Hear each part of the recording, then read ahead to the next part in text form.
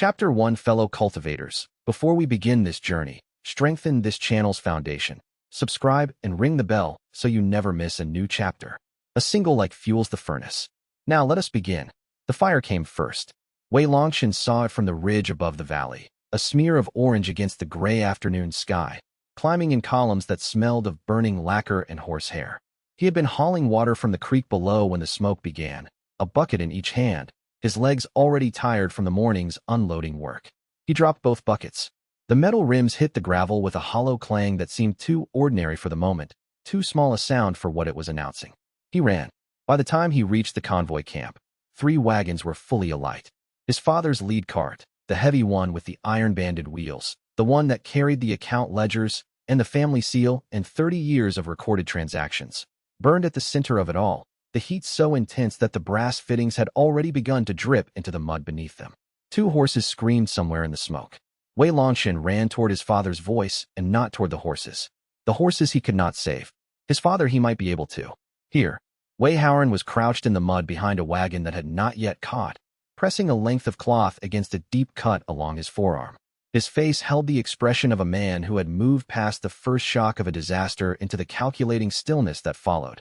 The merchant's face, the face of someone already tallying damage and projecting forward to what remained. Around him, 4 of the caravan's hired guards lay in various states of stillness. One was trying to stand, pushing himself up with shaking arms. 3 were not moving. Wei Longchen reached his father in 4 strides. He grabbed Wei Howren's wrist, turned it enough to check the cut, deep but not arterial, the blood dark and steady rather than bright and pulsing, and pressed harder with his palm. The cloth soaked through. Who did this? Frost Peak Sect. His father's voice was flat with the particular flatness of controlled aftermath. They wanted the shipment. The dried Tianling herbs in the rear wagon. We refused. You refused. The burning wagons reflected in his eyes. The body of the guard who had stopped trying to stand. You refused a sect. I have customers expecting those herbs in Greenwater Province before the winter market closes. I gave my word. His father's jaw set with the stubbornness of a merchant who had built 30 years of business on a single proposition. That a merchant who did not keep his word had no business at all. A merchant's word is his only real asset. Once you surrender it, there is nothing left to sell. Wei Longchen said nothing to that. He knew the philosophy. He had heard it since he was old enough to understand it, and had watched his father apply it to every situation, from late deliveries to bad debts to a cultivation sect burning 3 wagons and leaving 4 men in the mud.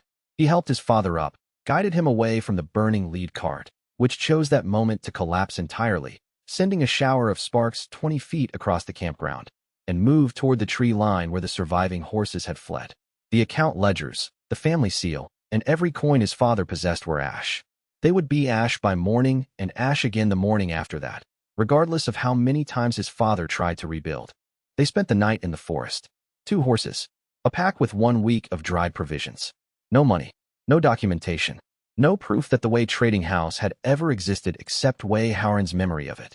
In the morning, his father would try to contact suppliers in the nearest provincial capital, call in whatever outstanding debts remained collectible, and attempt to reconstruct. Wei Longchen had been watching his father attempt to reconstruct things for 18 years. He understood the pattern. He sat against a pine tree while Wei Howren slept, and he pressed his hand against his chest the way he had been doing since age 12 without understanding the impulse. There was something there.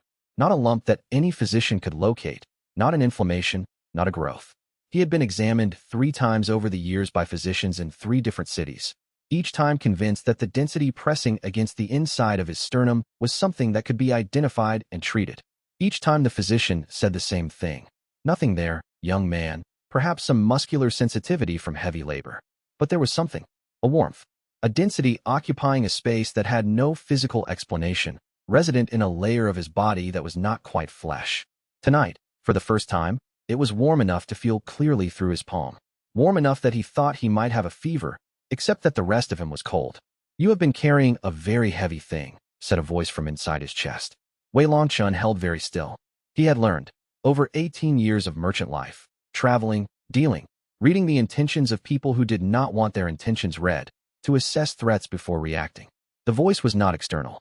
It was not a spirit possession of the kind he had read about in cultivation primers, spirit possessions presented with specific symptoms he did not have. It was structural, something existing in the same location as his heartbeat but occupying a different layer of reality, like two images laid atop each other on a translucent page. I have been waiting, the voice continued. It was old. Not old in the way of old men, where the word describes years and where. Old in the way of mountains, where the concept stops meaning chronological time and starts meaning something geological, something patient past the scale of individual things.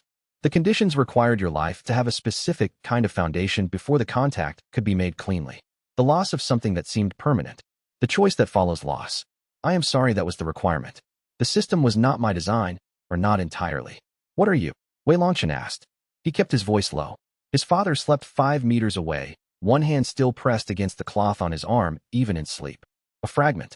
A remnant of something that was larger. A pause. Once, I was the memory and cultivation core of someone called the Dragon Emperor, a title earned across 9 distinct lifetimes by a cultivator named Shin Talong. His enemies destroyed him at the end of the 9th lifetime. This piece of him, the piece containing his covenant's recognition architecture, the keys to the bond system, the map of where to find the 9, survived by binding to your bloodline 4 generations ago. It has waited in each generation for the first bearer whose spirit was strong enough to carry it without being overwhelmed. And I am strong enough? No, the voice said, and there was something in it that might have been a particular kind of gentleness, the gentleness of a truth being delivered without cruelty. But you will be. The process begins whether you are ready or not. It has already begun, and there is no undoing it now. Something cracked. Not a bone, something in a layer below bone, in the space where cultivation lived in people who had actually developed it. Like a sealed room whose door had swung open on corroded hinges after years of being locked. The air from inside of it ancient and cold and enormous. The space inside impossibly larger than the door had suggested.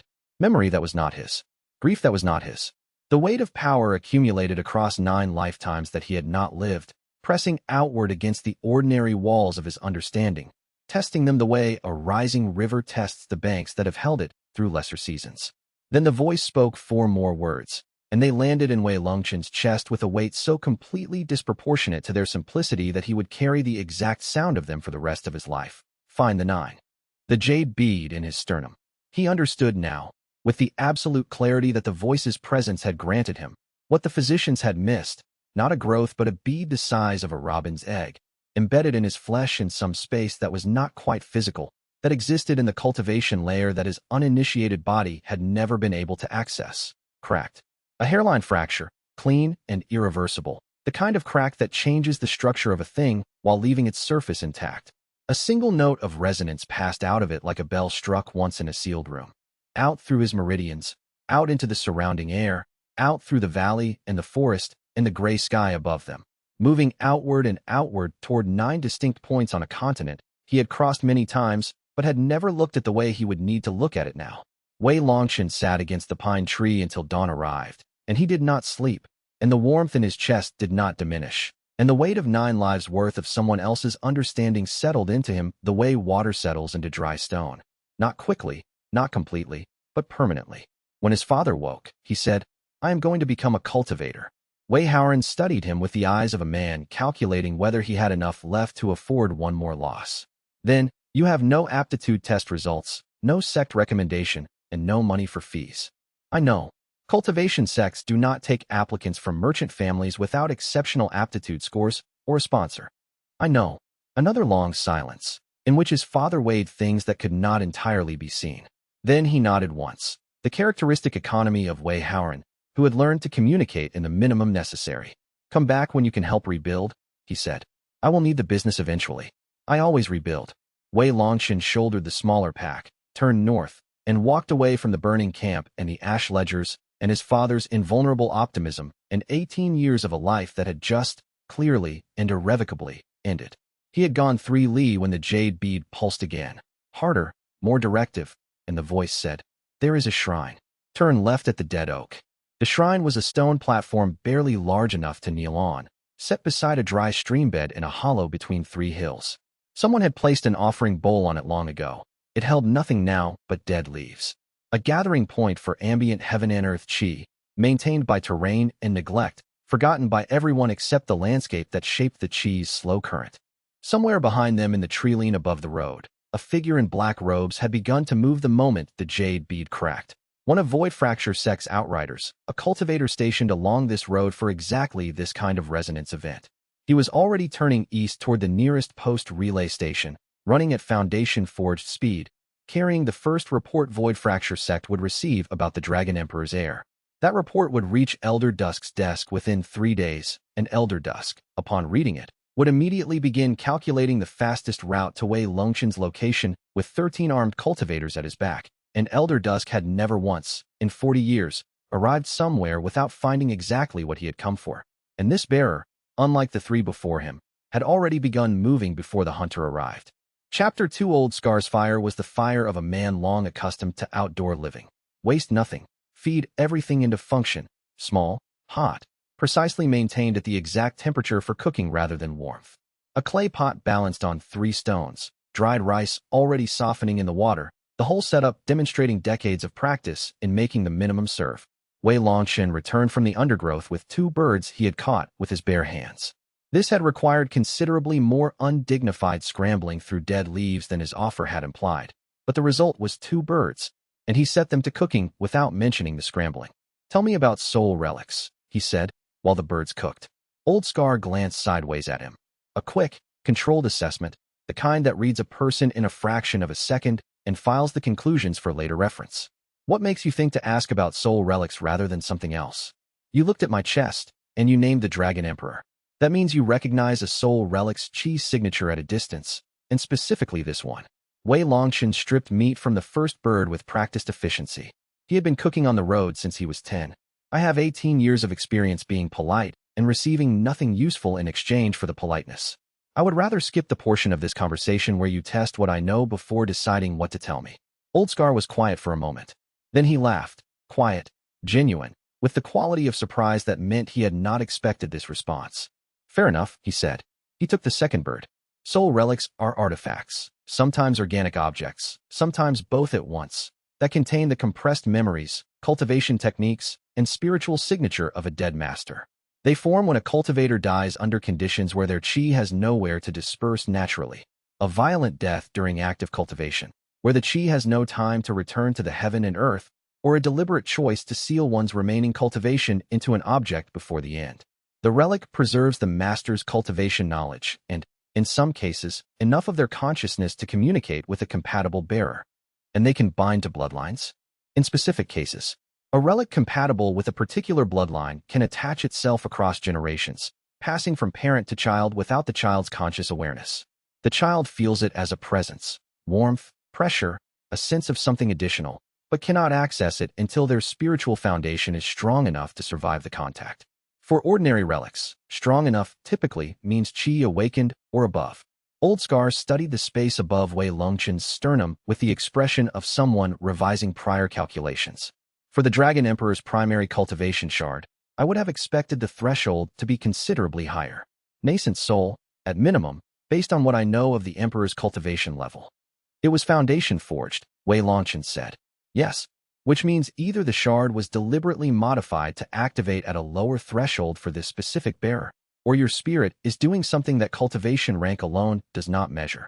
Old Scar was quiet for a moment, turning the bird. "I think it is both." He ate without hurrying.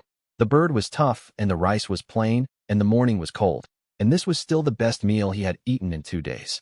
"You said the last time you saw chi pour in like that, the man holding it was the Dragon Emperor. That is not something you should be able to remember if you are the age you appear to be." "Soul echoes," Old Scar said simply. "Not a full relic. Impressions from past lives that survive the reincarnation process with enough clarity to persist as functional memories. I remember a throne room made of dragon bones. I remember a specific face. I remember the particular quality of dragon law energy in the air near the Emperor's working, a warmth and a weight that nothing else in my experience has replicated." He set down the finished bird.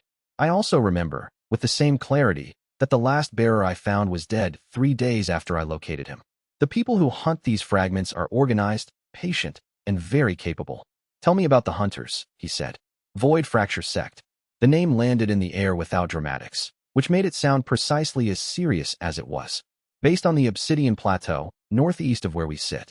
Led by a cultivator called Shuem Moyen, sovereign of the Obsidian Throne, void crossing cultivation by my best assessment. He has been hunting Dragon Emperor soul fragments systematically for 40 years. In that time, he has found and destroyed or consumed 3 confirmed fragments. The bearers that came before you. 2 I could not reach in time to warn, and a 3rd I warned and tried to protect. He lasted 3 days before Elder Dusk found him. Elder Dusk, Wei Longchen said. Shui Moyan's primary enforcer. Soul sovereign cultivation. Significantly above gold core, significantly above where you will be for some time. He does not fail to complete assignments. He has been Shui Moyan's instrument for the last 2 decades, and he is, in every professional sense, excellent at his work. Old Scar met his eyes with the directness of someone deciding that sugarcoating this information would be less respectful than stating it. He is the reason the previous 3 bearers are dead. Wei Longchen studied the fire and the pot and the bones of the birds and thought about 3 people who had been in his current position and who were no longer in any position. He thought about the 4 words from the voice, find the 9, and the jade bead cracked against his sternum, and he thought, all right then. That is the situation. How do I find them, he asked. The 9. The shard will guide you when you are close enough. The recognition pulses become reliable at spirit condensed and sharpen at each rank above it. For now, you need to cultivate, and you need to learn to fight, and you need to let the shard's memory cache release to you gradually as your cultivation foundation deepens. The Dragon Emperor's techniques are in there, and they are formidable, but they were designed for a body trained from childhood in dragon law combat. You cannot execute them safely in a body that has been doing merchant work for 18 years. Will you teach me the fighting? Wei Longchen asked. Old Scar observed him for the length of a full, deliberate breath. Then he said, I have been carrying the echo of a promise I made to the Dragon Emperor across 3 lifetimes. The promise was that I would be here when the next bearer arrived. I was not going to say no to whatever came next. They broke camp and walked north, and Wei Longchen spent the first hour in a partial meditation state, the jade bead warming steadily, the spirit condensed qi circulating through newly opened meridians with the unfamiliar pleasure of water in channels that had been dry since birth. When he extended his senses outward, spirit condensed gave him a new clarity of perception, the air readable in ways it had not been 12 hours ago. He felt it immediately, a presence in the treeline behind them. 2 li back, black robes, by the chi signature's texture. Stationary, professional, the specific stillness of someone instructed to observe rather than to act. There is someone behind us, he said quietly. Old Scar did not change his pace or the direction of his gaze. He appeared around the time of your breakthrough. He is a scout, spirit condensed, foundation forged at most, based on the signature. He has been told to watch and report, not to engage. A pause. Do not look at him. If we demonstrate that we noticed him, he files a report that says the target is chi sense capable and aware. If we do not, he files a report that says the event was ambiguous. The second report brings a slower response. What does the first report bring? Wei Longchen asked. Elder Dusk, Old Scar said, with the quiet precision of stating a fact, within approximately 5 days. He paused, the weight of the specific number hanging between them. 5 days is not enough time to reach gold core. It is enough time to reach spirit condensed, if we do not waste a single hour. Starting now. Then we start now, Wei Longchen said. They kept walking north, and the scout stayed 2 li behind them, and Wei Longchen breathed through the meditation technique the shard provided, drawing chi while moving, the clock in his chest counting down. Somewhere behind them, the scout had already shifted his hand toward his message kit. The first report was almost written. Elder Dusk would have it within 3 days, and Elder Dusk, by Old Scar's account, had never once failed to collect what he had been sent to retrieve. 3 days. Not a week. Not a month. 3 days, and the gap between Foundation Forged survival and Gold Core capability was still measured in weeks of cultivation Wei Longchen did not yet have. Unless the shard accelerated the process further, or the bond deepened faster than expected, or something changed between tonight and the moment that Enforcer's shadow fell across the road ahead. Something had to change. He increased his pace and breathed deliberately, and the chi moved, and somewhere behind them, the clock was already running. Chapter 3 The physician in Millstone Crossing was a compact woman of perhaps 40 who had treated cultivators for 15 years and had developed, through that experience, a precise and calibrated skepticism about unusual symptoms reported by young men who wanted something from her that she had not yet determined. She pressed her fingers against Wei Longchen's sternum and went very still. There is something there, she said, in the careful tone of a professional encountering evidence that contradicts their prior model. Not bone, not tissue inflammation. A density, a warmth that is not fever, not muscle. She pressed harder. The jade bead pulsed once against her fingertips, a slow, deep resonance, like a second heartbeat operating at a different frequency than the one below it. And she pulled her hand back with a swift and controlled intake of breath. That is chi. compressed and contained chi. Inside living flesh. Her expression was that of a physician who has just encountered a situation outside every manual she has ever read. That is a cultivation relic embedded in a living person's body. Yes, he said. Do you want it removed? No. I want to understand what it is doing to my cultivation base as it activates, and whether there are warning signs I should monitor to identify unsafe interactions. She gave him a list: chi backlash during sleep, which would manifest as uncontrolled meridian spasms, meridian inflammation in the thoracic channels, which would feel like burning pressure distinct from normal cultivation heat, fever with cultivation-specific symptoms rather than illness symptoms, the specific patterns that distinguished cultivation complications from ordinary sickness. She delivered this information in the professional register of someone creating useful distance between herself and a situation she had chosen not to understand further than necessary. She did not touch the area again.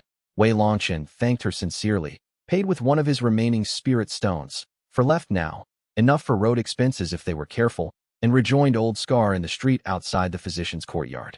The relic is confirmed genuine, he said. My meridian health is currently good. Good. We should not linger. Old Scar had his cover documentation already prepared. He had spent the morning with a contact who provided such documents for a fee and no questions. Wei Longchen was now Wei Ping on paper, a healer's apprentice traveling to the provincial capital for the autumn gate examination, accompanied by his uncle Shun Baoan. The documentation was clean. Old Scar had been running this particular cover through 2 previous bearers and had refined it accordingly. They left by the northern gate before the midday crowd in the market district made movement conspicuous, and resumed the road north. Wei Longchen walked in a partial meditation state and let the inherited shard settle. The initial explosive release, foundation forged to spirit condensed in a single night, the backlog of 18 years expending itself in hours, was finished. The cultivation had stabilized at spirit condensed. The advancement from here would feel like normal cultivation, gradual, effortful, requiring consistent work. Old Scar had confirmed this, and Wei Longchen found it, paradoxically, reassuring. Extraordinary circumstances were manageable more easily when the work inside them was ordinary. The first full elder memory came without warning between one step and the next, in the way that the shard's releases happened, not as a sudden eruption but as a deepening, a gradual brightening, until he was simultaneously walking the road north and inside a memory from 9 lifetimes ago. He wore the Dragon Emperor's body, wearing it the way you wear a coat that fits someone else's shoulders, feeling its weight and its balance and the particular way it processed the world. Pattern first. Always pattern first. The cognitive style of a cultivator who had spent a lifetime reading situations before acting. He stood in a ruined kingdom. White stone, ornate, the architecture of a civilization that had believed in permanence and been proven wrong. Around him, the stone was black with old fire. He had come here as a young man who had not yet built anything, to look at what someone else had built and lost, and to think about what the difference was between the things that survived and the things that burned. At the center of the ruins, a garden. In the garden, ice-white flowers, their petals translucent as old glass, growing from soil that should have been too damaged and too dry to support them. A woman was tending them. She looked up when he approached. She said, "The kingdom is gone. The people are gone. I kept the flowers alive because someone should." Something in Xin Talong had recognized her then. Not with a technique, not with a system, because the covenant did not yet exist as a design construction, with something more fundamental, a resonance that preceded methodology. He said, "I don't know your name." She said, "I know. Tell me yours first." He told her. She told him. They sat in the ruins and talked about what could be built in the place of what was destroyed, and from that specific act, one stranger choosing to be known to another in the middle of everything being gone, the covenant had eventually been born. Not the technique first, not the recognition system, not the bond architecture, not the cultivation advancement structure. The choice. The moment when one person decided to stop treating another person as a variable and started treating them as a given. Wei Longchen came back to the road, his hands steady at his sides, his breath even. Old Scar was watching. "The origin memory," he said quietly. "Yes," Old Scar said. "That one usually comes early. It is the most important one for understanding what you are trying to do." The system began with a conversation, he said. Not a technique. Yes, which is why no one has been able to replicate it despite 40 years of trying. You cannot reverse engineer a genuine moment of recognition. You can only create the conditions where it becomes possible. They walked. The road north was quiet in the afternoon, the light going golden and low. And somewhere behind them, moving at post-relay speed, the scout's report was traveling toward a man called Elder Dusk, who would receive it, and begin calculating the distance between himself and this road in terms of days, and would find the answer significantly less comfortable than Wei Longchen currently needed it to be. That report was already on its way. The margin was already shrinking. The Dragon Emperor processed in parallel rather than serially, Old Scar said, on the third morning. He could hold 5 threads of attention simultaneously without any one of them degrading. It is a specific cognitive architecture, not something that can be trained from scratch. It has to be present to begin with, and then developed. You have it. You have always had it. You used it to read customers and suppliers and competitors, and you did not know that is what you were doing. I thought I was just paying attention, Wei Longchen said. Paying attention to multiple things simultaneously is not the same as paying attention serially. Everyone pays attention. Very few people pay attention to more than one thing at the same time without losing quality in either thread. Old Scar threw a stick at his head without warning. A training habit he had established on the first day, designed to build the automatic threat response that formal instruction could not. You redirected before I finished the throw. You telegraphed the shoulder rotation. Yes, that is the point. You read the rotation before the throw committed. That is pattern recognition, not reaction. Pattern recognition operates in parallel with everything else. Reaction is serial and always a fraction of a second behind. Old Scar nodded once. You are going to develop faster than I expected. By the time Silver Cloud City's walls came into view, he had cracked jade marrow, the bone-tempering rank, structural chi reinforcing his physical foundation, and his footwork was functional, if not accomplished. Old Scar had clarified this distinction several times. Functional meant capable of keeping him alive against equivalent rank opponents while he developed the rest of the skill set. Accomplished would take considerably longer. He heard the confrontation before he saw it. The cultivator's register, controlled, dismissive, the voice of a cultivator who had assessed the situation and found nothing requiring their respect. 3 figures in Frost Peak Sect robes blocking the road ahead, their body language the relaxed posture of people who had concluded there was no one present to stop them. In front of them, a young woman was on one knee in the road gravel. She had been pushed there recently. The scrapes on her palms were fresh, the blood still bright. She was perhaps 20, with dark hair and a travel braid and Frost Peak Sect robes that had been stripped of their identifying crest, the thread marks where the crest had been removed still pulling the fabric. She looked up at the lead cultivator with an expression that was not fear and not submission, an expression of cold and precise anger, the kind that had been refined over considerable time into something almost architectural, something that had found its own internal structure and did not require external validation to maintain itself. The lead cultivator was speaking pleasantly. You left the sect without authorization. The elders have declared you a disowned disciple. Your cultivation resources are forfeit, your sect's sigil is revoked, and you will return all material gifts in your possession, starting with the jade cultivation pendant. I left, the young woman said, her voice controlled, because Elder Zhao confined me to the medicine hall for 6 months on the basis of a cultivation deviation I did not commit.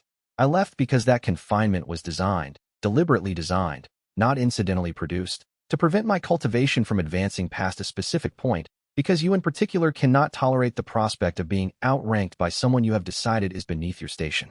The confinement was a political tool, not a disciplinary measure, and every elder who signed it knew that. Disgraced disciples do not discuss the rationale for their disgrace, the lead cultivator said, pleasantly. He raised his foot. Wei Longchen moved. Not a charge. The 11 days of footwork drilling fired automatically, without the half-second delay of a conscious decision. A diagonal intercept, closing the distance at the angle Old Scar had worked into him, positioning his shoulder between the young woman and the incoming foot. The impact knocked him sideways. He had been expecting it and transferred the force through his legs, converting the stumble into a controlled step, and came up standing between her and all 3 of them. The jade bead fired. Not a controlled pulse. A full surge of recognition energy pressing outward from his sternum toward the young woman behind him. Warm and insistent and specific in the way that the Emperor's recognition system was designed to be specific, carrying emotional information rather than just cultivation data. He controlled his face and did not react to it visibly.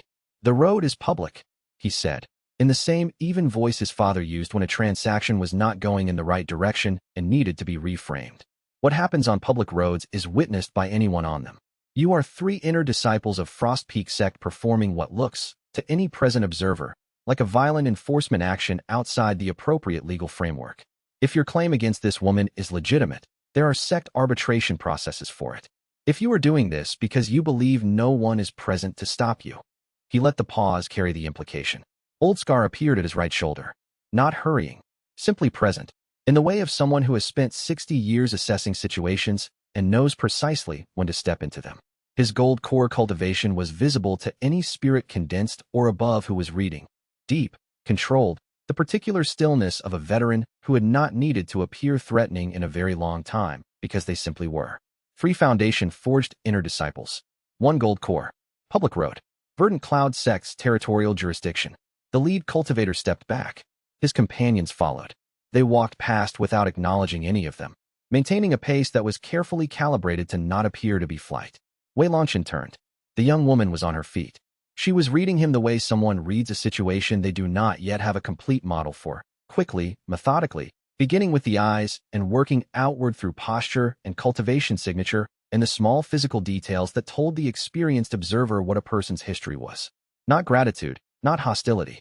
The specific look of someone whose assessment process was running and had not yet reached a conclusion. Then the jade bead pulsed again, a deeper frequency, more urgent, and something in her expression changed. Not dramatically. The way a face changes when a word surfaces from memory. A small shift, a fraction of adjustment, the look of someone recognizing something they had not been trying to recall. She said, Longji.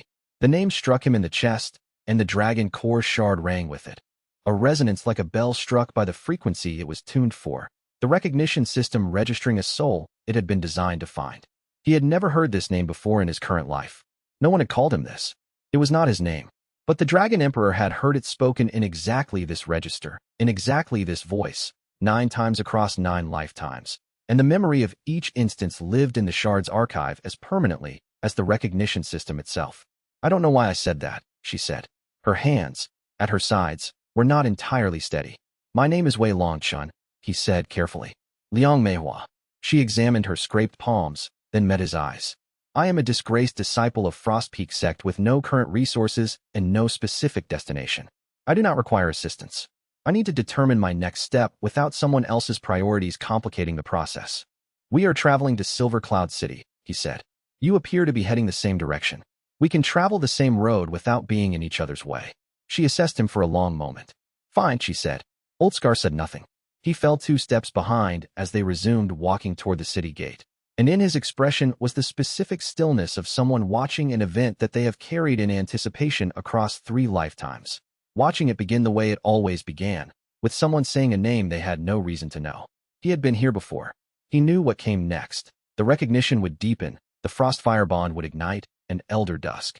Already moving south, already receiving reports that put a gold core chi signature on this road, would arrive before the bond was strong enough to matter.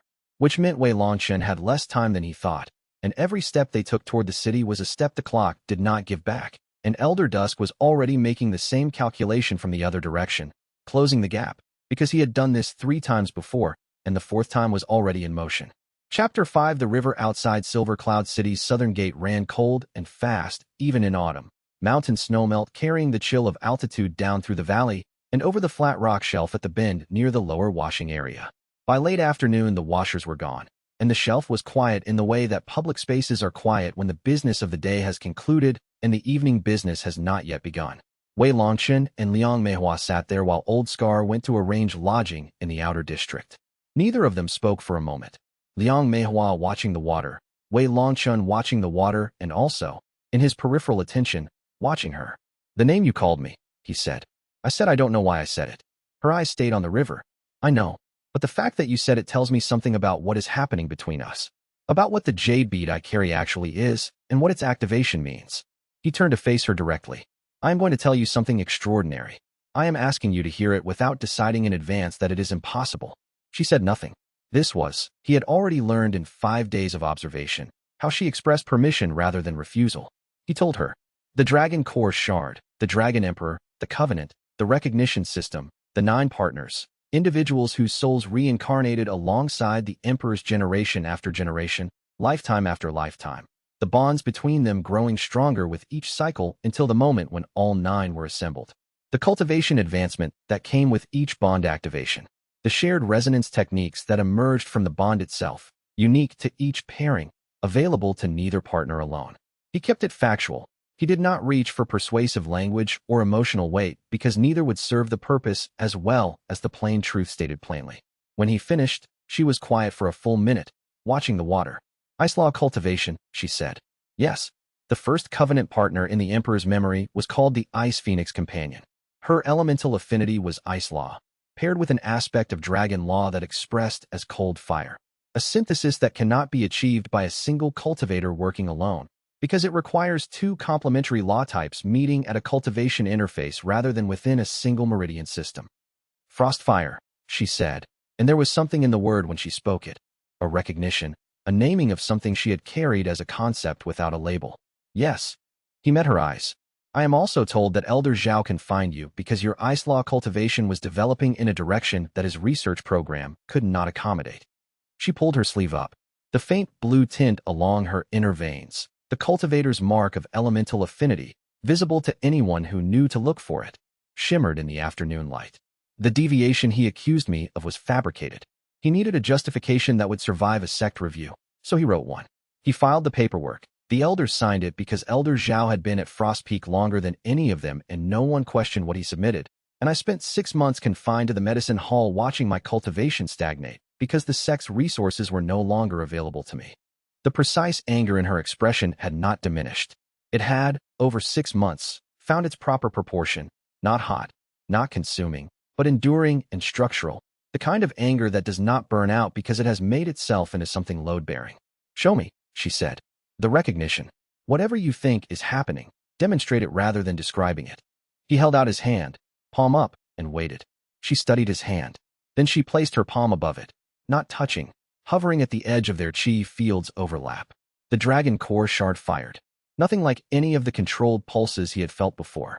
A full recognition release. The system responding to close proximity and mutual attention between the bearer and a confirmed covenant partner, generating output visible as a shimmer in the air between their hands. Gold and pale blue. A pattern that formed and reformed with the persistence of something that had been doing this for 9,000 years across 9 lifetimes and had not gotten tired of it. Liang Meihua made a sound that was not quite a word. The sound of someone encountering something their body recognized before their mind did. Then they were both inside the Dragon Emperor's memory, simultaneously, from both sides, the way a reflected image and the object it reflects exist in the same moment from different angles. Shin Talong across a candlelit room, encountering the Ice Phoenix Companion once again in a new lifetime. The recognition so immediate and so complete that it was almost physically destabilizing. And the companion looking back at him with the knowledge that bypassed every careful wall she had built over years of building walls. This is real. This matters. This is part of something larger than any single life I can remember. The bond activated. Wei Longchen felt it as a structural change. The recognition system registering Liang Meihua as first covenant bond, opening a channel between their cultivation fields that was stable and warm and luminous and permanent.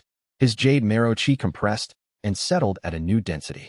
Not gold core yet, but measurably approaching it. Liang Meihua opened her eyes. Frost had formed on both her palms, not cold in a damaging way, not ice in the hard and brittle sense, but the crystalline shimmer of Ice Law Chi operating at a new register, elevated by the bond's opening contribution. I advanced, she said. Yes, he said.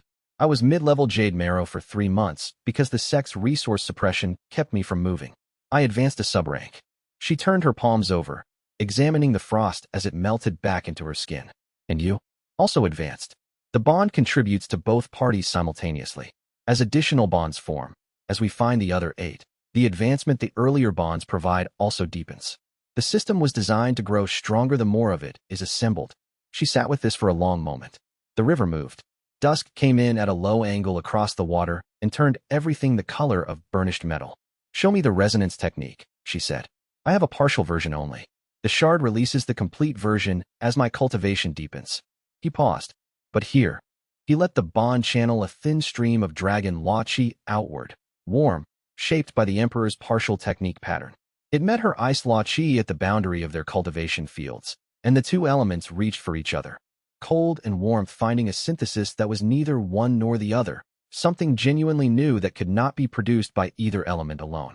A single Frostfire Covenant palm, incomplete, barely shaped, lasting 3 seconds before the partial technique collapsed back into its components, manifested as a burst of cold fire above their joined hands. Blue gold, burning cold, impossible and real. Liang Meihua watched it burn for the 3 seconds it lasted. I have never been able to generate cold fire, she said. No ice law practitioner working alone can.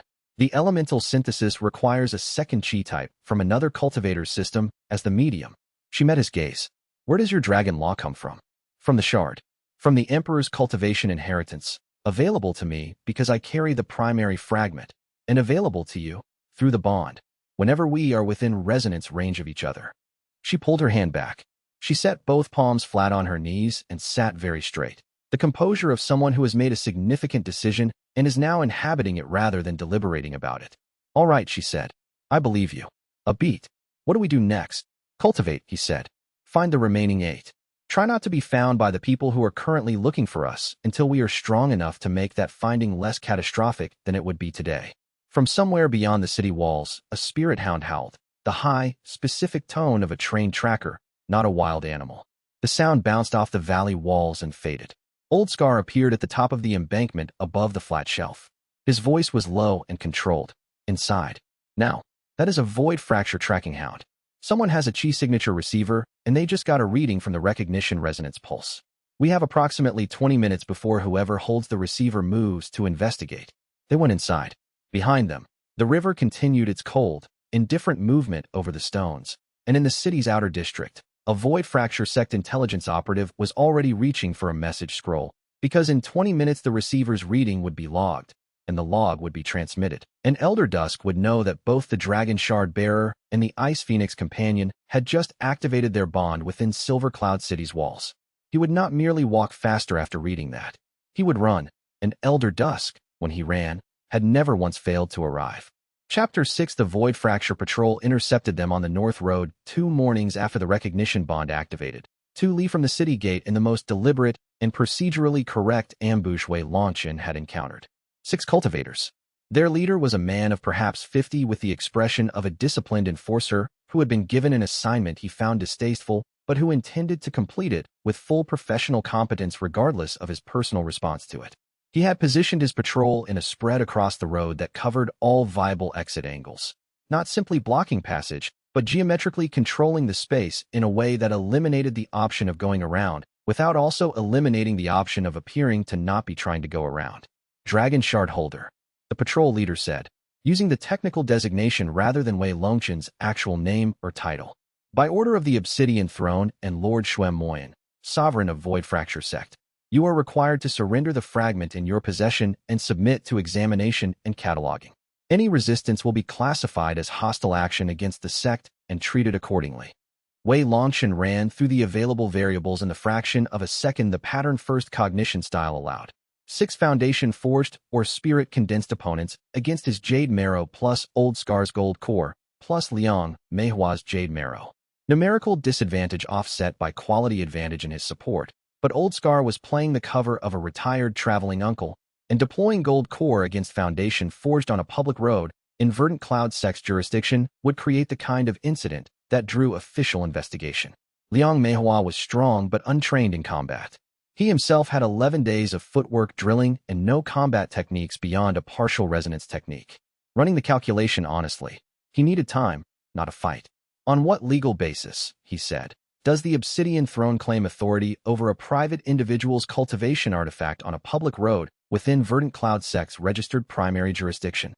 The Dragon Emperor's legacy artifacts were declared a regional security concern under the Void Fracture Sect's Eastern Compact, ratified 22 years ago by the Regional Cultivation Authority convening at the Ashbine Summit. Any cultivator found in possession of such an artifact within the Compact's territory is subject to immediate examination and confiscation as warranted. The Eastern Compact's territory is defined as the Ashbine Mountain Range and the valley districts immediately below it, Old Scar said, from Wei Longchen's left. He had not changed his posture or expression. He looked exactly like a retired uncle who happened to have gold core cultivation and a 60-year familiarity with legal documents. This city is in the coastal cultivation zone, which is explicitly excluded from the Compact's scope under the carve-out provisions negotiated by Verdant Cloud Sect's predecessor institution. You are operating outside your legal authority on this road. The patrol leader had not expected his target group to have a member who knew the Compact's exact provisions. He reassessed. Then his hand moved, not toward Wei Longchen, but laterally, toward the member of his patrol standing to his left. A small, deliberate gesture. Wei Longchen felt the soul trace attached to his chi field before he fully understood what was happening. A technique at the spirit condensed level, nearly imperceptible, a thread of cold smoke woven into the fabric of his cultivation aura at the level where active chi circulated but where passive perception was less acute. He resisted every impulse to react. Reacting would confirm that he could detect soul trace application, which was information that would change how they were hunted going forward. Old Scar's hand pressed lightly against his arm. 2 fingers, steady, held for 1 second. He had detected it too. "We will continue on our way," Wei Longchen said. The patrol leader stepped aside. He watched them walk past with the patience of a professional who had accomplished the goal of the assignment. The soul trace attached, the receiver artifact back in his retinue, the target group's location now broadcastable to anyone with the corresponding receiver, without requiring a public confrontation that would have drawn institutional attention. 2 streets into the outer district, Old Scar said, soul trace marker. Attached during the lateral gesture. "I know. How long until the receiver locks a consistent signal?" "An hour before it broadcasts reliably. The trace is attached now, so the clock has started." He kept his pace identical to what it had been on the road. "I can mask it with my gold core chi. The trace will remain in place, but the signal will read as a regular, ambient noise pattern rather than an active broadcast. It fools lower-ranked receivers. Against nascent soul or soul sovereign level detection, Elder Dusk's team. It will hold for approximately 3 to 4 days before the irregularity pattern itself becomes suspicious. Apply the masking," Wei Longchen said, "and then we find what we are looking for before the 3 days expire." He thought, as they walked, about what the patrol leader had done and had not done. He had not threatened escalation when the legal challenge landed. He had not attempted to remove them by force when Old Scar's gold core revealed itself. He had stepped aside with the practiced ease of a professional who had already accomplished what he came to accomplish, which meant the soul trace was the objective, not the confrontation. The confrontation was the cover. The soul trace was the product, and the product was now attached to Wei Longchen's chi field, broadcasting, waiting for a receiver to pick it up.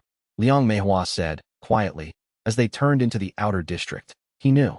From the beginning of the conversation, he knew the legal argument would hold. He never intended to confiscate anything on that road. No, Wei Longchen agreed. The patrol was designed to be turned away. The trace was the only thing he needed to succeed. She took this in with the controlled compression of someone filing an important piece of intelligence for later use. Old Scar, walking a step ahead, said nothing. The soul trace was doing what it was designed to do, and the clock was running, and the masking would buy 3 days that the previous bearer had not had. In their rented room, with Liang Meihua watching the street below and Old Scar applying the masking technique with the careful precision of a surgeon, he sat still and thought through the remaining variables. He had 3 days. In those 3 days, Elder Dusk would receive the soul trace broadcast, assess the irregular pattern that Old Scar's masking produced, and file a report that would accelerate his travel timeline. Because Elder Dusk was not the kind of operative who saw an irregular signal and assumed equipment malfunction. 3 days, Liang Meihua said, from the window, still watching the street. Yes, we use all 3. He paused.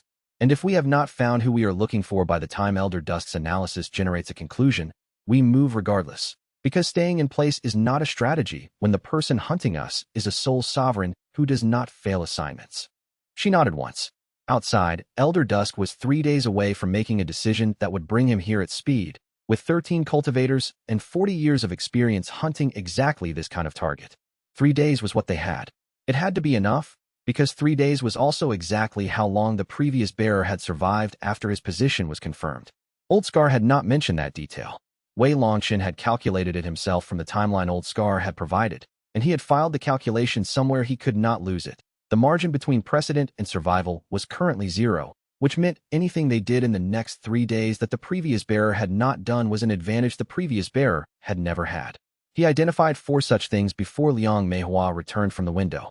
He would tell the group about the 4th one last, because the 4th one required Su Yuang's network, and he did not yet know if the meeting at the Still Plum would go well enough to have that network available, and without it, the 4th thing he had identified would be impossible. Chapter 7. Old Scar's instruction was concrete, immediate, and entirely devoid of the formal teaching manner that cultivation sects used. He did not explain a technique and then have Wei Longchen practice it. He described a principle and then created conditions where Wei Longchen had to apply it or take a consequence. The Dragon Emperor's battle techniques exist in the Shard, Old Scar said. The morning of the first proper training session, in the disused inner courtyard of the outer district they had rented. They will release to you as your cultivation deepens, and they are genuinely formidable. The product of 9 lifetimes of refinement by one of the most accomplished cultivation warriors in recorded history. They are also designed for a body that has been practicing dragon law combat since age 7, and that has dragon law chi reinforcing every muscle fiber from the inside. He stood in front of Wei Longchen with the relaxed attention of an elder teacher who had spent 6 decades reading how people moved. Your body was trained to move crates, count inventory, and walk long distances without getting tired. These are different skills. So we use what my body can do, Wei Longchen said. We use what your body can do, and we build toward what it needs to be able to do. And we do not pretend we are further along than we are. Old Scar threw a practice staff at him without preliminary warning. A hard, fast throw aimed at his shoulder. Redirect. He redirected. Not perfectly. The staff grazed his forearm, but the forearm rather than the shoulder, which was an improvement of about 30 degrees from where it had started on the first day of training. Better. Do it again. Old Scar picked up a second staff and threw that one immediately after the first, without the pause that would have allowed Wei Longchen to fully reset his weight. This was another of his teaching habits. He did not allow resets. He created the condition where the student had to solve the problem from whatever state they were currently in rather than from the idealized starting position. They went for 3 hours, with breaks for water and for Old Scar to demonstrate the ambient cultivation technique, drawing chi from the surrounding environment during movement rather than only during seated meditation, running the absorption in the background of everything else the mind was doing. Wei Longchen had the cognitive architecture for it, the parallel processing that Old Scar kept noting with a kind of quiet satisfaction. The technique was difficult to establish, but not alien. It felt like remembering something rather than learning something new. Liang Meihua drilled ice law forms in the far corner of the courtyard. The partial frost-fire covenant palm resonance between them created a faint background feedback, a low informational hum, like a tuning note held at the edge of hearing, that gave Wei Longchen a constant ambient sense of her cultivation state without requiring active attention. He was beginning to understand that this was how the covenant was designed to function operationally. Not as a dramatic power surge triggered in a crisis moment, but as a continuous shared awareness that made everyone in the network slightly more capable than they would be alone. At the midpoint break, he sat against the courtyard wall and let the shard settle. A map released, not a full elder memory, not a narrative or a scene, but a spatial representation, 9 light points distributed across a representation of the continent. Some close together, some far apart, all of them pulsing at frequencies he could almost distinguish individually. The way you can almost distinguish individual instruments in a distant piece of music without quite being able to name each one separately. He held the map's shape until it faded and fixed its structure in his memory. 3 points within 100 li of where he sat. The others spread wider. 2 of them far to the north. I have the map, he said. He sat with it for a moment longer than was strictly necessary, because the map was not just a tactical tool. It was the first time the Dragon Emperor's shard had demonstrated that it was keeping pace with the cultivator carrying it. The release of the spatial map at Jade Marrow rank was documented in the earliest Elder memory he had accessed. It was one of the recognition system's built-in protocols, a confirmation that the bearer was developing at a sufficient rate to receive navigation data. The shard was satisfied with his progress, and that fact had operational implications beyond the map itself. It meant the next tier of the shard's capabilities was within reach if he maintained the current advancement rate. Old Scar, sitting against the opposite wall with his water flask. Which is closest? 2, possibly 3, within 100 li. One significantly closer than the others, close enough that the recognition pulse I have been feeling since we arrived may be specifically this person rather than a general regional reading. His gaze moved across the courtyard wall toward the city beyond it. The signal is in this city. It has been strengthening over 3 days, and not because the person is moving toward us geographically, the direction does not shift. It is strengthening because whoever it is has been closing a different kind of distance. Psychological approach, Liang Meihua said, from across the courtyard. She had stopped her forms and was listening. They are assessing whether to make contact before committing to it. Yes, which means they are almost at the decision point. The strengthening has been consistent and accelerating rather than fluctuating. Someone on the fence would produce a variable signal. Old Scar said, the Still Plum Tea House in the Western Market Quarter. I have been watching it for 2 days. Shadow Law Chi signature, operating from a fixed location rather than moving through the city. An information broker.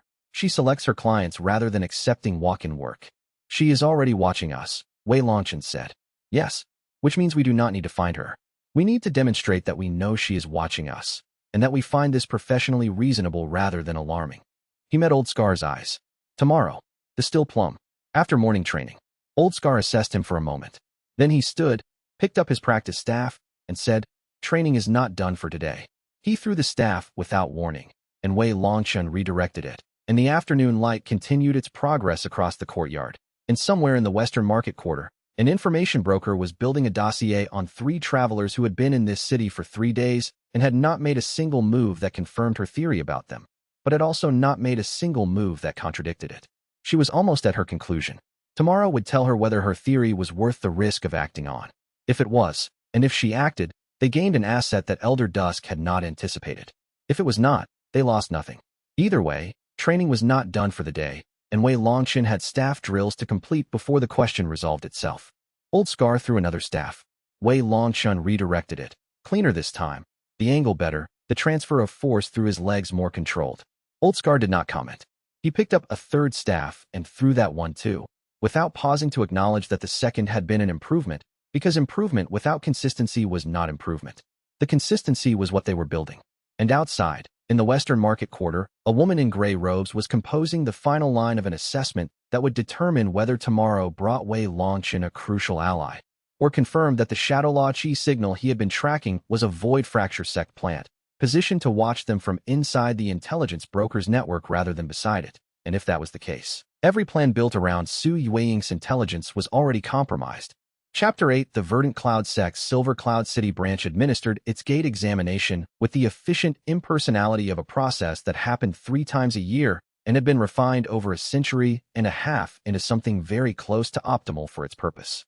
3 phases, 2 hours total, results posted within a day, no appeals except through the formal grievance process, which took a month and rarely changed anything.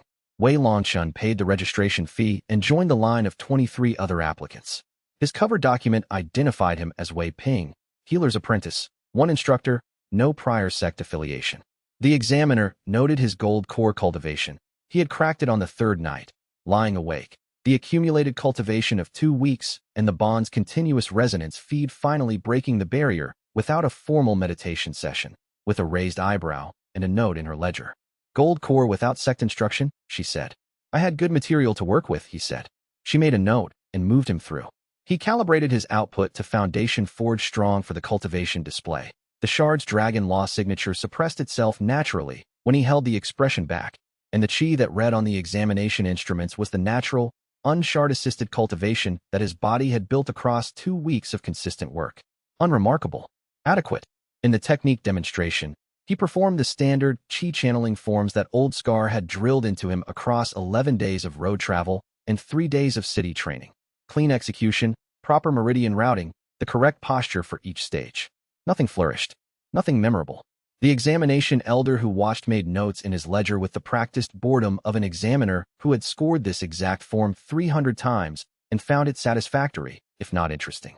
In the knowledge interview, he answered questions about cultivation theory, chi-type distinctions, and Verdant Cloud Sect's current research emphasis with the accuracy of someone drawing on 9 lifetimes of an exceptional cultivator's compressed knowledge while appearing to draw on a single instructor's several years of lessons.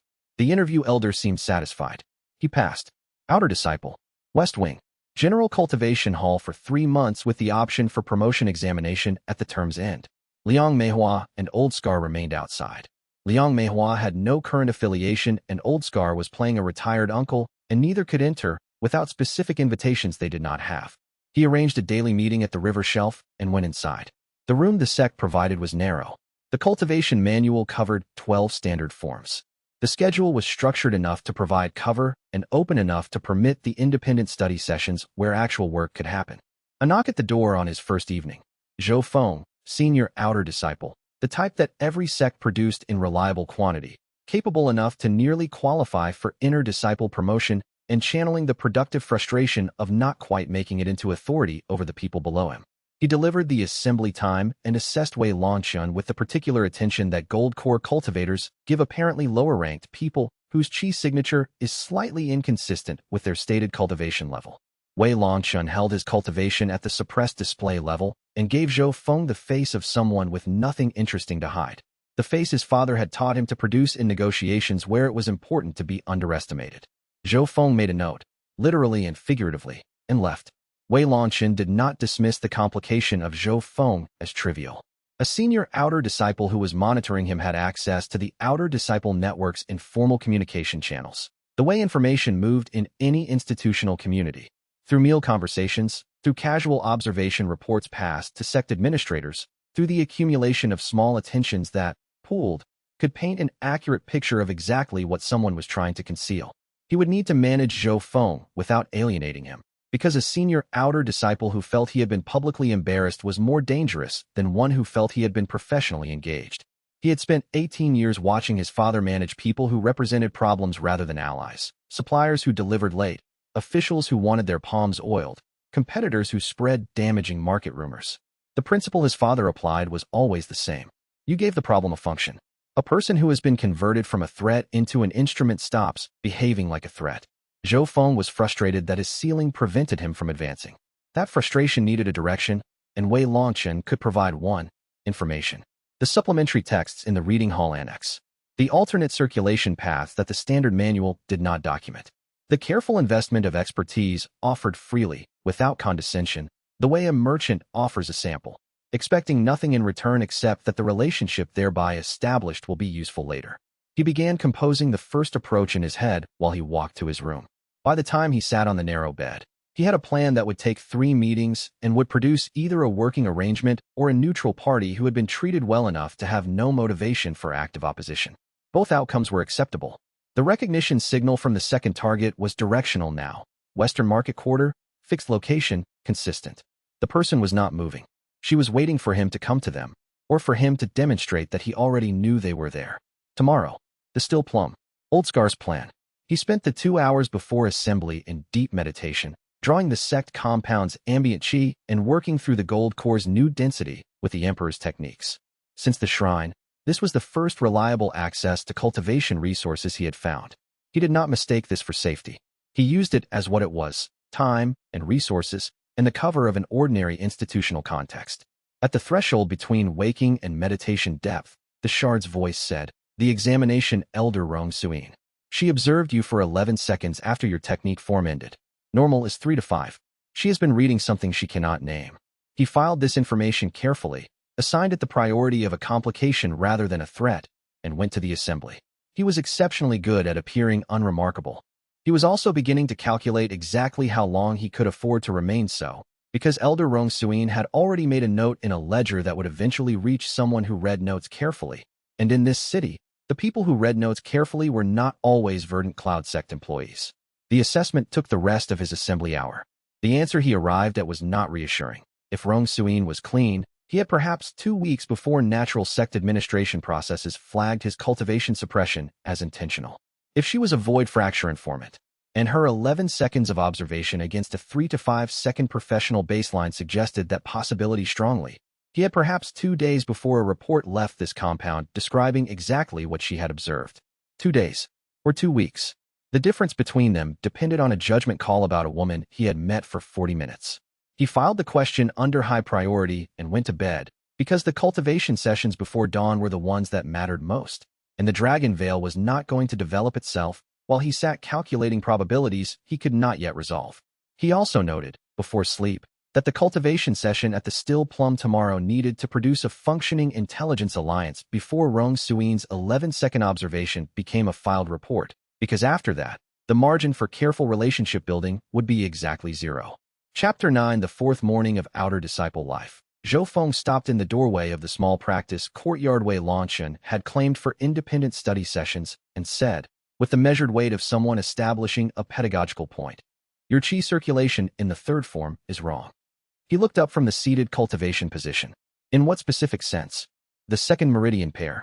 You are running the circulation backward, or what appears to be backward, based on standard practice." Zhou Feng entered the courtyard with the bearing of someone marking territory through presence. He was, Wei Longchen had determined over 4 days of observation, not a bad person. He was a person whose competence had found its ceiling, who had not yet made peace with that ceiling, and who had organized his personality around managing the gap. It is a fundamental error that any qualified instructor should have caught. "Is it an error?" Wei Longchen said. Or is it the alternate circulation path? Zhou Feng stopped. The assessment happening behind his eyes was visible as a recalibration. What alternate circulation path? The third form has 2 documented circulation options. The standard path is more efficient at foundation forge cultivation, maximizing immediate qi output through the primary meridian pair.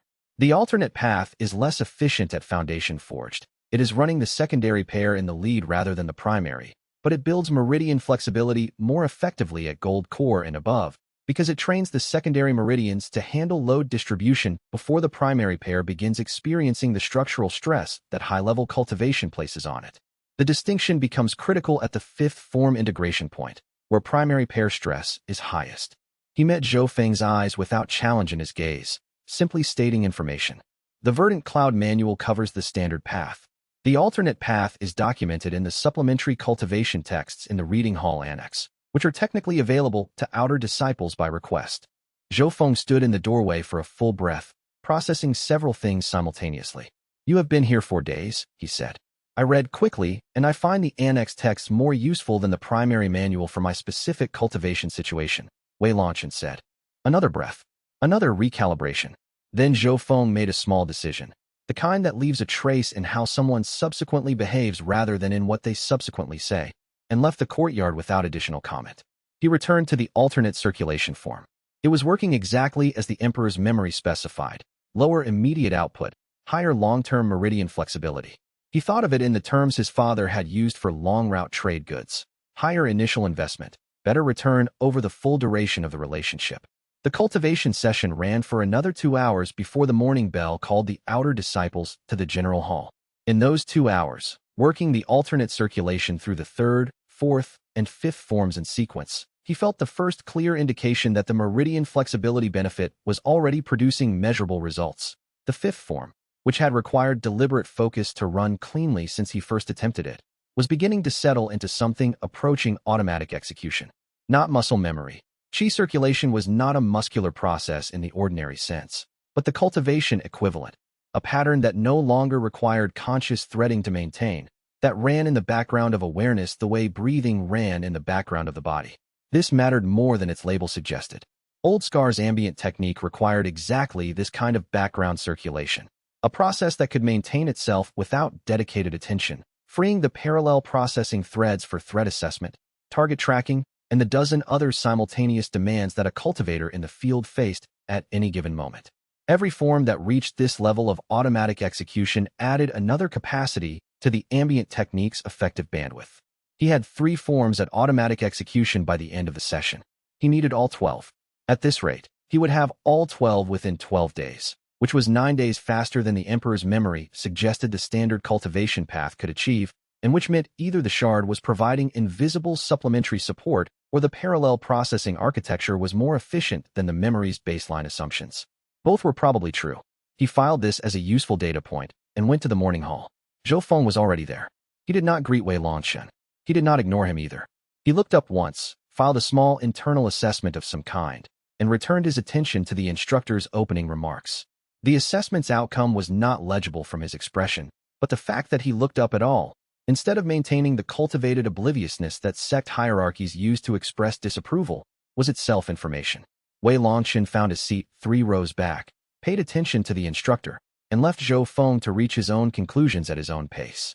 The cultivation technique instruction covered nothing he did not already know. He ran the ambient absorption quietly in the background and let the session's structured qi environment supplement the morning's independent work. At the river meeting that evening, Old Scar reported, "The recognition signal is tracking consistently from the Western Market Quarter, specifically from a block centered on the Still Plum. The operator appears to have been watching this city for approximately 6 months. Shadow Law Chi's signature, fixed position, the intelligence broker profile." He paused. "I also tracked her approach to Iron twice over the past 3 days. She does not enter. She assesses from outside. She is determining whether the investment in contact is worth the exposure." He said, "She is almost decided. The signal has been strengthening."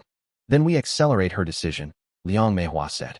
She had been listening with her attention fully on the conversation. The ice law chi settled around her in the particular pattern it took when she was thinking rather than moving. "We demonstrate that we know she has been watching us. That changes the calculus. An observer who has been identified has 2 options: withdraw permanently or commit to contact. Withdrawal is the safer option for someone with her professional profile. But she has been watching for 3 days and has not withdrawn. That suggests she has already half decided to commit and is waiting for an excuse to finish the decision. We go to the still plum, Wei Longchen said. We drink tea. We discuss nothing sensitive in a register that the room can hear without learning anything specific. And when she approaches us, which she will, because that is her professional practice, we tell her what she needs to know to make the full decision. Old Scar took this in. Then, tomorrow morning. Yes. Above them, the river moved in the early dark, and the city's evening lamps came on one by one. He sat with the map the Shard had released to him, 9 light points, the closest one in the western market quarter, the farthest 2 deep in the north. He had found one of 9. 8 more waited on a continent that Elder Dusk was also crossing, coming south at post-relay speed, carrying 40 years of accumulated experience and a mandate from Shui Moyen that did not include the word failure. The information broker was watching them, and Elder Dusk was moving toward them, and the 2 facts would intersect inside this city within 3 days. What happened at that intersection depended entirely on what choices were made between now and then. He intended to make them carefully, because the alternative was to walk into a situation with Sui Wing that Elder Dusk had already read, and the 3rd previous bearer had made exactly that mistake, and Elder Dusk had been waiting at the other end of it. 3 previous bearers. 3 mistakes he could afford to study because they were already past, and a 4th mistake he intended not to add to the count. Chapter 10. 3 weeks into outer disciple life at Verdant Cloud Sect, Wei Longchen sat in the cultivation hall's corner position with his back to the wall, and his eyes open and his attention divided in the parallel manner that Old Scar was increasingly calling the Emperor's natural mode, and he let the first full elder memory arrive. It came as the full memories always came, gradually, the way a room fills with light when a lamp is brought to it rather than when a door to daylight is opened. Not an eruption, a deepening, one layer following another, until he was simultaneously in the cultivation hall and inside a memory from 9 lifetimes ago, with the particular quality of presence that meant the memory was not being watched from outside but experienced from within. Shin Talong stood in a ruined kingdom. He was younger than Wei Longchen was now. Younger, but already carrying the cognitive weight of a young cultivator who had been paying close attention to the world for a long time. Around him, white stone architecture, elaborate and deliberate, the work of people who believed in permanence and who had been proven wrong. The stone was black with old fire. Everywhere the evidence of something that had existed and then been ended. He had come here because he was trying to understand the difference between the things that lasted and the things that burned. He had been walking ruins for a week, looking at the evidence, before he found the garden at the center of this specific ruin. Ice-white flowers growing between scorched stones, their petals translucent as hammered glass, their roots somehow finding purchase in soil that should have been too damaged to sustain them. A woman was tending them. She was working with the unhurried precision of someone performing a task that mattered and did not need to be rushed. She looked up when she heard him approach and said, in a voice that was level and direct without being cold, "The kingdom is gone. The people are gone. I kept the flowers alive because someone should." What Shin Talong felt then was not a technique activating. It was not a cultivation system doing what it was designed to do. It was the specific recognition of one person by another that precedes and underlies all of the systems that would eventually be built to describe it. This is someone real. This is someone I want to know. This matters in a way that is different from other things that also matter. He said, "I don't know your name." She said, "I know. Tell me yours first." He told her. She told him. They sat among the ice-white flowers and the ruins of everything that had burned and talked about what could be built in the place of what was gone. Not power structures, not cultivation hierarchies, not territorial arrangements, but the things that outlasted all of those when they eventually burned. The Covenant had eventually been born from that conversation. The technique, the recognition system, the bond architecture, all of that came later, built on the foundation of a choice that could not itself be systemized, the choice to genuinely acknowledge another person as real and important. Wei Longchen came back to the cultivation hall with his hands flat on the wooden floor, breathing steadily. Old Scar had told him what the first full elder memory usually covered. He had not told him what it felt like to receive 9,000 years of someone else's most important understanding in a single sitting. He sat with it for a full hour after the other disciples left the hall. The other disciples filed out in the normal pattern of a cultivation hall at session's end. A cluster of 3 who always left together, talking quietly. A pair who left separately, but always paused at the doorway to exchange a few words before going in different directions. The loners, including Zhou Feng, who left efficiently and without ceremony. None of them noticed Wei Longchen still sitting in the corner, because the suppressed cultivation display and the flat, unremarkable posture of a junior disciple still learning his forms made him, in the group's collective attention, background. He had spent 18 years becoming background. It was a skill, and like all skills it had been built through repetition. His father's trade routes had taken them through cities where standing out was dangerous and through markets where invisibility was a competitive advantage. And Wei Longchen had learned early that the most useful version of attention was the kind that could be turned on and off without appearing to. He turned it off in the cultivation hall as the disciples filed out, and then turned it back on to the fullest setting once the room was empty. The cultivation was secondary in that hour. The understanding was primary. The covenant recognition system could not be forced, could not be manufactured, could not be approached strategically. It arose from the same kind of moment it had always arisen from. The moment when two people chose to see each other as people rather than as variables. His role was not to trigger the bonds. His role was to be someone who made that moment possible.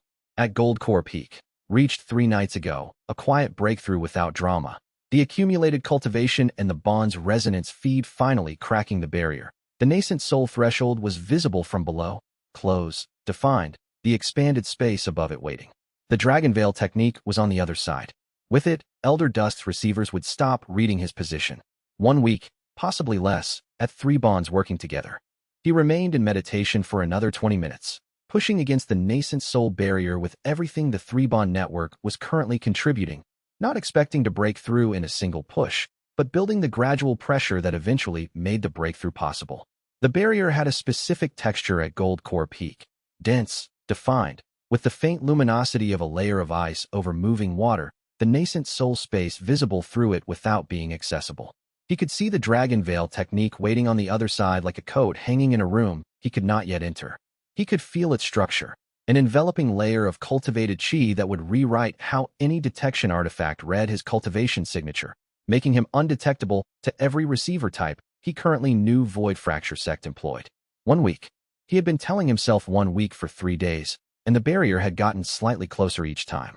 He thought it was probably less than a week now, perhaps 5 days, if the bond resonance held at its current rate and nothing disrupted the cultivation sessions.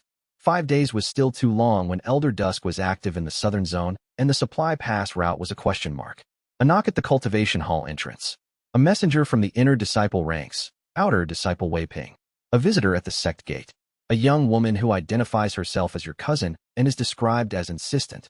He rose, smoothed his robe, and followed the messenger to the gate, and the recognition signal in his chest had shifted from its steadily strengthening preliminary pulse to something settled and decided. The signal of someone whose assessment had reached its conclusion and was now moving to act on it. If the Covenant's second bond was about to ignite, Elder Dusk would detect the resonance surge, just as he had detected the first. The second bond would announce itself, and the announcement would reach Elder Dusk within hours, and the calculation he was currently making about arrival times would immediately revise downward. He kept walking and did not slow his pace, because the recognition signal ahead had just shifted register again, stronger now, more directional, the signal of someone who had reached their decision and was already moving to implement it. She was not going to wait for tomorrow. She was already at the gate, and if she had been followed, the gate itself was now the most dangerous place in the city for both of them, and he was walking directly into it. Chapter 11. The woman at the sect gate was 22 years old and dressed in plain gray travel robes with no sect markings, no merchant house identifier, nothing that attached her to any organized institutional context. Simple braid. A pack carried with the specific weight distribution of a practiced traveler who had been loading packs for years. Weight centered, no external catches, the kind of loading that becomes automatic after you have spent enough time on roads that do not forgive careless preparation. She was telling the gate official she was Wei Longchen's cousin with the comfortable confidence of a woman who had given this particular identity claim many times and has calibrated it to the exact level of familiarity and specificity that makes it convincing without making it memorable. "Ah," she said, when he appeared through the gate. "Cousin, good timing." She crossed the gate area and gripped his arm in the manner of a relative greeting a relative, close enough to perform a quick chi signature read at the edge of his cultivation field, which she did with the economical precision of a trained observer repeating a familiar assessment. It took less than 2 seconds. He felt the recognition signal change register. Not the full bond. The preliminary frequency. The system registering that a covenant partner was present and within range, the way a tuning fork responds sympathetically to a distant note before the note fully sounds. He was close enough to the second target for the recognition to activate at the detection level. Not yet close enough, or rather, not yet at the moment of genuine mutual acknowledgement, for the full bond to fire. She steered him away from the gate official and into the outer garden beside the compound wall, selecting a position that covered sight lines in all four directions and was obscured from the gate's direct view. The position of someone professionally trained to assess the geometry of any space they enter before choosing where to stand in it. "I have been watching you for 8 days," she said, dropping the cousin register entirely for something more direct. "You are interesting. A gold core cultivator who examined as foundation forged, which means the suppression is deliberate rather than the result of an assessment error. You travel with an older man whose chi signature reads as retired combat supplementary, but is actually active baseline. He is concealing his operational status under a social cover. And you are accompanied by a woman whose ice law affinity jumped a sub-rank approximately 3 days after you arrived in this city, with no apparent cause and no sect resources available to explain the advancement. What do you want?" Wei Longchen asked. "Information," she said. "I run intelligence services between parties who cannot be seen engaging with each other directly. I have been working in this city for 6 months. In those 6 months, Void Fracture Sect's operational presence has increased from a 2-person intelligence monitoring station to a 6-person active patrol and a pending high-priority visit from an operative named Elder Dusk. And the way Void Fracture's own people discuss Elder Dusk tells me he is a significantly different caliber of problem than a standard patrol." She met his eyes directly. "I want to know what they are looking for. Because they are clearly looking for something specific, and you arrived when their presence escalated, and the sole trace they placed on you 2 days ago was not a general surveillance measure." "What do I receive in exchange?" he asked. "Everything I have," she said. 6 months of intelligence on Void Fracture Sect's operational structure in this city and the surrounding region. Their patrol patterns and rotation schedules. Their communication channels and cipher systems. I have broken 3 of the 4 they are currently using. The identities of their informant network here, 12 people, by my current count. Elder Dusk's estimated arrival timeline and the triggers that would accelerate it. She stated this inventory with the economy of a professional presenting a completed product. "I have better intelligence on what is happening in this city than you do. I want to understand the shape of what I have been watching." The preliminary recognition frequency was steady in his chest, patient, clear, waiting for the catalyst that would complete the full bond. The Shadow Crane companion in the Emperor's memory had been the architect of the Covenant's intelligence infrastructure, built from nothing, by one person, through the application of professional skill and genuine investment in the outcome. "Your name?" he said. "Sui Weiing." "Sui Weiing. I am willing to have this conversation. Not here. The gate official's attention has been on us for longer than a family reunion warrants." He paused. "Tomorrow morning. The Still Plum. Bring your assessment of what you have seen, and I will tell you what you are looking at." She glanced at the gate official, a fraction of a second, the quick read of someone who makes this kind of assessment automatically, and nodded. "I know the Still Plum. I work from there." She paused. "Bring the older man and the Ice Law woman. What I have to say is relevant to all 3 of you, and I would rather have the full conversation once than have to repeat it." She turned and walked out of the garden without waiting for confirmation, because she had already calculated that he would come, and people whose calculations are accurate do not require confirmation of things they have already correctly predicted. He watched her go. He ran the rapid assessment that 18 years of merchant life had taught him to run on anyone who had just made him an offer. What she wanted, what she was willing to pay, what she would do if he failed to provide what she wanted. The first 2 were clear. The third was the interesting one. An information broker who had been outmaneuvered did not typically become an active threat. Active threats were expensive and drew attention, and information brokers survived by minimizing attention. But a broker who had been outmaneuvered and chose to neutralize the person who had done it by selling their details to the party currently hunting them. That was a different calculation, and a cheaper one. And Sui Weiing had been feeding Void Fracture Sect's 12-person informant network with filtered intelligence for 6 months, which meant she had the channels in place to sell information to them if she decided selling was more profitable than buying. He did not believe she had made that calculation. Her chi signature was wrong for it. The shadow law pattern of someone who had systematically deceived a network of 12 people for 6 months without a single leak, which required a genuine philosophical commitment to her own side of the game that was incompatible with the kind of transactional loyalty that selling would require. But he noted the possibility and held it open. The preliminary recognition frequency held steady in his chest, patient, waiting. But the patience was not unlimited. Sui Weiing had been inside Void Fracture's intelligence shadow for 6 months, and she had 12 of their informants identified. And if even one of those 12 was running information in both directions, then the meeting at the Still Plum was already compromised before it happened. He needed to know, before tomorrow morning's meeting at the Still Plum, which of the 12 was the double agent. Because if that person had already filed a report, Elder Dusk would arrive with Su Yuing's name on his list alongside Wei Longchen's own, and the intelligence broker who had been running circles around Void Fracture Sect for 6 months would stop being an asset and start being a target overnight. One of 12. The meeting at the gate had been observed. The question was which observer had filed the report and whether the report had already left the city. He filed this under urgent, checked the gate area one final time with his peripheral chi sense to confirm no additional observers, and kept moving toward the sect's inner quarters, where a door left unlocked was not an invitation, but a trap, and where every step he took further from the gate was a step further from the exit if the double agent had already made their report. Chapter 12. The Still Plum's back corner was Su Yuing's operating position, a table that could see the entrance while not being directly visible from it, with 2 exit options if the front was blocked, and enough ambient noise from the tea vendor's work at the front of the house to obscure a quiet conversation from adjacent tables. She had been working from it for 6 months. The proprietor had long since accepted that the gray-robed woman in the corner was part of the furniture. She laid her intelligence on the table with the efficiency of a craftsperson presenting completed work, organized, annotated, delivered without preamble. Void Fracture Sect, she said. Current Silver Cloud City operational strength. 8 personnel. 6 combat capable, 2 administrative intelligence. The administrative pair operate a soul trace receiver artifact with approximately 10 li active radius. The receiver was upgraded 4 days ago. The new version is more sensitive than the old one, and the irregular signal your older man produced with his masking technique has been flagging as suspicious rather than ambient for the past 2 days. She held Wei Longchen's gaze steadily.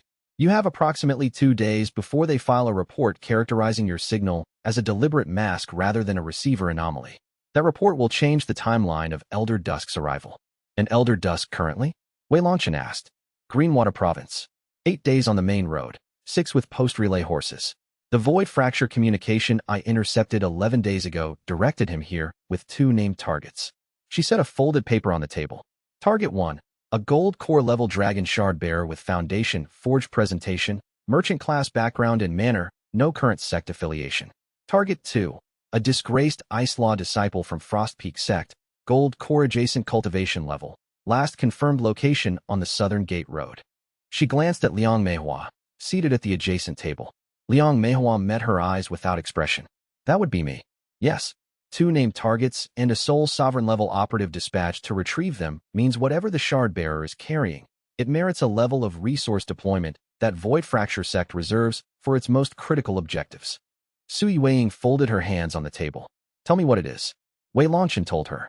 The Dragon Core Shard, the Dragon Emperor, the Covenant, the 9 partners, Shuemoyan's 40-year campaign to prevent the Covenant from reforming. He kept it accurate and kept it brief. When he finished, she was quiet for a full minute, organizing the information into the mental architecture she clearly used for processing complex intelligence. If I assist you, he said, the enemy becomes aware of you. Void Fracture Sect treats information brokers who work against their interests with considerable directness. I am already inside their shadow, Su Yuing said. I have 12 of their informants identified in this city, and I feed each of them filtered intelligence designed to make Void Fracture's picture of this city's information landscape slightly worse than the reality. I am not neutral. I simply appear to be. A pause. What can you accomplish before Elder Dusk arrives in 2 days? Find the next recognition target, Wei Longchen said. There is a possibility that person is closer than I expected. Something settled in Su Yuing's expression, a very small movement, like the surface of still water when the air stops moving above it. I have a courier assignment, she said. Tomorrow morning. A property document delivery for a noble family that cannot appear in the official market. The route goes through the haunted forest east of the city, which has a chi-contaminated animal problem I have been routing around for 3 months. A partner with gold core combat capability would let me take the direct path and arrive before the window closes. She paused. This is a service exchange proposal, not a request for protection. I am capable of managing the haunted forest on my own. The direct route requires combat support, and the full intelligence package. Included, Elder Dusk's arrival timeline, Void Fracture's patrol schedules and communication channels, and the 12 informant identities. In exchange for the courier partnership and your account of what is actually happening in this city. She extended her hand across the table. Wei Longchen took it. The handshake was firm and professional. Agreed, he said. He held the handshake for exactly the professional duration, not long enough to seem uncertain about closing the deal, not short enough to seem eager to release it. His father had taught him this. The handshake was information. Too quick releases communicated relief, too long holds communicated appetite. The right duration communicated completion. He let it communicate completion. What he was actually calculating, under the professional surface, was the full intelligence picture she had just given him. 8 operational Void Fracture personnel in this city, not the 2 he had estimated. A receiver artifact upgraded 4 days ago. Elder Dusk already in Greenwater Province, significantly closer than Old Scar's estimate of the Obsidian Plateau, which meant either Old Scar's information was outdated or Elder Dusk had already been in motion before Wei Longchen's arrival in the city, responding to an earlier intelligence trigger rather than the recognition pulse from the bond activation. If Elder Dusk had already been moving before the bond pulse, the Soul Trace application had not been the trigger. Something earlier had been the trigger. The shrine, possibly, the first cracking of the jade bead, which had produced a chi release measurable at considerably greater distances than the bond pulse. He had not known, at the shrine, how sensitive Void Fracture's tracking instruments were or how far their network extended. He knew now, based on the timeline, that the answer to both questions was considerably more than he had estimated.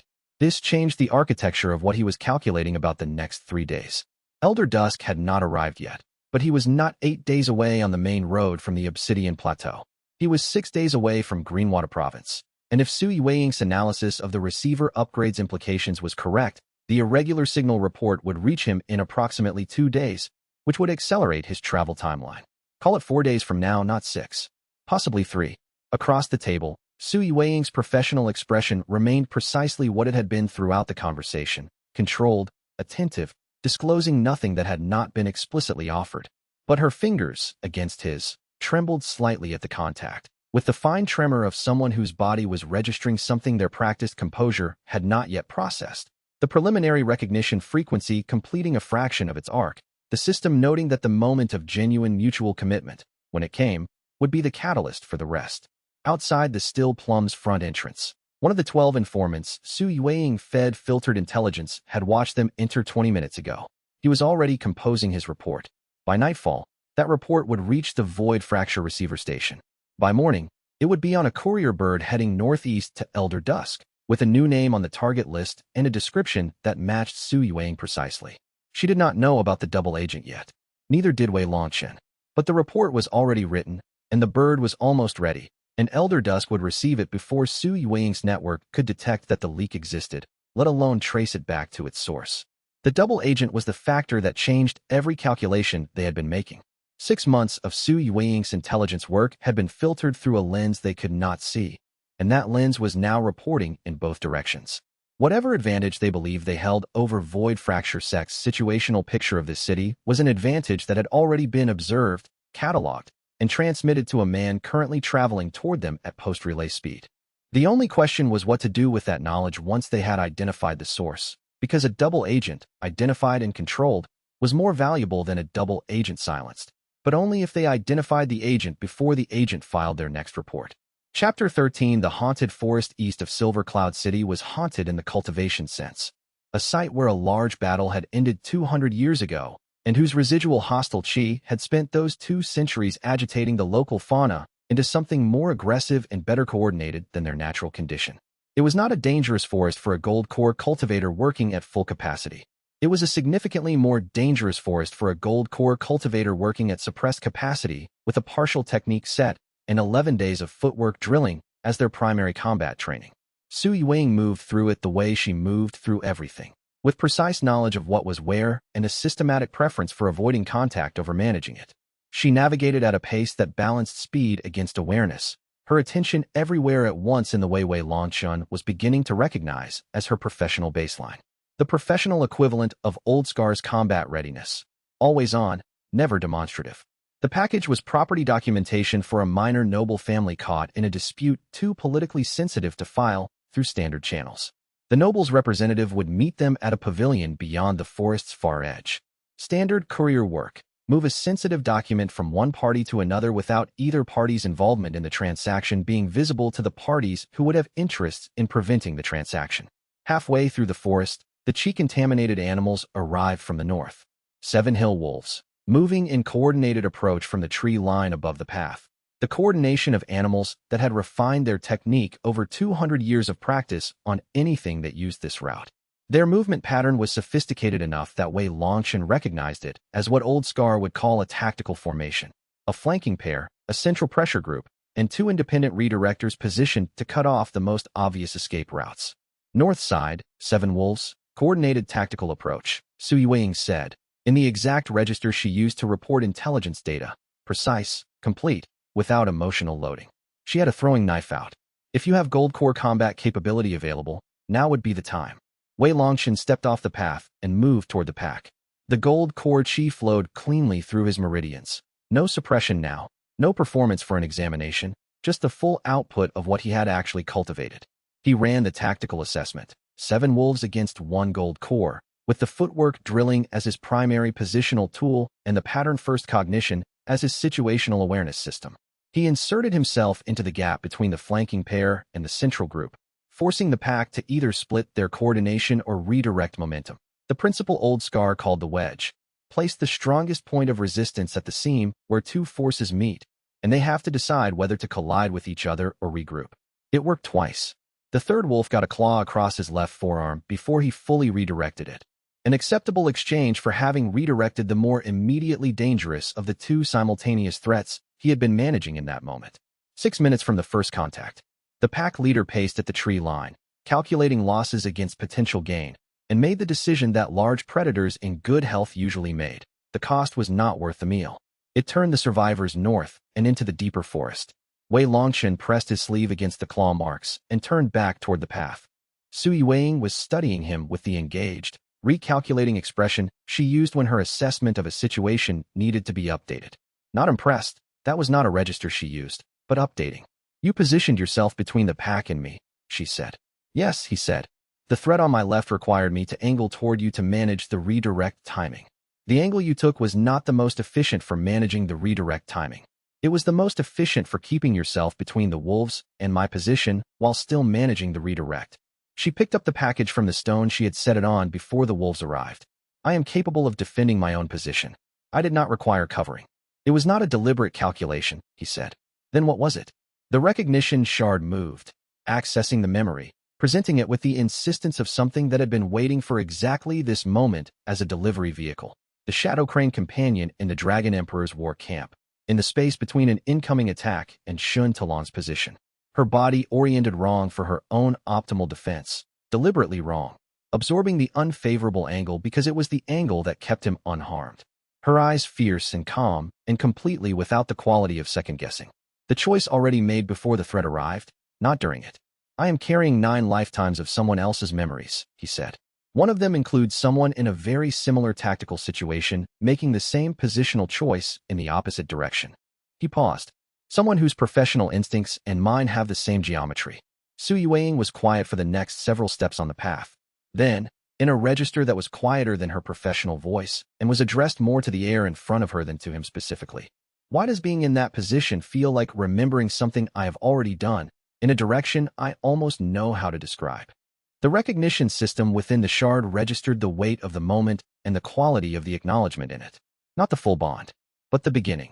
The system noting that this was the kind of moment that, repeated with sufficient sincerity, would eventually complete what the preliminary frequency had been measuring for days. The scaffolding finding the first load-bearing connection.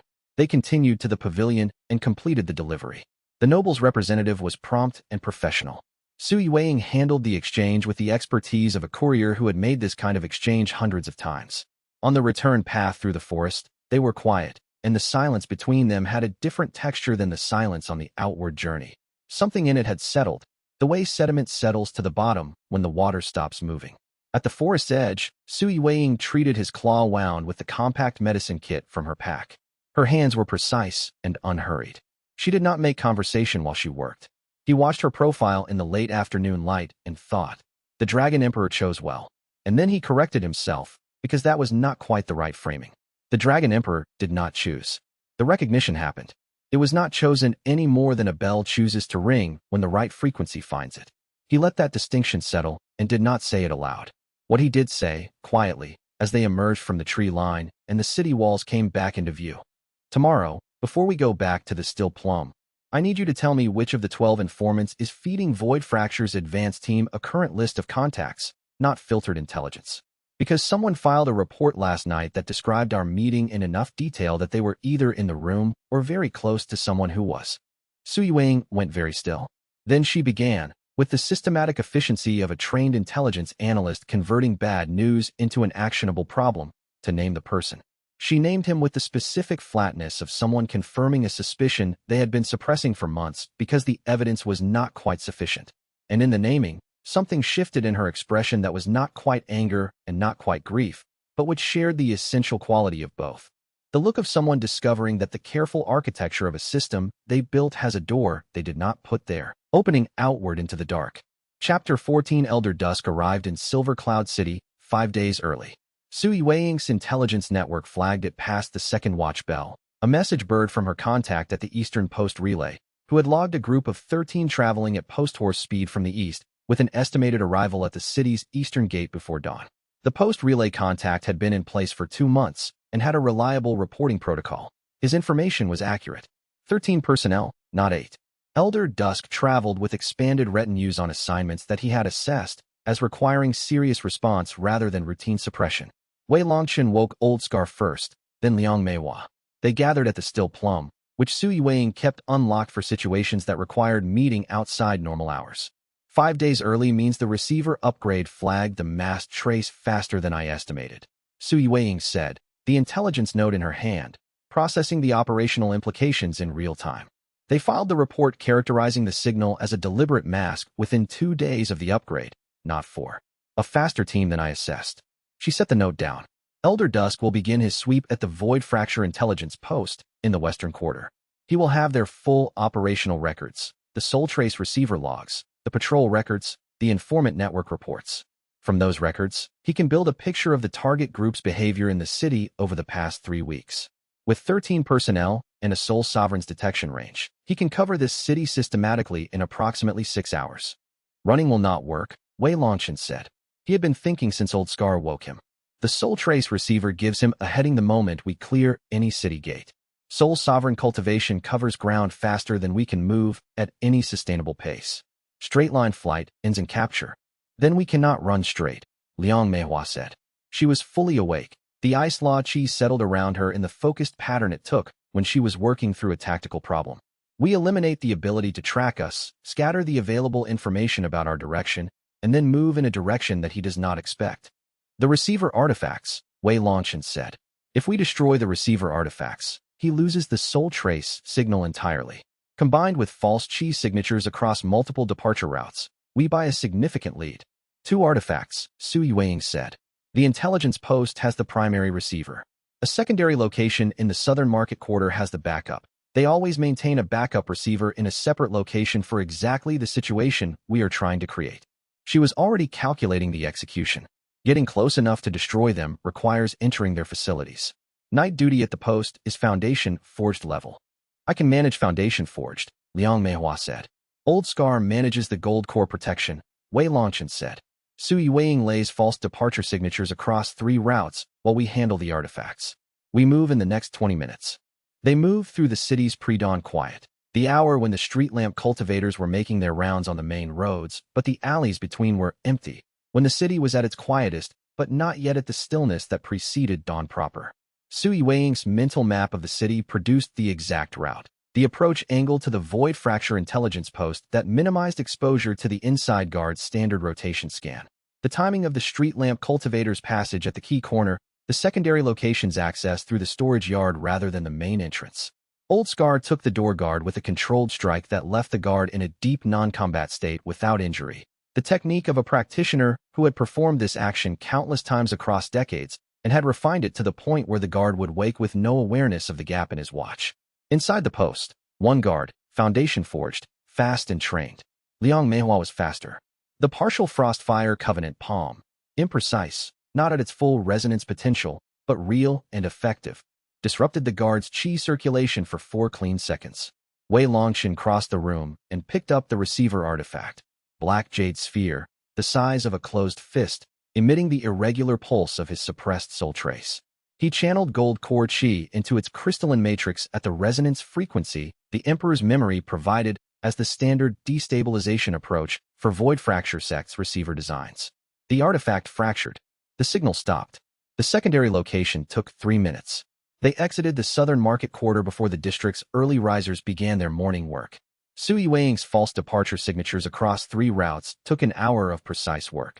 Placement calibrated to read as 3 different gold core cultivators moving along 3 separate paths out of the city, each signature distinct enough to require individual investigation before being ruled out as the actual target. By dawn, they were 2 li south of the city's southern gate, moving at sustained pace. Liang Meihua said, after a quarter hour of silence, the guard at the intelligence post door, the one old scar disabled. He turned to look at her. Her expression was controlled. I recognized him, she said. He was at Frost Peak Sect for approximately 8 months, 3 years ago. He filed the false cultivation deviation report that resulted in my confinement. He was Void Fracture Sect's embedded agent inside the sect. A pause. My disgrace was not the result of Elder Zhao's independent decision. It was constructed, planned. Someone coordinated it with the explicit purpose of removing me from Frost Peak's institutional protection before anyone could identify me as a Covenant partner. He held this for a moment. The enemy's architecture, becoming visible. They have been ahead of us since before the shard activated, he said. They know who the partners are. They have placed people near each partner's location in advance, not to prevent the recognition. They cannot prevent that, but to ensure the partners are isolated and unsupported when the bearer arrives. Each additional layer of isolation is a delay in the Covenant's completion. And delays are what they need, Old Scar said, from 2 steps behind.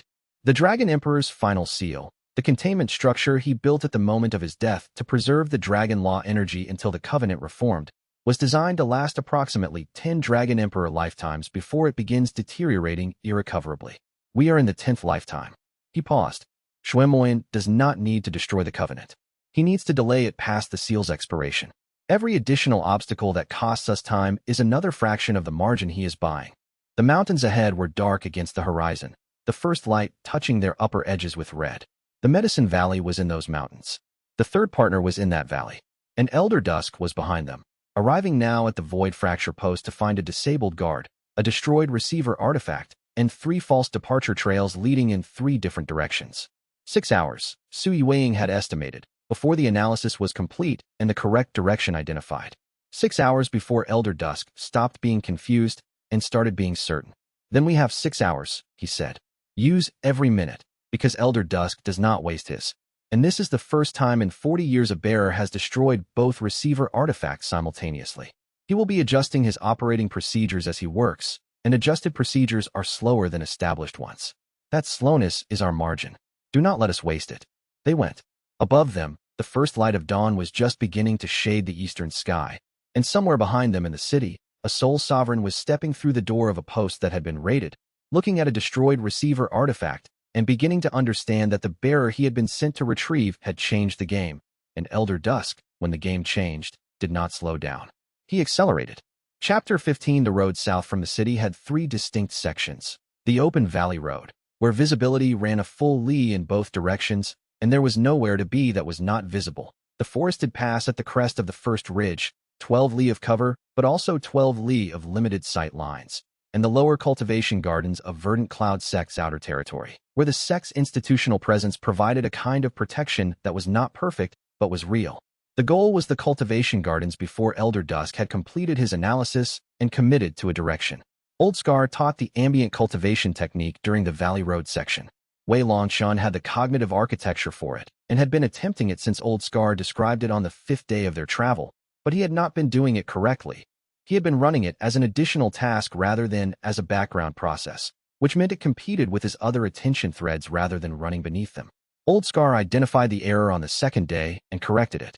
By the time they reached the forested pass, the technique was running as it was designed to run, continuous, quiet, drawing ambient chi without requiring dedicated attention.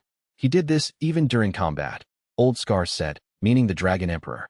He cultivated during the fighting, not because he needed to in any individual battle, but because the habit of continuous cultivation meant he was always advancing, always compounding, always adding to the foundation even in the moments when other things were happening. A small advantage repeated consistently becomes a large advantage over time, Wei Longchen said. It was a phrase his father had used about trade margins. Yes, Old Scar said. Exactly that. Sui Weiing walked 2 steps behind them, her message board kit open, composing queries to her intelligence contacts in other cities. She had been composing while walking since they left the city gate, managing her intelligence network in motion, the way she managed everything else. She did not wait for circumstances to provide good working conditions. She worked in whatever conditions were available.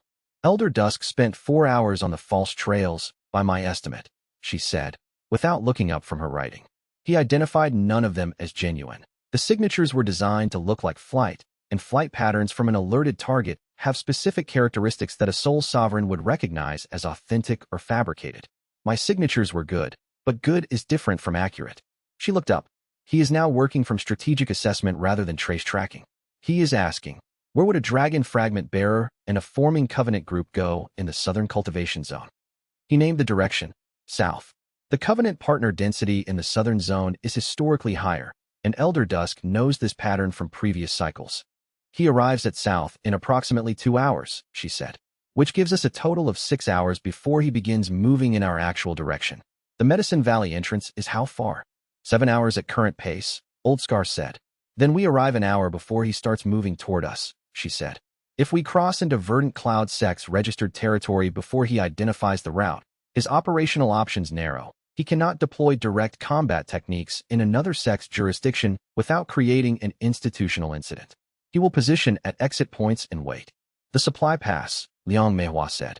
She had been moving as point and returned when they slowed for the conversation. Verdant Cloud Sect has a secondary exit from the Medicine Valley, a mountain supply pass that routes 15 li east of the main valley road. It is not on public cartography. I located it in Frost Peak Sect's intelligence files during the 6 months I spent in confinement with nothing else to do. You were mapping exits from a location you had not yet entered, Wei Longchen said.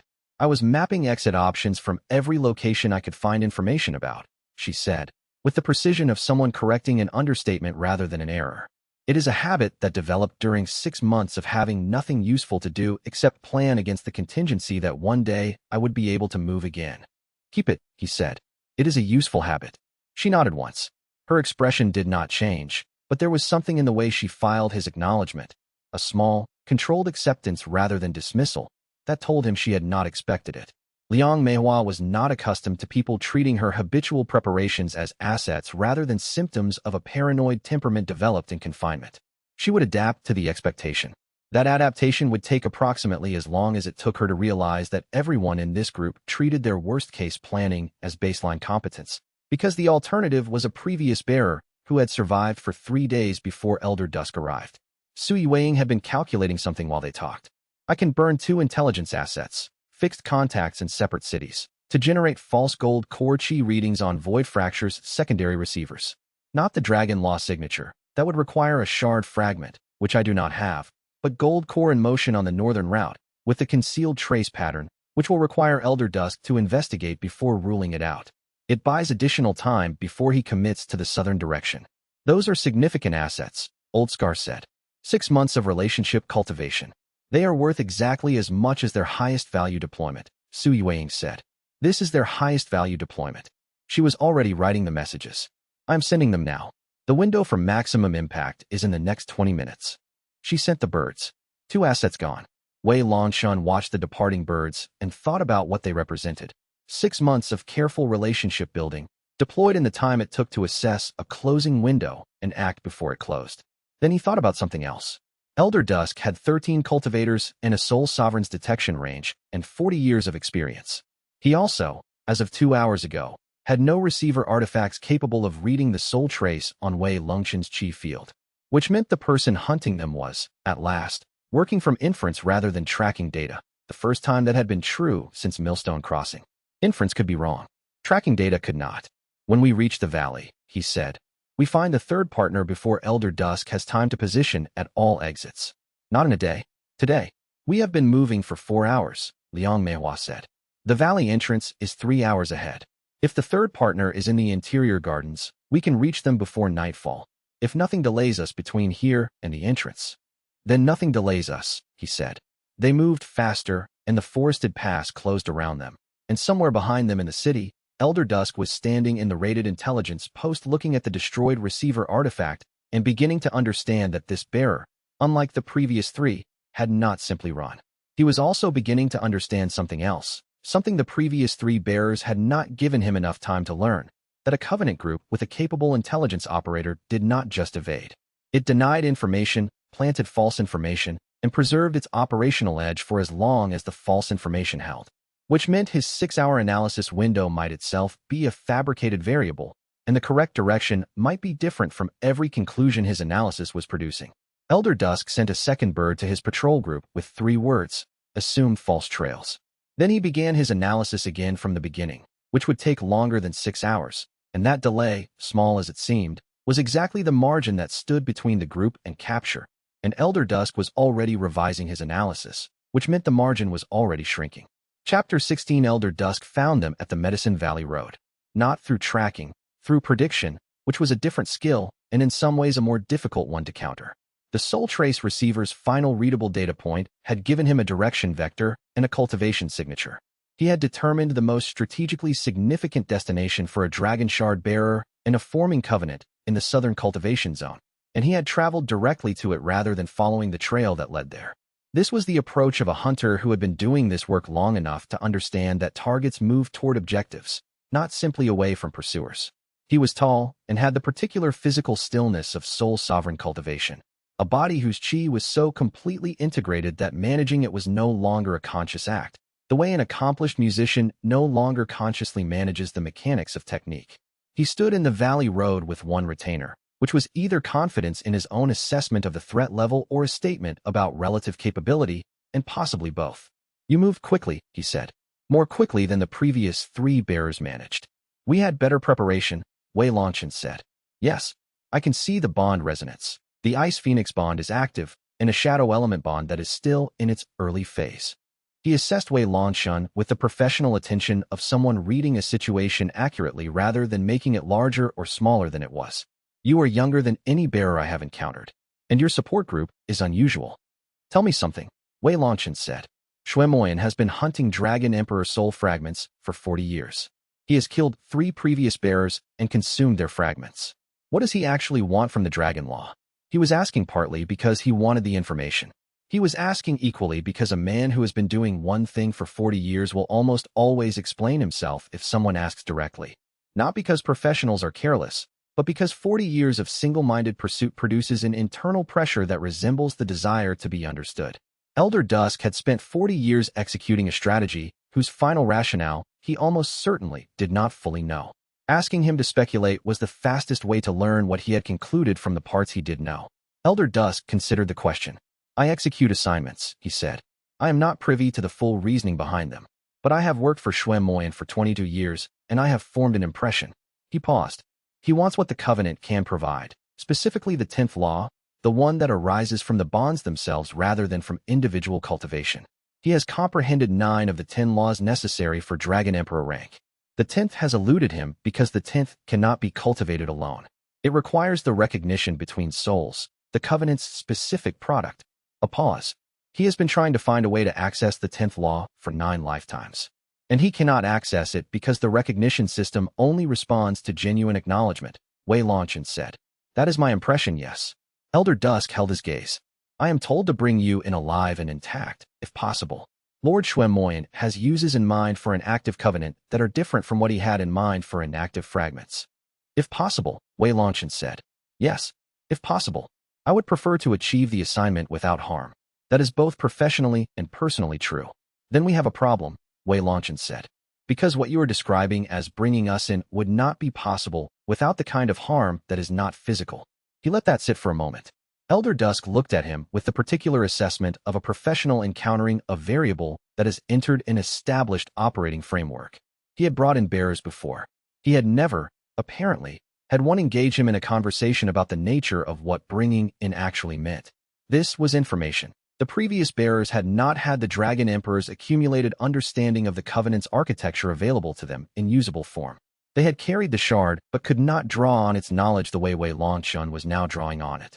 Elder Dusk was dealing with a fundamentally different situation than the 3 he had previously managed, and he knew it. The subtle recalibration in his posture made that clear to anyone trained to read such things. He turned, without further engagement, and walked back inside Verdant Cloud Sect's outer marker. Behind him, Elder Dusk settled beside the road with the patience of a veteran hunter who had spent 40 years at exactly this kind of waiting, settling in for the wait, because the valley was a box and the box would need to be opened eventually. He positioned his single retainer at the west side of the road and himself at the east, covering both angles of the main entrance, and he sent the first message bird back to his primary patrol group. Meet here, standard encirclement formation, maintain sect jurisdiction distance. He knows the supply pass exists, Su Yueying said, when they were well inside the territory. Probably not its exact route, Liang Meihua said. The pass is not on public cartography, and Verdant Cloud Sect maintains supply route confidentiality as standard practice. Then we use it before he has time to scout it, Wei Longchen said. First, find the third partner. The signal is in the valley, and it has been there long enough that whoever holds it has not left voluntarily, which means they are constrained. He thought about what constrained meant in context. 6 months was the duration Su Yueying had estimated for Void Fracture Sect's expanded presence in this city. Elder Zhao's suppression of Bairulan at Frost Peak had also lasted 6 months. The alignment was not coincidental.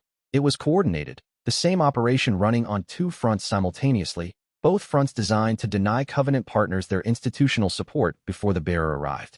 Which meant Xue Moyan had known approximately when this cycle's bearer would become active. He had prepared in advance. The preparation had been running for at least 6 months, possibly longer. He filed this under architecture. The enemy's operation had more depth than he had initially calculated, and the depth changed what they needed to do next. He pressed his sternum. The recognition signal was clear and directional, pointing into the Medicine Valley's interior, toward the cultivation gardens, toward someone who had been tending plants in a sealed space for 6 months because someone had put them there and told them they had to stay. He walked toward the gardens, and the jade bead was warm, and the third partner was ahead, and Elder Dusk was patient at the road behind them, waiting, exactly as he had promised, for a box he did not know had a second door. Outside, his patrol group was converging. Inside, the clock was ticking down to the moment when he would have all exits covered, and the only remaining question would be whether the bearer was going to be retrieved or destroyed. That moment was approximately 4 hours away, unless Liang Meihua's supply pass route was already on Elder Dusk's map, in which case it was considerably less. Wei Longchen walked toward the gardens faster, and the jade bead was warm, and the third partner was ahead, and behind him at the valley entrance, Elder Dusk was making a calculation that would produce either 4 hours or something much shorter, and the answer depended on a piece of intelligence he may or may not have acquired in the past 40 years of hunting exactly these targets across exactly these kinds of confined terrain. He did not know which answer Elder Dusk's calculation would produce, but the Dragon Emperor's memory of the valley's terrain suggested that a soul sovereign running at full pace could reach the Medicine Garden's interior from the main entrance in under 2 hours, which made the answer almost certainly the shorter one, which meant they had less time than they thought, and Elder Dusk knew it. Chapter 17 by Rulin healed Wei Longchen's wound from the valley boundary confrontation with the methodical care of someone who treated every task as deserving of the same quality of attention regardless of its apparent scale. She had joined them 3 days ago. The bond had activated in the Medicine Valley after a confrontation with Elder Zhao, Verdant Cloud Sect's embedded Void Fracture agent, that had been difficult and loud, and had required a rapid exit through the supply pass, with Liang Meihua's route knowledge as the critical enabling factor. The bond's activation had been one of the cleaner moments in an otherwise complicated 3 days. Bairulan had read the confrontation's dynamics, assessed the evidence of what Wei Longchen's group actually was, and made a deliberate choice to trust rather than to wait for further proof. Hold still, she said. I am holding still, Wei Longchen said. He was, by any clinical standard, extremely still. The difficulty Bairulan was identifying was subtler than visible movement. Qi circulation created internal pressure waves that affected the surrounding cultivation channels, and a cultivator working through a complex problem diverted portions of their baseline qi flow toward the processing, an automatic response analogous to the way a thinking person unconsciously shifts their breathing pattern. Wei Longchen had been doing this continuously since the confrontation with Elder Zhao 3 days ago, and had not noticed it, because it had been continuous since the confrontation, and continuous changes were harder to perceive as changes than sudden ones. Your breathing pattern changes when you are processing complex problems. The pattern affects your qi circulation, and the compound I am using interacts with the qi channels rather than the blood vessels, so the circulation changes affect the efficacy. She continued the application with unhurried precision. Tell me what you are thinking or consciously regulate your breathing. Either is acceptable. The full elder memory that released when the third bond activated, he said. I can see the 9 faces now, clearly enough to recognize their current life shapes when I encounter them. But one face, in the Emperor's final gathering memory before the war started, one of the 9 is out of register with the others. A covenant color, a covenant position, but the resonance is slightly wrong. Out of register in what direction? She asked. Colder than the others. Not ice law cold, something different. The coldness of someone who has stopped believing in what they are doing, but has not yet found the door to stop doing it. Byruelan's hands continued their work without pausing. Is this person present in the remaining 6? I cannot determine it from the memory's information alone. The shard does not clearly distinguish between this soul was compromised in a past life, and this soul's current incarnation carries that pattern forward. The memories are 9 lifetimes old. Then treat it as context rather than intelligence, she said. Context tells you to watch for a pattern. Intelligence would tell you who specifically to watch. You have the first and not the second. Do not act on the first as if it were the second. He considered her. She had spent 6 months in a sealed garden being very careful about the difference between what she knew and what she was assuming. Because in a sealed garden with limited information, treating an assumption as a fact was how healers made fatal errors. You are right, he said. I usually am about the difference between knowing and assuming, she said, without pride. It is something you learn in healing work, because patients die when their physician assumes rather than knows. She finished the compound and set her materials in their proper places in her medicine kit. Everything organized, everything ready for the next use. Around them, the mountain pass camp was quiet. Old Scar genuinely asleep. Su Yueying organizing intelligence notes in the firelight with the focused efficiency of someone who worked in whatever light was available. Liang Meihua in deep meditation. 3 bonds now. Their 3-note chord, running in the network behind his sternum. Richer than 2 bonds had been. More complex, with a quality of mutual reinforcement that 2 parallel threads did not produce. Something beginning to feel, in the way the covenant structure was designed to feel, like a unified system rather than individual connections. The Dragon Emperor's memory had a specific phrase for this quality, the chord taking shape. The first single note of a bond was recognition. 2 bonds created a harmony, 2 distinct threads, audible separately, but enriched by co-presence. 3 created something that was more than the sum of its parts, a structural interdependence where each bond's signal made the other 2 more precise. The cultivation data flowing through the network was not just the sum of 3 bonds' contributions. It was 3 bonds calibrating each other, producing a compound understanding of the cultivation landscape that no single bond could have generated alone. This was the Covenant's operational advantage, not the power of any individual bond, but the emergent accuracy of a network that could cross-reference itself. He was beginning to grasp, in this deepening meditation, what a fully assembled network of 9 would feel like from the inside. The Emperor's memories described it as a kind of knowing that had no equivalent in single cultivator cultivation, a simultaneous awareness of 9 distinct cultivation fields, 9 distinct law affinities, 9 distinct perspectives on any given situation, running in parallel without interference. 9 distinct instruments playing one song, each hearing all the others and adjusting accordingly. The thought was enormous.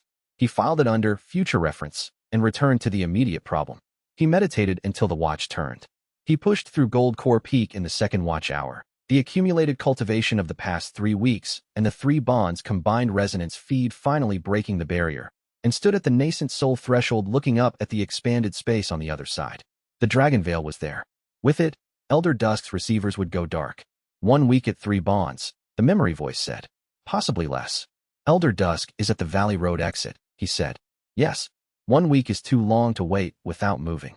Then we do not wait. We use the supply pass. We move to the 4th target. We use movement itself as the tactic. Elder Dusk can wait for a box to open, but he cannot wait for a moving target without following it, and following it requires committing to direction. He paused. And if he commits to direction, he creates a predictable path, and Su Yueying can read predictable paths. Yes, the voice said. Though I would note that soul sovereign cultivation is considerably faster than your current movement pace. Then we move in directions he does not expect, he said. That is what Su Yueying's assets are for. Old Scar opened one eye from his sleeping position. He will send half his patrol to the supply pass entrance within the next 12 hours. The route Liang Meihua identified is real, but Elder Dusk has been doing this for 40 years. He will find it. He closed the eye again. We have until sunrise. That is when his patrol's secondary sweep begins. The fire burned low. The mountain was cold. 3 bonds, their cord patient and steady. Half the margin they thought they had, and the window closing at sunrise. Wei Longchen stopped meditating and started planning, because Old Scar's estimate was 12 hours until Elder Dusk found the supply pass, and planning was the only activity that converted 12 hours into a margin wide enough to matter. By the time Su Yueying's watch ended, he had a plan. It required burning 2 of her most valuable remaining assets and accepting that Elder Dusk would eventually find the pass regardless of what they did. But the difference between eventually and immediately was the whole game, and buying time was the one resource that the Covenant's current state still allowed. He would tell the others at first light.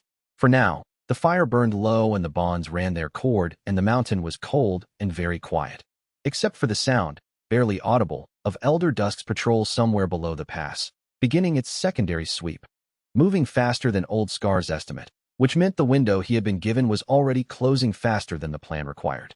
Chapter 18. Su Yueying committed her intelligence assets at the valley boundary junction in the specific way she committed everything that mattered, by acting while the action was still maximally useful rather than waiting until the optimal window had already begun to close.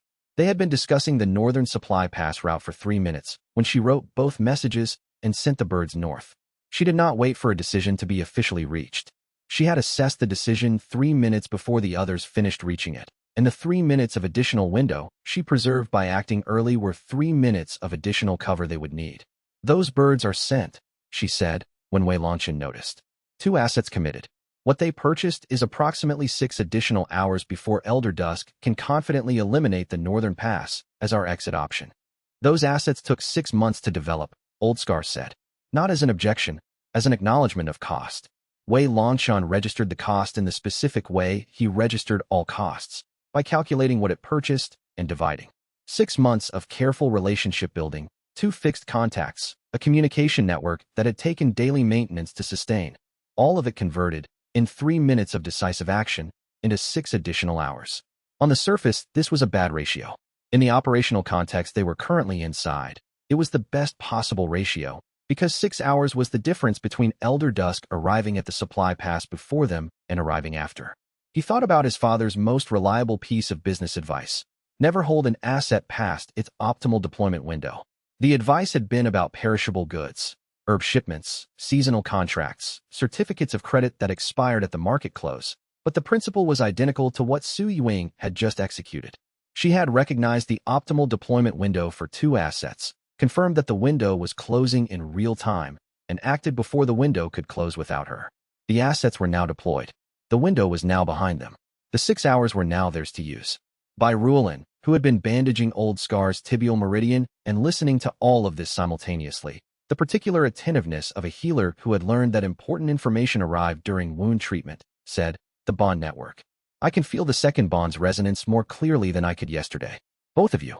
She looked at Su Yueying with the diagnostic precision of her training. "The activation changed your shadow law baseline. Your cultivation field is running at a higher steady-state efficiency than it was before. I do not have a measurement instrument, but I estimate your ambient cultivation rate has increased by approximately 8 to 12%. Su Yueying processed this with the same flat thoroughness she brought to intelligence reports. "That is consistent with what I am observing from inside the cultivation field," she said. "I was not aware of the baseline shift until you named it." "Bond effects are gradual," Bai Ruolin said. "Like temperature changes, you do not notice the accumulation, only the difference when someone provides a reference point." She returned to Old Scar's treatment. "The third bond's activation changed all of our baselines. I noted mine and assumed the same would apply to both of you." She paused. "At full 9 bond assembly, the baseline shift would be transformative. I am looking forward to having the data point." Old Scar, who had submitted to the treatment without comment, said, "This is why she is the third bond. The healer observes the system from outside while the system is running." He glanced at Su Yueying. "Did you know about the efficiency increase?" "I suspected. I did not have a reference frame to confirm it against." A pause. "I do now." They finished the treatment and prepared to move without lingering. They were worth exactly as much as their highest value deployment, Su Yueying said. This was it. There is no higher value window for those specific assets than the one that was open in the last 3 minutes. The recognition bond architecture fired, not the preliminary frequency that had been running since she first approached him at the sect gate. The full recognition resonance, the system registering a moment of genuine loyalty given freely, at cost, before anyone asked for it or confirmed that it would be appreciated. The Shadow Crane Companion's past life seal cracking at the line of its greatest structural vulnerability. Not a dramatic moment, not an emotional declaration, but the specific quiet act of someone choosing the group's advantage over their own operational resources without requiring acknowledgement of the sacrifice. Sui Weiing went still. Then she examined her hands, then met his eyes.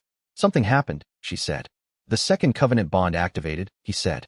She held her hands out in front of her and assessed them with the precise attention she gave every piece of evidence that arrived unexpectedly.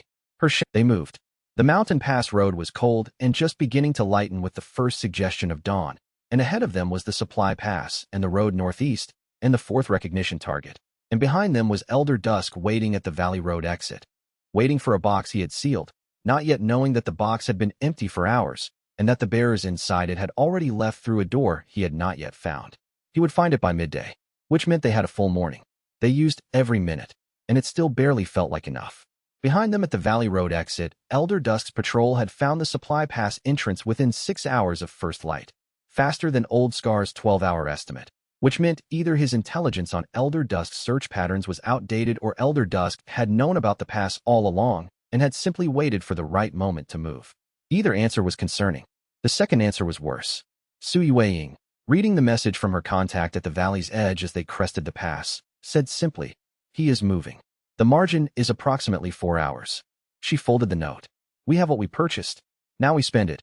Every minute, or Elder Dusk buys it back." While Bai Rulin worked, Wei Longchen walked ahead to the first bend of the road and stood looking at the eastern plain below. The cultivation bond network, 4 channels now, running their 4-note chord, was noticeably different in character from 3 channels. Something more unified. Each bond seemed to be aware of the others, not just of him, in the way that instruments in an ensemble are aware of each other rather than only of the conductor. The covenant structure was assembling towards something he could not fully perceive yet, but whose approach he could sense. A message bird arrived from the north. Not from Sui Weiing's network, a different breed, an older regional relay variety used for official sect correspondence, heavier and slower and more reliable over long distances. It landed on his arm because it had been keyed to find the Dragon Core Shard's specific chi signature. Someone had programmed it to locate the primary fragment. The message was in cipher he could not read without a key. Sui Weiing examined it when he brought it back. Dragon Emperor cipher. Predates any currently active system by at least 2 centuries. She met his eyes. Is there a corresponding key in the shard? He accessed it. The key came forward immediately. A Dragon Lockheed substitution system used by the original Covenant for sensitive communications, preserved in the primary fragment because the Covenant's communication protocols were part of the recognition system's operational infrastructure. He decoded it carefully, Sui Weiing reading over his shoulder. The Shatterer has found his own knife. The false Covenant is being built. Move faster, Dragon Air. He read it twice. He read it once more. Who sent this? Liang Meihua asked when he read it aloud to the group. Someone who knows about the Covenant system, knows our current location closely enough to send a bird key to the shard signature, knows the Dragon Emperor's cipher, and is monitoring this situation independently of both US and Void Fracture Sect, Sui Weiing said. She was processing the intelligence with visible speed. A third party who has been watching for some time and has now decided that the situation requires active warning rather than continued observation. The false ninth, Wei Longchen said. What does it mean exactly? Shui Moyan has studied the Covenant system across 9 lifetimes, Old Scar said. His treatment was complete, and he was sitting up, the tibial meridian properly addressed. He knows its mechanics better than almost anyone alive. Better, in some ways, than the current bearer, because he has been studying it from the outside for longer than the current bearer has been inside it. He knows that what he cannot access through his own cultivation is the 10th law, the Covenant law, the law of genuine mutual recognition between souls, because it cannot be cultivated alone. It requires the bonds. He paused. He has apparently created a substitute. A cultivator who has been given fabricated soul memories designed to trigger a recognition response in the bearer that mimics the genuine bond. A false ninth, positioned to complete the 9th slot before the bearer reaches the genuine 9th partner. If the 9th slot is corrupted, Bai Rulin said, the Covenant cannot complete. The seal cannot close on a corrupted 9th bond. He does not need to destroy us, Sui Weiing said. He needs to corrupt 1 slot. Just 1. She was thinking through the operational implications, which means the false 9th is being directed at whichever of the remaining partners is most vulnerable to a fabricated past life identity claim. the one who has the least internal reference to check an external account against. Shun Ruoying, Wei Longchen said, the seventh covenant partner, sealed in temporal stasis for 3 lifetimes, waiting in a frozen valley with no access to her own past life memories because the sealing had destroyed her recall. She had been waiting without knowing who she was waiting for or why, without any past life context to compare an account against. The false ninth is moving toward Shun Ruoying. Then we have to move faster than their approach timeline, Oldscar said. We cannot jump to the 7th in sequence, Wei Longchen said. The 4th bond is northeast, in the Iron Banner Legion's territory. The 5th is west. The 6th is further west. The 7th is north, at high altitude, in a temporal sealed valley in the Ashpine Range. He was calculating. The sequence is necessary. Each bond strengthens the foundation for the next. But the 7th cannot wait for the sequence to reach her naturally. Then we need to be in 2 places, Su Yuang said, which requires more of us. He looked at the 4 people around him, Liang Meihua, Bai Ruolin, Su Yuang, Old Scar, and thought about the Dragon Emperor's memory of the Covenant operating at full function, 9 partners, 9 bonds, a network distributed across a continent, operating simultaneously rather than in sequence, each node capable of independent action within the network's shared framework. They were not there yet. They were 4 bonds, not 9. But 4 was twice what 2 had been, and the false 9th was already moving. We move to the 4th, he said. We reach Qin Zhaoxi before the tournament ends. And while we move northeast, Su Yuang's network tracks the false 9th's approach to Shun Ring and measures the window we have before they arrive. He met Su Yuang's eyes. If the window closes before we can reach the 7th through the sequence, we find another way. But we need to know the window first. The birds go out at dawn, she said. She already had her notebook open. I am composing the queries. The message from the unknown sender sat at the center of the problem like a stone dropped in still water, its ripples spreading outward into every calculation they had made. A third party who knew the Dragon Emperor's cipher, who knew the shard's chi signature well enough to key a message bird to it, who had been watching long enough to know about Shui Moyan's false 9th before Wei Longchen did. That third party was either an ally they did not know they had, or an enemy running a more complex play than Elder Dusk's direct pursuit. He did not assume it was the former, but he did not assume the latter, either. He filed it as a question that needed an answer before it became 3 bright, warm, fully active. Liang Meihua sleeping 10 meters from the fire, her ice law chi settled into its night rest pattern. Su Yuang in her watch position at the camp's northern edge, running her cultivation continuously even during watch duty. The shadow law chi moving in the specific pattern of deliberate advancement rather than passive circulation. Bai Ruolin beside the banked fire with her medicine kit open even now, the jade serpent law chi cycling in the slow, careful pattern of someone who maintains their cultivation in the same way they maintain their professional tools, with consistent attention rather than dramatic effort. 3 in motion at distances he could estimate. 1 northeast at a military cultivator's sustained travel pace. 1 far west. 1 further northeast at high altitude, carrying a temporal resonance quality that was unusual and specific and recognizable from the Emperor's memory of the temporal sealed valley. 3 dim. Not dark. Not absent. Dim the way a lamp dims when the oil is low but not empty. Still burning, still real, but attenuated. These 3 corresponded to 3 recognition targets whose connection to the current bearer cycle had been partial. The bearer's old scar had found and failed to protect, whose partial bonds were preserved in the system as structural artifacts.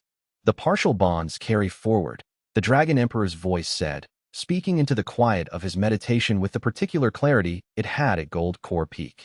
When the remaining 6 bonds complete with you, the 3 partners corresponding to those dim points receive the accumulated recognition energy from the previous cycles as a secondary inheritance. The system was built to accumulate rather than reset. Each cycle's progress compounds into the next, which means Shui Moyan's 40 years of killing bearers accomplished less than he intended, Wei Longchen said.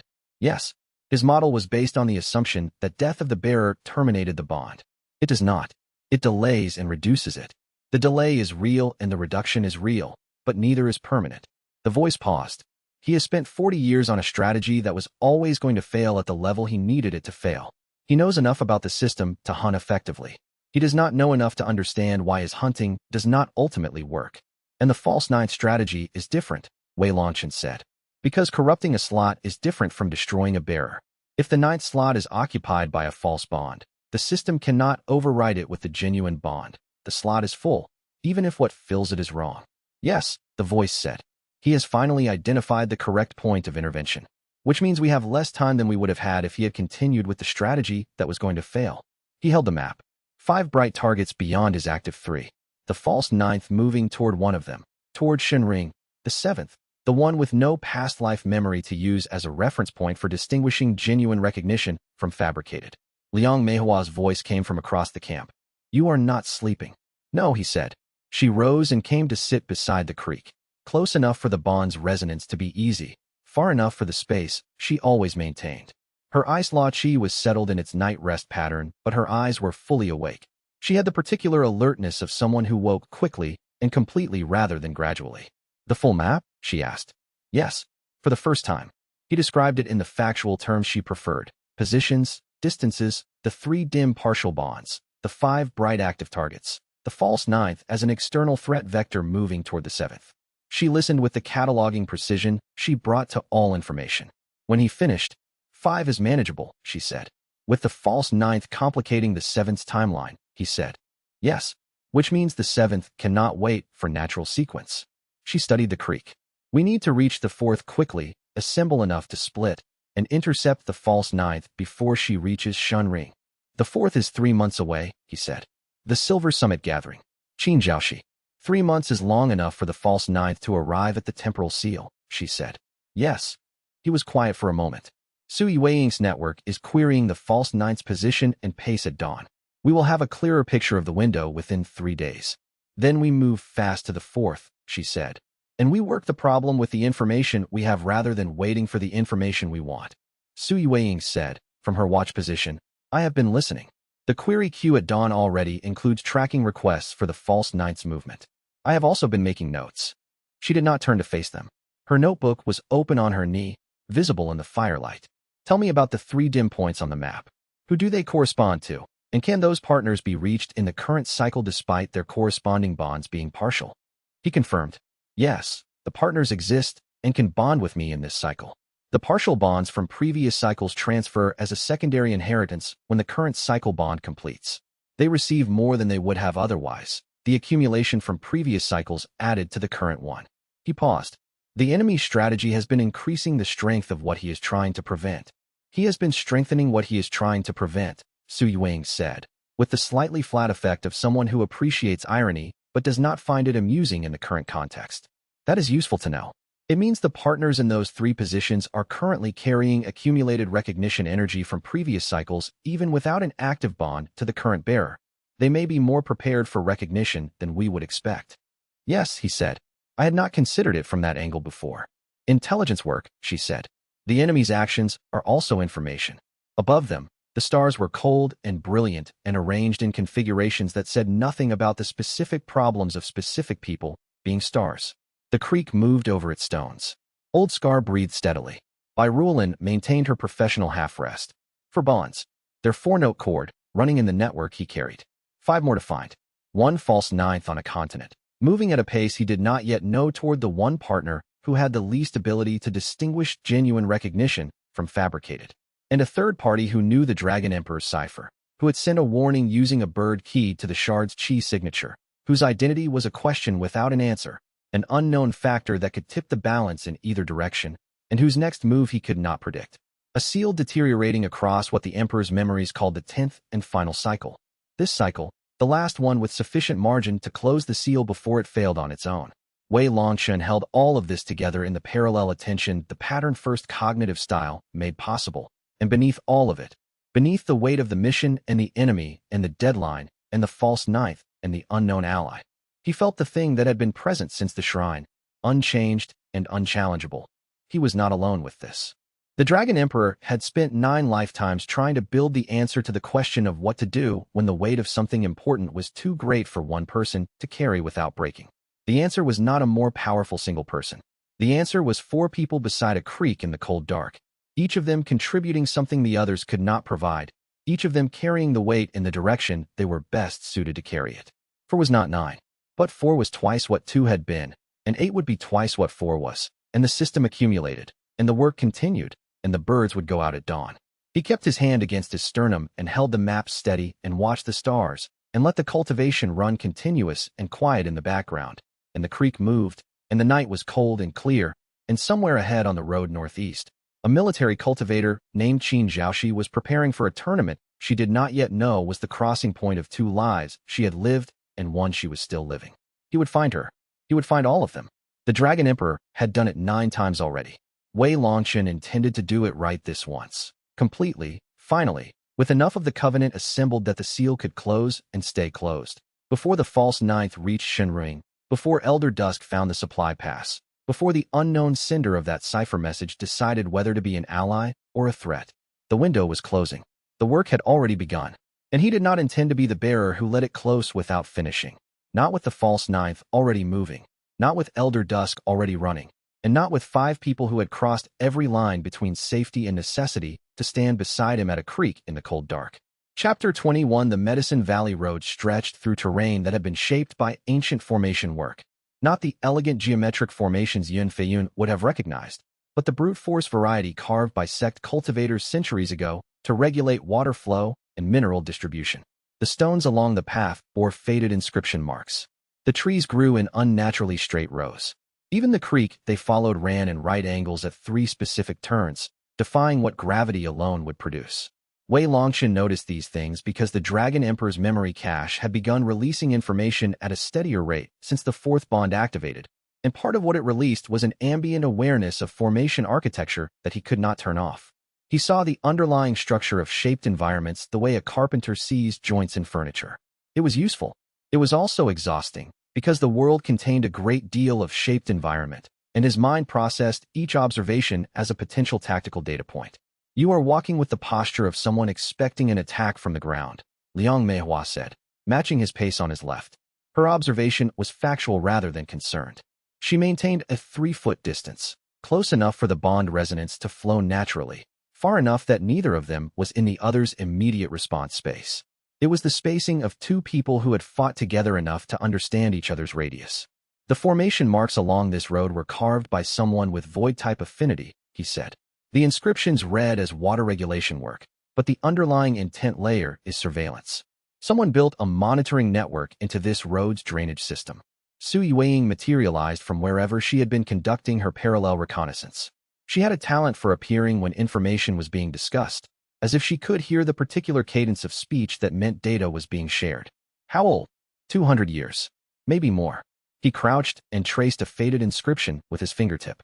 The Dragon Emperor's memory supplied context without prompting. Formation surveillance networks of this type were common in the era before the current sect structure solidified, when regional powers monitored territory through infrastructure rather than patrols. It may be dormant. It may not be dormant, Su Yueying said, with the emphasis of someone who planned based on worst cases. Void Fracture Sect specializes in reactivating pre-existing surveillance networks.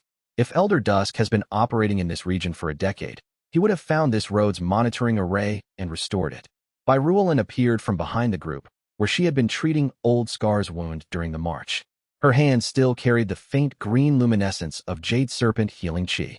Old Scar's wound is stable, but the void-type contamination is not responding to standard purification. Whatever technique Elder Dusk used in Silver Cloud City left a signature that is actively resisting removal. How long before it becomes a tracking concern? Wei Longchen asked. It is already a tracking concern. Ruolin's voice carried the measured precision of someone delivering a medical assessment she had confirmed twice before speaking. The contamination emits a faint void-type pulse every 6 hours. I have been suppressing it manually. The suppression costs me cultivation energy that I would prefer to allocate elsewhere. The problem layered onto the existing problems. They were traveling toward the Verdant Cloud Sect's Medicine Valley to find the 3rd Covenant partner, Ruolin. Except Ruolin was already with them, her bond already active. Wei Longchen caught himself mid-thought. The outline of action he had constructed at the creek was already out of date. The 3rd bond was complete. The next target was the 4th, Qin Zhaoxi, at the Silver Summit Gathering, 3 months north. 3 months was a long time to travel with a wound that pulsed every 6 hours like a beacon. Options, he said. Su Yueying answered first, because she had been running options since Ruolin's initial assessment 3 hours ago, and had simply been waiting for someone to ask. 3. First, find a healer with sufficient void-type experience to purge the contamination entirely. The nearest candidate is the Medicine Hall Elder at Verdant Cloud Sect, but we have reasons to avoid Verdant Cloud. Elder Zhao was the mole, Liang Meihua said. His removal does not guarantee the sect is clean. Agreed. Second option. Wei Longchen develops a permanent suppression technique rather than a manual one, reducing the energy cost to sustainable levels. This requires research time and materials she does not currently have. I would need access to a well-stocked cultivation pharmacy, Wei Longchen confirmed. 3 days of work, minimum. The materials are not rare, but they are specific. Third option, Su Yueying said. We remove Old Scar from the group temporarily. He travels separately, rejoining us at the Silver Summit gathering. The Void Pulse tracks him rather than us. Old Scar had been walking in silence at the rear of the group, his jaw set against the wound's persistent ache. He spoke now with the gravel-voiced practicality of someone who had been a veteran of difficult situations before Wei Longchen was born. The third option is the correct one. No, Wei Longchen said. Boy. Old Scar stopped walking. The others stopped with him, because the group had developed the unconscious coordination of people who moved as a unit. I am the tactical liability. A beacon that pulses every 6 hours is not a companion. It is an anchor. You have 3 months of travel through territory that Elder Dusk's network covers. Every 6 hours, they receive confirmation of your general position. Remove me, and they lose the signal. We find another way, Wei Longchen said. The other ways cost time and resources that should be directed toward the fourth bond. Old Scar's expression was the expression of a man who had been making these calculations for longer than Wei Longchen had been alive. I am not a covenant partner. I am a retainer. Retainers are support elements. Support elements that become liabilities are rotated out of the primary mission until the liability is resolved. You are not a liability. I am a beacon that cannot be silenced by anyone present. That is the definition of a liability in an evasion scenario. He looked at Wei Longchen. Tell him I am right. Wei Longchen did not answer immediately. She was examining the problem from her professional stance, the healer's perspective, which weighted decisions differently from the intelligence operative's perspective or the soldier's perspective. You are right about the beacon. You are wrong about the timeline. I believe I can develop a permanent suppression within 6 days rather than 3, using field-available materials instead of pharmacy stock. The quality will be lower, but the function will be adequate. 6 days is 6 days of pulsing, Old Scar said. 6 days during which we do not have to move. She gestured at the ancient formation road around them. If the surveillance network is dormant, this area provides concealment through terrain. If it is active, we are already detected regardless. In either case, 6 days of stationary work costs less than 3 months of compensating for your absence. The group stood on the formation road, 5 people debating the weight of a wound that had been inflicted not to kill Old Scar, but to mark him, not to damage the group, but to anchor it. Not as an attack, but as an ongoing cost. The kind of strategic injury that Elder Dusk specialized in, the kind that converted a brief encounter into a long-term drain on the target's resources. Wei Longchen felt the Dragon Emperor's memory stir, a flash of recognition. In the third lifetime, Shun Talong's retainer had been wounded in an identical fashion by a predecessor of Elder Dusk's technique, a void mark that pulsed at intervals, designed to force the bearer's group into a choice between abandoning the marked member or accepting continuous exposure. The Emperor had found a solution. It had cost him something. There is a fourth option, Wei Longchen said. I can absorb the contamination into the Dragon Core shard. The silence was specific.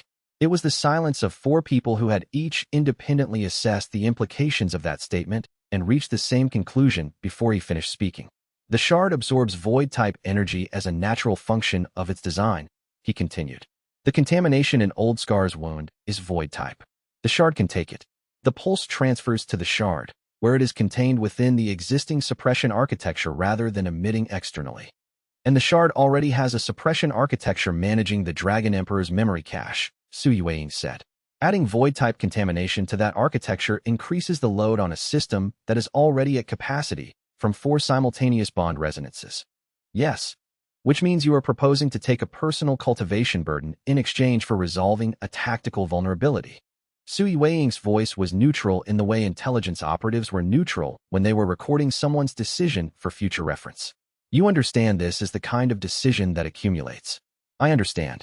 Old Scar watched him with the expression of a man watching a pattern repeat, a pattern he had seen before, in a face that was not the same face, but carried the same posture of quiet determination that converted other people's problems into personal weight. Shin Talong did the same thing, Old Scar said. In the third lifetime, he absorbed a void mark from his retainer. The mark stayed in his cultivation base for 7 years. Did it interfere with his advancement? Wei Longchen asked. No, it interfered with his sleep. Old Scar paused. He had nightmares of the void for 7 years. He did not tell anyone. I am telling you now, Wei Longchen said. By rule, can you monitor the absorption and intervene if it destabilizes? Yes. She was already adjusting her healing chi for void-type interaction. If the contamination exceeds what the shard's suppression can contain, I will draw it back into Old Scar's wound, where it is at least a known quantity. Wei Longchen knelt beside Old Scar and placed his palm over the wound. The void contamination was a cold thread woven through the damaged tissue, dark and precise. The work of a cultivator who understood exactly how much damage to leave behind for maximum strategic value. He reached for the Dragon Core shard's absorption function, the same mechanism that processed the Emperor's memory releases into structured cultivation energy rather than raw information floods. The contamination resisted for 3 seconds, then yielded. It flowed from Old Scar's wound into Wei Longchen's hand, up his meridians, and settled into the shard like a dark note added to an existing chord. The shard's suppression architecture adjusted. The load increased. Old Scar exhaled. The wound's persistent ache, which had been a constant since Silver Cloud City, dropped to the baseline ache of healing tissue rather than corrupted tissue. He looked at his own hand, flexing the fingers. 7 years of nightmares. We will deal with that when it arrives, Wei Longchen said. Can you walk? I have been walking. Now I can walk faster. He stood straighter. The absence of the void pulse was visible in his posture. The subtle tension that constant pain produces draining from his shoulders and spine in a way that made him look 5 years younger. Then we walk north, Wei Longchen said. 3 months to the Silver Summit. Sui Weiing, I need a route that avoids the surveillance road's monitoring zone and reaches Northern Territory through terrain Elder Dusk's network covers least. Sui Weiing produced a map. She had already marked 3 candidate routes, because she had been running route analysis since they left Silver Cloud City, maintaining 3 contingency paths at all times, updating each as new information arrived. The intelligence operative's mind, always 3 steps ahead, always carrying the weight of options she hoped would not be needed. They left the formation road within the hour. Behind them, the ancient surveillance inscriptions continued their dormant vigil, or their active reporting, depending on who maintained them and how recently. Ahead, the terrain shifted from sculpted lowland to the rough, unpatrolled hill country that separated the eastern provinces from the Iron Banner Legion's northern territories. 3 months of travel. 1 military tournament at the end of it. A soldier named Qin Zhaoxi who did not know she had lived before. And somewhere behind all of it, Elder Dusk's smile.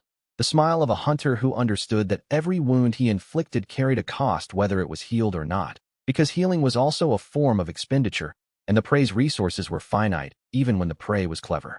The void contamination settled into the Dragon Core shard and began the process of becoming a familiar weight, the way all burdens become familiar when they are carried long enough. Wei Longchen walked north and did not sleep well that night, or the night after, or the night after that. Chapter 22. The Verdant Cloud Sect's outer territories extended further than their official boundary markers indicated, a common practice among sects that wanted plausible deniability when their disciples operated outside sanctioned patrol zones. Wei Longchen's group skirted the boundary by 40 li, moving through hill country that the sect's patrols considered too rough for regular coverage. It was during this transit that Sui Weiing delivered her intelligence assessment on their enemy's organizational structure, using the clinical precision she brought to all analytical work. Void Fracture Sect operates on a cell system, she said, walking beside Wei Longchen while the others maintained their standard formation, Liang Meihua forward, Old Scar rear, by Ruland center. Each cell operates independently with limited knowledge of the others. Elder Dusk commands the Dragon Shard hunting operation directly. Wen Jiolong, the Pale Architect, manages strategic positioning and long-term planning. They report separately to Xuan Moyan. This means disrupting one cell does not compromise the other, which is why killing Elder Zhao at Verdant Cloud did not stop the hunters at Silver Cloud, Wei Longchen said. Elder Zhao was a surveillance asset in Wen Jiolong's cell, not Elder Dusk's. Elder Dusk arrived at Silver Cloud independently, following his own tracking methodology. She paused, then added with the directness she used when presenting information she considered important. There is a third cell we have not encountered yet. The intelligence suggests Wen Jiolong manages a strategic operations group that operates at a layer above the hunters and the moles. This group's purpose is not to find you or fight you. It is to shape the environment around you, manipulating regional politics, economic conditions, and information flows to limit your options before you know they have been limited. What kind of shaping? The Silver Summit Gathering. Sui Weiing produced a small notebook from her robe, the same notebook she maintained continuously, writing in a cipher of her own design that even the Dragon Emperor's memory could not parse.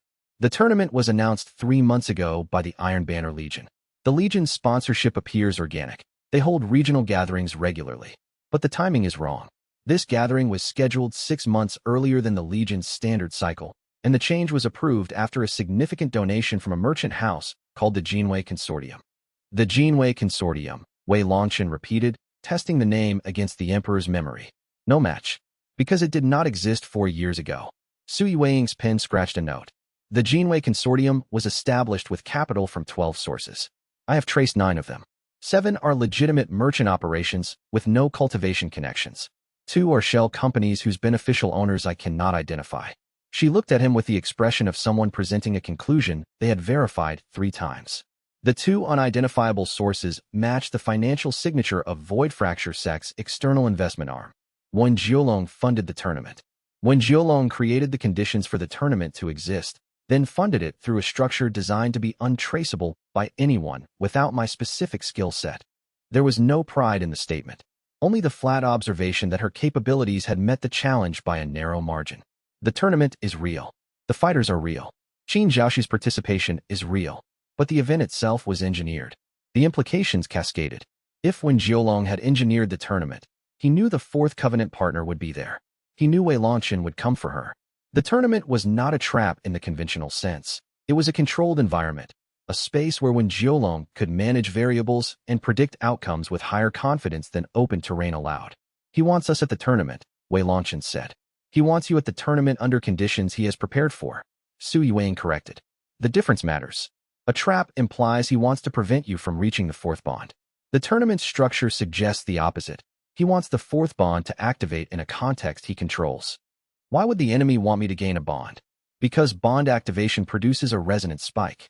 A resonance spike under controlled conditions gives him data, specifically, the harmonic frequency of the fourth bond, which he can use to calibrate his tracking instruments for the subsequent bonds.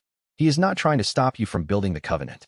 He is trying to map the covenant's frequency signature so that each subsequent bond becomes easier to track. Wei Longchen stopped walking. The group stopped with him. He is using us as his instrumentation, he said. Su Yueying nodded once. The hunter's methodology. Do not prevent the prey from moving. Observe the prey's movement and extract the data needed to predict where the prey will move next. Liang Meihua, who had been listening from her forward position, turned back. Her expression was the controlled composure she maintained when processing information that required a change in tactical assumptions. Then we should not go to the tournament. We should go to the tournament, Su Yueying said, because Qin Zhaoxi is there, and the fourth bond is a strategic necessity. But we should go prepared for the fact that our enemy is watching, and we should give him data that is accurate enough to satisfy his instruments while being wrong enough to compromise his subsequent predictions. You want to feed him false frequencies, Wei Longchen said. I want to control what he learns from watching us. Su Yueying closed her notebook. Every intelligence operation works in both directions. He watches us. We know he is watching. The question is not whether he gains information. It is whether the information he gains is the information we chose to give him. It was the kind of strategic thinking that the Dragon Emperor's memory recognized, not from a covenant partner, but from a spy master. The Shadow Crane companion's past life role had been exactly this. Managing the flow of information between the Emperor's network and his enemies, ensuring that what the enemy learned was what the Emperor wanted them to learn. Su Yueying was not remembering her past life's techniques. She was arriving at the same conclusions independently, through the same analytical framework, because the soul that had been a spy master across multiple lifetimes naturally rebuilt the spy master's approach to problems regardless of whether it remembered doing so before.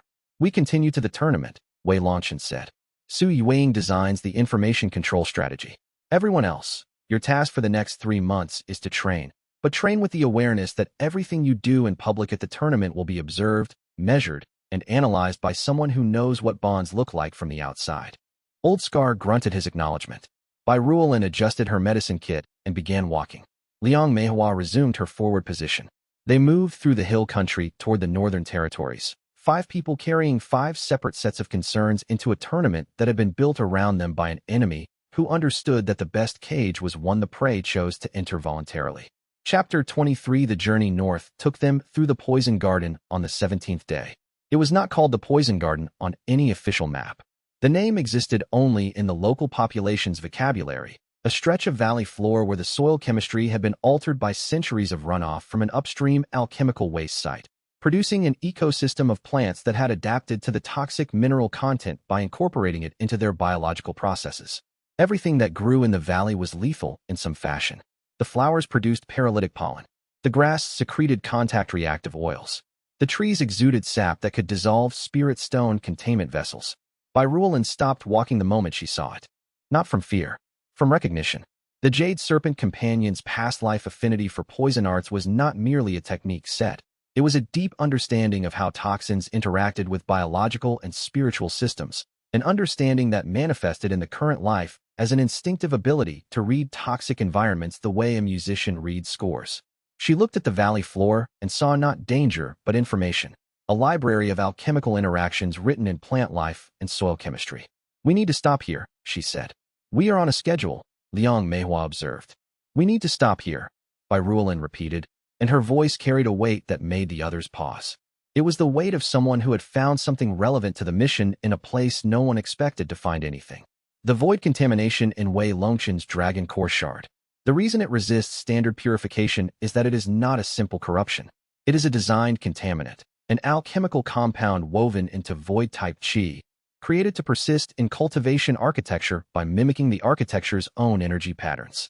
I could not identify the compound from the wound alone because I had no reference samples. She pointed at a cluster of dark-leaved plants growing along the valley's drainage channel. Those are nightwell ferns. They grow exclusively in soil that contains the mineral compound used as the base ingredient in the void contamination formula. This valley is not a random toxic zone. It is, or was, a cultivation alchemist's experimental garden. Someone grew the precursor ingredients for Elder Dusk's contamination technique here. The implications rearranged themselves. If the precursor ingredients grew here, the counteragent could potentially be derived from the same source. "How long?" Wei Longchen asked.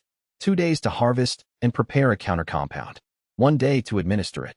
She was already calculating, her eyes moving across the valley's plant populations with the systematic scanning of someone inventorying a pharmacy. The compound will not eliminate the contamination entirely. The shard suppression architecture has already integrated it too deeply for simple removal. But it will neutralize the active void pulse component, reducing the contamination to inert residue that costs you nothing to carry. "Nightmares?" he asked. She hesitated. The healer's honesty. The nightmares are a function of the void-type contamination interacting with your subconscious processing during sleep. If the active component is neutralized, the nightmares should diminish. I cannot guarantee they will stop. 2 days. They had 3 months. 2 days was a reasonable expenditure for resolving an ongoing vulnerability. "We stop," Wei Longchen said. "Byrulen works. The rest of us train and maintain security." The next 2 days established a pattern that would recur throughout the journey north. Byrulen working with focused intensity while the others trained, maintained camp security, and managed the continuous background tasks of a group traveling through hostile territory. She harvested by moonlight, when the nightwell fern's mineral content was at its peak concentration. She processed by firelight, using tools she had carried from the Medicine Valley. A mortar carved from spirit-resistant stone, a set of jade-tipped preparation needles, 3 containment vessels lined with formation-inscribed copper. Her hands moved with the particular confidence of deep expertise, fast when speed served the process, patient when patience was required, never hesitant. Old Scar watched her work on the second night. He sat at a distance that did not interfere with her concentration, holding the posture of someone who was guarding without being asked to guard. "You remind me of someone," he said, during a pause in her preparation cycle. "The previous incarnation," she said, without looking up. "Not her. You. The way you work, the same precision, but warmer." She was clinical. "You are careful. There is a difference." Byrulen did not respond to the compliment directly. She adjusted the temperature of the preparation vessel by 1/2 degree and continued working. But the bond resonance between her and Wei Longchen carried a faint warmth that had not been there before Old Scar spoke. The resonance reflecting an emotional state she did not express verbally, transmitted through the network in the way that feelings traveled between bonded cultivators. Without words, without permission, without the option of concealment. Wei Longchen felt it from across the camp and said nothing. There were things the Covenant carried that were not meant to be spoken aloud. On the 3rd morning, Byrulen administered the counter-compound. It involved Wei Longchen sitting cross-legged while she fed a thin thread of jade serpent healing qi through his meridians to the dragon core shard, carrying the compound along the qi pathway like medicine delivered through a needle. The compound made contact with the void contamination and reacted with a sound that was not audible in the physical sense, but was perceptible to everyone with a bond connection, a discordant note resolving into silence. The void pulse stopped. Wei Longchen breathed. For 3 weeks, the pulse had been a background rhythm in his cultivation base, 6-hour intervals, each one a tiny flare of void energy that the shard's suppression architecture had to process and contain. Its absence was notable the way silence is notable after persistent noise, not an event but the removal of an ongoing irritant. The inert residue will remain, Wei Longchen said. Consider it a scar. It will not interfere with your cultivation or produce external emissions. It will sit in the shard and do nothing. Acceptable, he said. She began packing her tools. The Nightwell Fern compound has a secondary application. I can prepare additional doses that counteract void-type contamination in general, not just Elder Dusk specific technique. If we encounter void-type attacks again, and we will, having a field-deployable counteragent reduces our vulnerability. How many doses? 12, from the material I harvested. Each dose neutralizes 1 instance of void contamination in 1 cultivator. I recommend we carry them as standard equipment. Do it. She did it. By noon, 12 small jade vials sat in the medical kit alongside the standard healing compounds, each one containing a dose of concentrated counteragent derived from the toxic garden of an unnamed alchemist who had, centuries ago, grown the precursor ingredients for a technique that would eventually be used against the Dragon Emperor's heir by an agent of the man who shattered the Emperor's soul. The irony was not lost on Su Yueying, who recorded it in her notebook alongside the tactical assessment. They left the poison garden and continued north. Behind them, the Nightwell ferns continued growing in their toxic soil, indifferent to the cultivators who had come and gone, producing the same compounds they had produced for centuries. Compounds that could be used to harm or to heal, depending on who harvested them and what they understood about the relationship between poison and medicine, which was, as Wei Longchen had observed during her 2nd year of training at Verdant Cloud Sect, not a relationship of opposition but of dosage. Chapter 24. The suppression brand burned. Not in the way that fire burns. In the way that a spiritual constraint reacts to external interference, which is a heat that originates inside the meridians rather than on the skin and radiates inward rather than outward. Wei Longchen had felt spiritual burns before, during the Dragon Core Shard's initial activation in the forest after his father's caravan was destroyed. This was different. This was the shard responding to a detection scan. Someone is probing, he said, stopping mid-stride on the mountain trail. The group halted with the immediate coordination of 5 people who had been traveling and training together for 23 days. Liang Meihua extended her ice sense, a sphere of cold air detection that registered chi signatures within a 200-meter radius. Su Yueying went still, shifting her awareness to the shadow law detection mode that let her read concealment techniques from their edges. Old Scar drew his short blade, the blade of a street fighter, not a cultivator, chosen for speed at close quarters rather than spiritual enhancement. Wei Longchen's hands dropped to her medicine kit. Direction? Liang Meihua asked. Below. Wei Longchen pressed his palm to the ground. The probe was coming from beneath the trail, a formation-embedded detection array, similar to the surveillance road they had avoided 3 weeks ago, but more sophisticated. More recent. The formation is active, and it is querying specific frequencies. Dragon Law type. It is looking for the shard. How far are we from Verdant Cloud Sect's territory? Su Yueying asked. 12 li. We are outside their official boundary. Official boundary, she said, with the particular emphasis she placed on words that meant less than they appeared to mean. Elder Zhao was Void Fracture Sect's mole inside Verdant Cloud. His death would have triggered a review of his activities. If Verdant Cloud discovered his surveillance installations, they might have expanded them, or Void Fracture Sect might have installed replacements before the review was complete. The probe intensified. The Dragon Core Shard's suppression architecture, already processing the void contamination residue Wei Longchen had neutralized, was now managing an additional load. The probe's query signal, which demanded a response from anything carrying Dragon Law energy. The shard's default response was suppression, concealing its output, presenting a blank signature. But 4 active bonds generated a baseline resonance that the suppression could reduce but not eliminate. We need to move past this quickly, Wei Longchen said. If the array reports our position, whatever cell is monitoring it will dispatch a response team. Or it reports to no one, Old Scar said. Dead formation, active query, no receiver. Half the surveillance networks in this region are orphaned, built by cultivators who died or moved on, still functioning because formation work outlasts its makers. Can you tell the difference? Wei Longchen asked. Not from the surface. Old Scar sheathed his blade and knelt, pressing his ear to the ground with the posture of someone who had done this before, in previous lives, and in this one. He listened with his body rather than his chi, a technique that predated formal cultivation, the retainer's art of reading environments through physical rather than spiritual senses. The formation is drawing power from a chi stone reservoir beneath us. The reservoir's output is steady, which means it has been maintained. Someone replenished the stones recently enough that the draw rate has not degraded. He stood. Active formation, active maintenance, active receiver somewhere. Then we move fast, Wei Longchen said. They moved fast. The mountain trail gave way to ridgeline terrain where the formation array's coverage thinned. High ground was more expensive to monitor than valley floor, because the chi stone cost scaled with altitude. They covered 6 li at a pace that burned cultivation energy, but gained distance from the detection zone. It was during this sprint that the Dragon Emperor's memory released a fragment Wei Longchen was not expecting. The flash came without warning, a characteristic of the shard's behavior when the memory's content was emotionally charged rather than merely informational. He stumbled, catching himself against a boulder, and the world replaced itself with a scene from the Emperor's 5th lifetime.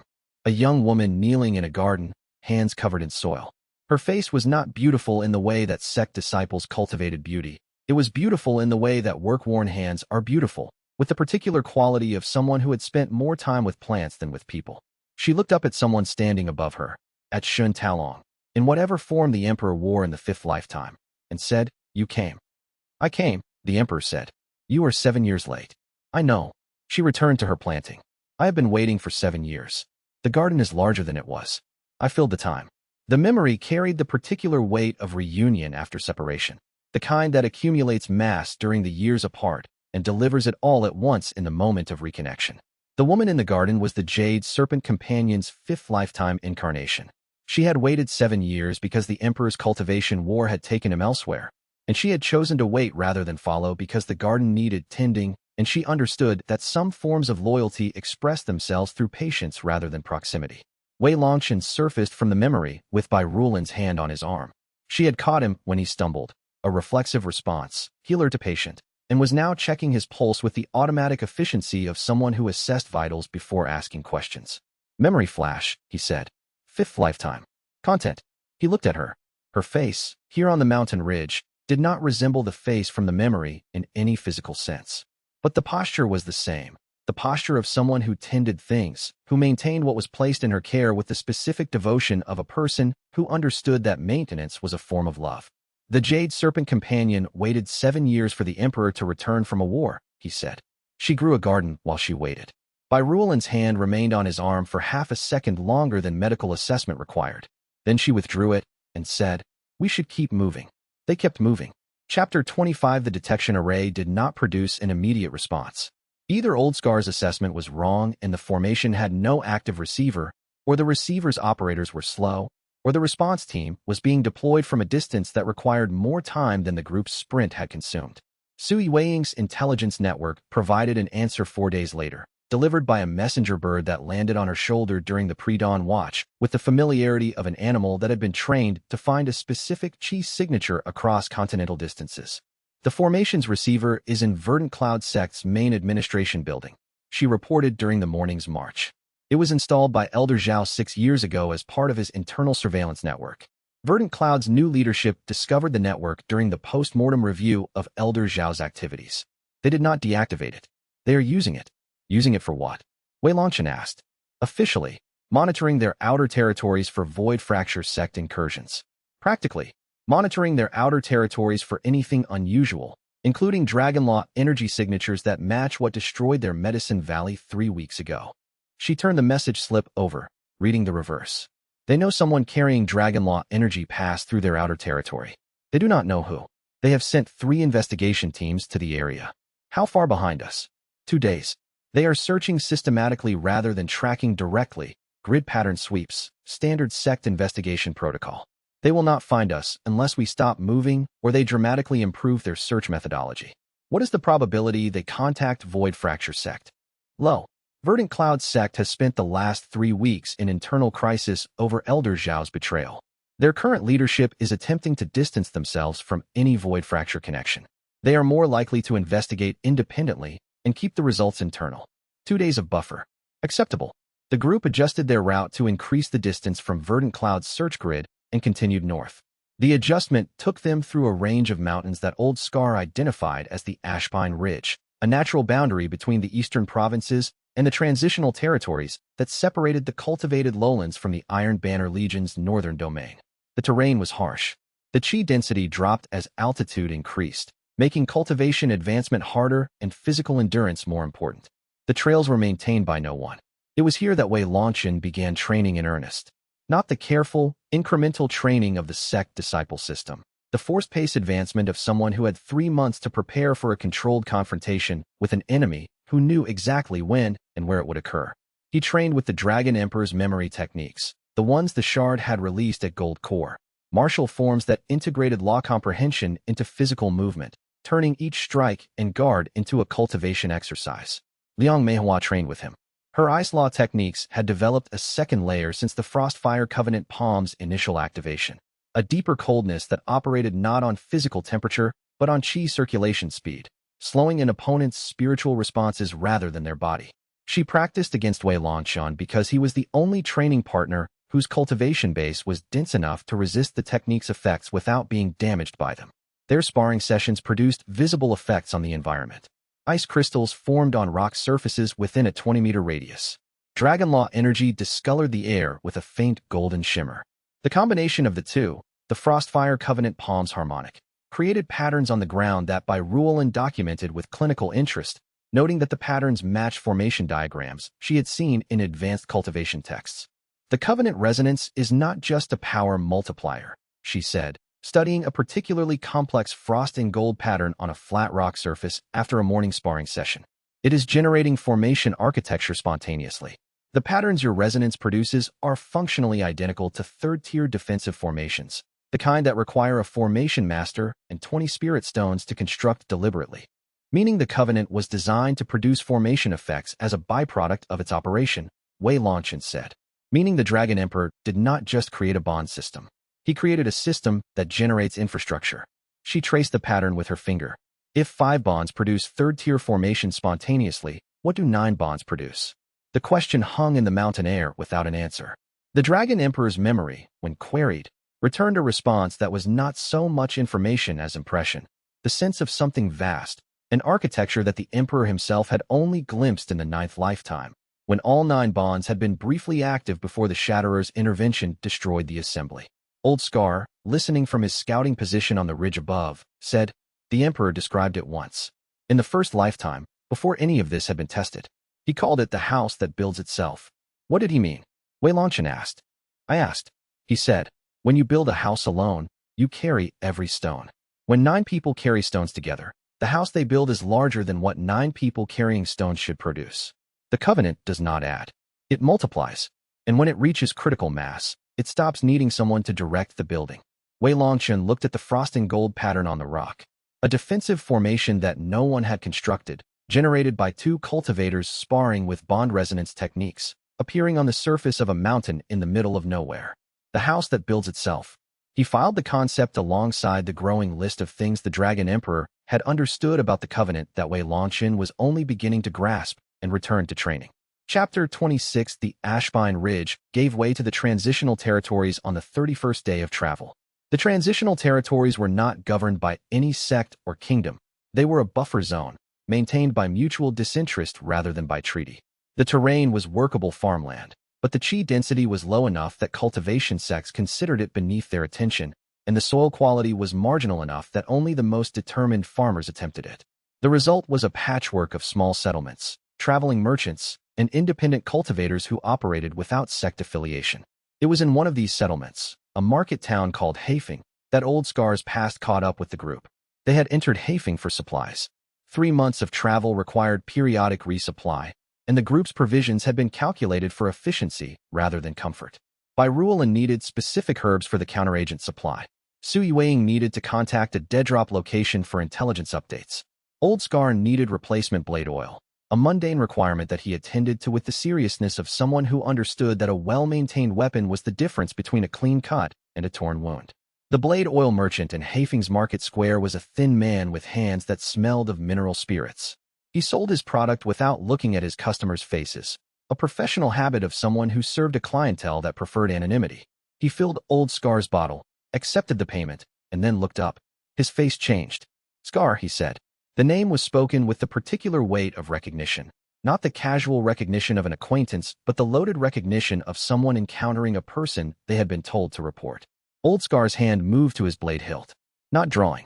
Positioning. Lin Fei. It has been 8 years. The merchant's eyes moved across Old Scar's face, reading the changes that 8 years had written there. You look older. I am older. So are you. The Pale Architects Network pays a standing bounty for confirmed sightings of you. Lin Fei's voice was low, a conversation conducted at a volume that carried to the 2 people involved and no further. Has paid for 12 years. The bounty increased last month. How much? Enough that I would be comfortable for 3 years. Lin Fei's hands continued wiping the bottle he had just filled, the repetitive motion of someone processing a decision. I have not reported you. Yet, Old Scar said. Yet. The merchant set the bottle down. You are traveling with 4 others. Young. 2 women with unusual chi signatures. 1 young man whose presence makes the hairs on the back of my neck stand up in a way I have not felt since the last time I was near a dragon-type artifact. Old Scar said nothing. The standing bounty instruction says to report sightings and await contact from a handler. The handler will arrive within 48 hours. The reporter is instructed not to engage, not to follow, and not to interfere. Lin Fei's eyes were steady. I have not reported you. But I am not the only person in this market who knows your face, Scar. The Pale Architects Network is wide. If I recognized you, others may have as well. How many others? In Hafing specifically? I know of 2 more. One is a tea house owner on the East Road. One is a stable hand at the northern gate. He paused. There may be others I do not know about. The network compartmentalizes. I only know my own contacts and the contacts who were active when I was recruited. Wei Longchen materialized beside Old Scar with the quiet arrival of someone who had been listening from 10 meters away with cultivation-enhanced hearing. When were you recruited? Lin Fei assessed the young man standing beside Old Scar. His merchant's instincts, the instincts of someone who evaluated people as potential customers, potential threats, and potential sources of information in the same glance, registered something that made him take a small step back. 12 years ago, I was in debt. A man in a white robe offered to clear the debt in exchange for occasional reporting on specific faces. I agreed. I have reported sightings of 3 people over 12 years. The first 2 were found and collected by the handler within a week of my report. Collected, Old Scar repeated. Collected is the word I use because I do not know what happened to them after the handler arrived. I suspect I know. I choose not to confirm the suspicion. Lin Fei's hands stopped wiping the bottle. I have not reported you because of the 3 years I worked with you before the network recruited me. You saved my nephew from a spirit beast attack outside Greenwater Province. You did not have to. You did it because the boy was 12 and you were present. That is worth more than 3 years of comfort. The silence in the market stall was the silence of a moral calculation being completed, the kind of calculation that happened between people who had shared history and now stood on opposite sides of an equation that neither of them had designed. We are leaving Hafing within the hour, Wei Longchen said. Will you report after we leave? Lin Fei looked at him. Who are you? The person the Pale Architect is looking for. The merchant's face went through 3 expressions in 2 seconds. Recognition of the statement's significance, fear of the implications, and something that resolved into a deliberate calm. Then the bounty on Scar is not the primary concern. No, I will not report. Lin Fei picked up the blade oil bottle and placed it in Old Scar's hand with the deliberate gesture of someone completing a transaction. I have not seen you. I have not seen your companions. I have sold blade oil to a customer whose face I did not look at. They left Hafing within the hour. Sui Weiying's assessment, delivered during the fast march away from the town. The Pale Architects Network is more extensive than my intelligence suggested. If a blade oil merchant in a transitional territory settlement is on the payroll, the coverage in major cities and sect territories must be dense. We should assume that every population center we enter has at least 1 reporting node. Which means we avoid population centers, Liang Meihua said. Which means we manage our exposure in population centers, Su Yuan corrected. Avoidance is conspicuous. A group of 5 cultivators who never enter towns is more notable than a group of 5 cultivators who enter towns normally and leave without incident. The distinction mattered. It was the intelligence operative's understanding of concealment. Visibility was not the enemy. Recognizability was. They continued north, adjusting their resupply strategy to minimize time in settlements while maintaining the appearance of normal travelers. Old Scar modified his appearance, a different coat, a hat that changed the shadow line of his face, the blade worn on the opposite hip. Small changes that disrupted the pattern matching of observers who had been given a physical description 12 years ago. Behind them, in Hafing's market square, Lin Fei closed his stall for the day and went home early. He did not report. He poured himself a cup of tea and sat in his empty kitchen and thought about a nephew who was now 20 and alive because a scarred man with a short blade had been present at the right moment 12 years ago. The mathematics of debts and favors, operating at a scale that bounty systems could not account for. Chapter 27. The third bond's resonance deepened during the mountain crossing. It happened without deliberate effort, a characteristic of the covenant system that distinguished it from standard cultivation partnerships. Standard bonds between cultivators required active maintenance, regular resonance cycling, shared meditation, deliberate energy exchanges. The covenant bonds maintained themselves. They deepened passively, driven by proximity and shared experience, the way roots deepen in soil that is consistently watered. By rule and noticed it first, because the Jade Serpent Companion's past life affinity for healing arts included sensitivity to changes in spiritual architecture. She brought it to Wei Longchen's attention during an evening camp, sitting beside the fire with the professional directness she used for all observations that required his awareness. The Venom Jade resonance has developed a secondary harmonic, she said. It appeared sometime in the last 4 days. I believe the trigger was the void contamination treatment. The act of working with your Dragon Core shard's internal architecture gave the resonance technique a deeper understanding of the shard structure, which allowed the bond to root into a more fundamental layer of the system. What does the secondary harmonic do? I am not certain. The primary harmonic provides mutual healing enhancement and shared poison affinity. The secondary harmonic appears to provide. She paused, searching for the precise term. Structural awareness. I can feel the Dragon Core shard's internal state the way I can feel a patient's pulse. Passively, continuously, without having to probe. Can you feel the other bonds? Not directly. I can feel the points where the other bonds connect to the shard. Their structure, their load, their stability. She looked at him with the measured expression of someone delivering a diagnosis. The first bond, Liang Meihua, is carrying more load than the second or third. It was the first to form, and the shard assigned it the deepest structural position. If the shard is a building, the first bond is the foundation. Is that a problem? Not currently, but it means the first bond is the most vulnerable to targeted disruption. An enemy who understood the shard's architecture could compromise the entire system by attacking the foundational bond rather than the newest one. The tactical implications were clear. Wei Longchen filed them alongside Su Yueying's intelligence on the tournament and Wen Jiolong's environmental shaping. The enemy was not a single threat. It was a layered system of threats, each operating at a different level. Elder Dusk at the tactical level, Wen Jiolong at the strategic level, Shuan Moyan at the existential level. And now the Covenant's own architecture introduced internal vulnerabilities that the enemy might exploit. He brought this to the group during the next morning's march. The Covenant has structural vulnerabilities that correspond to bond formation order, he said. First bond deepest, most load, most vulnerable to targeted attack. This means Liang Meihua's safety is not just a personal concern. It is an architectural concern. If the first bond is disrupted, the entire shard structure is compromised. Liang Meihua received this information with the particular composure she brought to facts that affected her directly.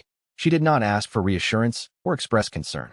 She asked the tactical question, what form would a targeted disruption take? I do not know yet. Bai Rulin is mapping the architecture. Su Yueying, I need your intelligence network to research whether Wen Jiolong's files include information on Covenant bond architecture. If he studied the Dragon Emperor's system, he may understand the structural hierarchy. He has studied it for 3 lifetimes, Su Yueying said. He was the Emperor's ally in the 7th lifetime before his betrayal. He would have had direct access to the Emperor's explanation of the Covenant's internal structure during the period of trust. Then he knows, Wei Longchen said. He knows, she confirmed. The group walked in silence for a time. The particular silence of 5 people who had received a piece of information that changed the shape of the risks they were carrying. Not more risk, exactly, but differently shaped risk. Risk with a target, risk with a name. Old Scar, from his position at the rear, spoke into the silence. The Emperor dealt with the same vulnerability. In the 2nd lifetime, when the first bond was targeted. Do you have that memory? Wei Longchen queried the shard. The memory was there, fragmented, partially degraded by Elder Dusk's memory anchors from the encounter at the safe house. He received pieces, the Emperor's first bond in the 2nd lifetime, a woman whose name the memory had lost, being hunted by a predecessor of Shuemoyan. The Emperor's response was not to shield the first bond, but to restructure the shard's architecture so that the foundational position rotated among the bonds rather than remaining fixed. He rotated the foundation, Wei Longchen said. Can you do the same? Byrulan asked. The technique is partially degraded. I have the concept, but not the implementation. He felt the shard's architecture, the first bond at the base, bearing the most weight, Liang Meihua's ice law qi flowing through the deepest channel. Rotating it would require reconstructing the shard's internal hierarchy, a process that the Emperor had performed with full access to the Covenant's design specifications. Wei Longchen had partial access and 4 bonds where the Emperor had 9. I can attempt it, he said. The risk is that a failed rotation destabilizes all 4 bonds simultaneously. Then we do not attempt it now, Sui Weiing said, with the intelligence operative's preference for preserving options over pursuing partial solutions. We note the vulnerability, we monitor it, and we address it when we have more bonds active and a better understanding of the shard's architecture. Attempting a structural modification with incomplete knowledge is the kind of decision that costs more than it saves. It was the right call. Wei Longchen accepted it with the discipline of someone who was learning, step by step, bond by bond, that carrying responsibility for a system meant knowing when to act and when to wait. They continued north. Chapter 28. 47 days into the journey, they crossed the boundary into Iron Banner Legion territory. The boundary was marked by a stone pillar carved with the Legion's insignia, a horizontal bar of iron crossed by 2 diagonal swords, worn smooth by decades of wind. Beyond the pillar, the terrain changed character. The wild, unmanaged landscape of the transitional territories gave way to a landscape that bore the marks of military cultivation. Roads graded and maintained by formation-enhanced labor, watchtowers positioned at sightline intervals, patrol routes worn into paths by decades of regular passage. The Iron Banner Legion was not a sect. It was a military organization, one of several that maintained the northern frontier of the cultivated world against the spirit beast populations and environmental anomalies of the deep north. Its members were cultivators, but their cultivation was directed toward practical military objectives rather than individual advancement. They trained in unit tactics, formation warfare, and logistical cultivation, the application of qi to supply chains, fortification, and communication rather than to personal combat power. Qin Zhaoxi was one of them. Wei Longchen had been studying her through the Dragon Emperor's memory, the fragments that remained after Elder Dusk's memory anchor attack. The Crimson Hawk companions' past life incarnations shared a consistent profile: military-minded, duty-oriented, tactically gifted, emotionally reserved. She had been the Emperor's war general across multiple lifetimes, the partner whose bond resonance expressed itself as tactical awareness rather than elemental affinity. Where Liang Meihua's bond granted ice law resonance, and Byrulan's granted healing enhancement, Qin Zhaoxi's bond would grant something the Emperor's memory described as the field, an awareness of spatial relationships, troop positions, and tactical variables that functioned like a living battle map. Finding her at the Silver Summit gathering would be straightforward. Making contact without triggering Wen Jiolong's observation apparatus would require Sui Weiying's information control strategy. Here is the plan, Sui Weiying said, presenting her strategy during the group's camp on the first night in Legion territory. She had been developing it for 6 weeks, testing each component against her intelligence network's input, and now she laid it out with the completeness of someone who had accounted for every variable she could identify and had contingencies for the variables she could not. We register for the tournament under names that are plausible, but not our own. Wei Longchen becomes Zhao Wentian, a wandering cultivator from the southern provinces. The registration process requires a demonstration of cultivation at the Foundation Forged level or above. Wei Longchen demonstrates at Gold Core, which is impressive enough to attract attention without being remarkable enough to warrant investigation. My cultivation is at Gold Core Peak, Wei Longchen said. Approaching nascent soul. You demonstrate at mid-Gold Core, she said. Deliberately suppressed. Remarkable fighters attract crowds. Crowds attract observers. Observers report to Wen Jiolong. You want me to fight below my capacity. I want you to fight at a level that is competitive without being conspicuous. Win your matches through technique rather than power. Reach the mid-rounds through skill rather than overwhelming force. The tournament has 300 participants. Winning matches is expected. Winning matches while displaying a chi signature that matches the Dragon Core Shard's output pattern is not. The plan continued for 40 minutes. Each member of the group received a cover identity, a behavioral profile, and a set of rules governing their conduct at the tournament. Old Scar would remain outside the tournament grounds entirely. His face was known to the Pale Architects Network. Byrulan would attend as a wandering healer, offering her services to the tournament's medical tent as a way to access the venue without registering as a competitor. Liang Meihua would register as a competitor under her own name. Her connection to Frost Peak Sect was known, and inventing a false identity for someone whose Ice Law Chi was distinctive would be harder than explaining her presence as a former Frost Peak disciple seeking independent tournament experience. And the fourth bond? Wei Longchen asked. When do we make contact with Qin Zhaoxi? Not during the tournament. After it. Su Yueying closed her notebook. The recognition bond requires proximity and emotional catalyst. A tournament setting is controlled, observed, and full of witnesses. We make contact in the post-tournament period, when the crowd disperses and the observation apparatus relaxes. And if the observation apparatus does not relax, then I will create a situation that forces it to. Her tone carried the flat confidence of someone who had been creating situations for her entire professional life. That is what intelligence operatives do. The plan was solid. The group accepted it with the varying expressions of people whose expertise lay in different domains acknowledging the competence of someone operating within hers. Liang Meihua accepted with a nod.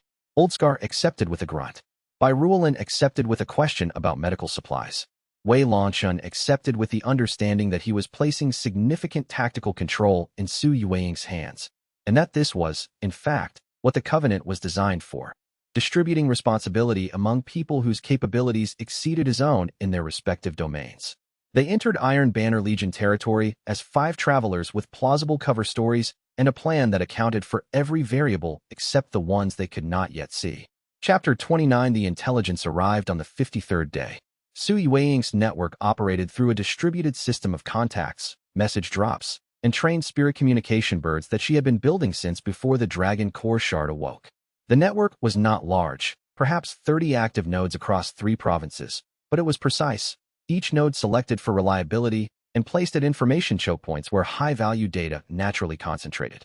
The message that arrived on day 53 came from a node positioned inside a courier service that handled communications between the major sections. It was written in Su Yueying's personal cipher and contained 3 items of intelligence that changed the shape of the mission. She delivered them during the evening meal, her voice carrying the controlled cadence she used when presenting information that she had already processed and whose implications she had already assessed. First, Wen Jiolong, the Pale Architect, has been sighted directing a new hunter team. Not Elder Dusk's team, a separate unit operating at a higher tier. 3 nascent soul cultivators and 8 gold core support. They departed the Void Fracture Sect's main territory 14 days ago, moving northeast at a pace that will bring them to the Silver Summit tournament grounds approximately 6 days after the tournament concludes. 6 days after, Wei Longchen repeated. Not during. Not during. The tournament's observation apparatus is Wen Jiolong's investment. He wants data from it, not disruption of it. The hunter team is the follow-up. Once the data is collected and the 4th bond's frequency is mapped, the team moves in. And the second item? Elder Dusk is being personally dispatched to the tournament.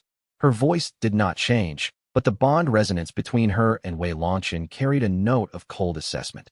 The Spymaster's emotional register for information that was dangerous and actionable simultaneously. He is traveling under civilian cover. His orders, as intercepted by my network, capture Wei Longchen alive and Liang Meihua alive. The other companions are expendable.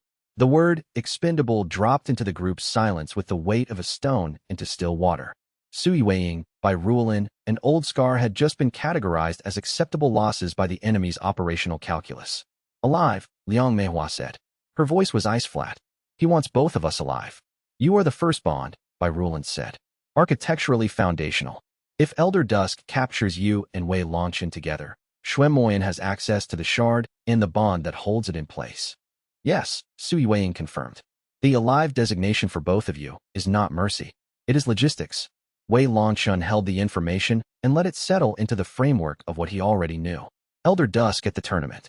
A hunter team arriving 6 days after. When Jiolong's observation apparatus recording everything.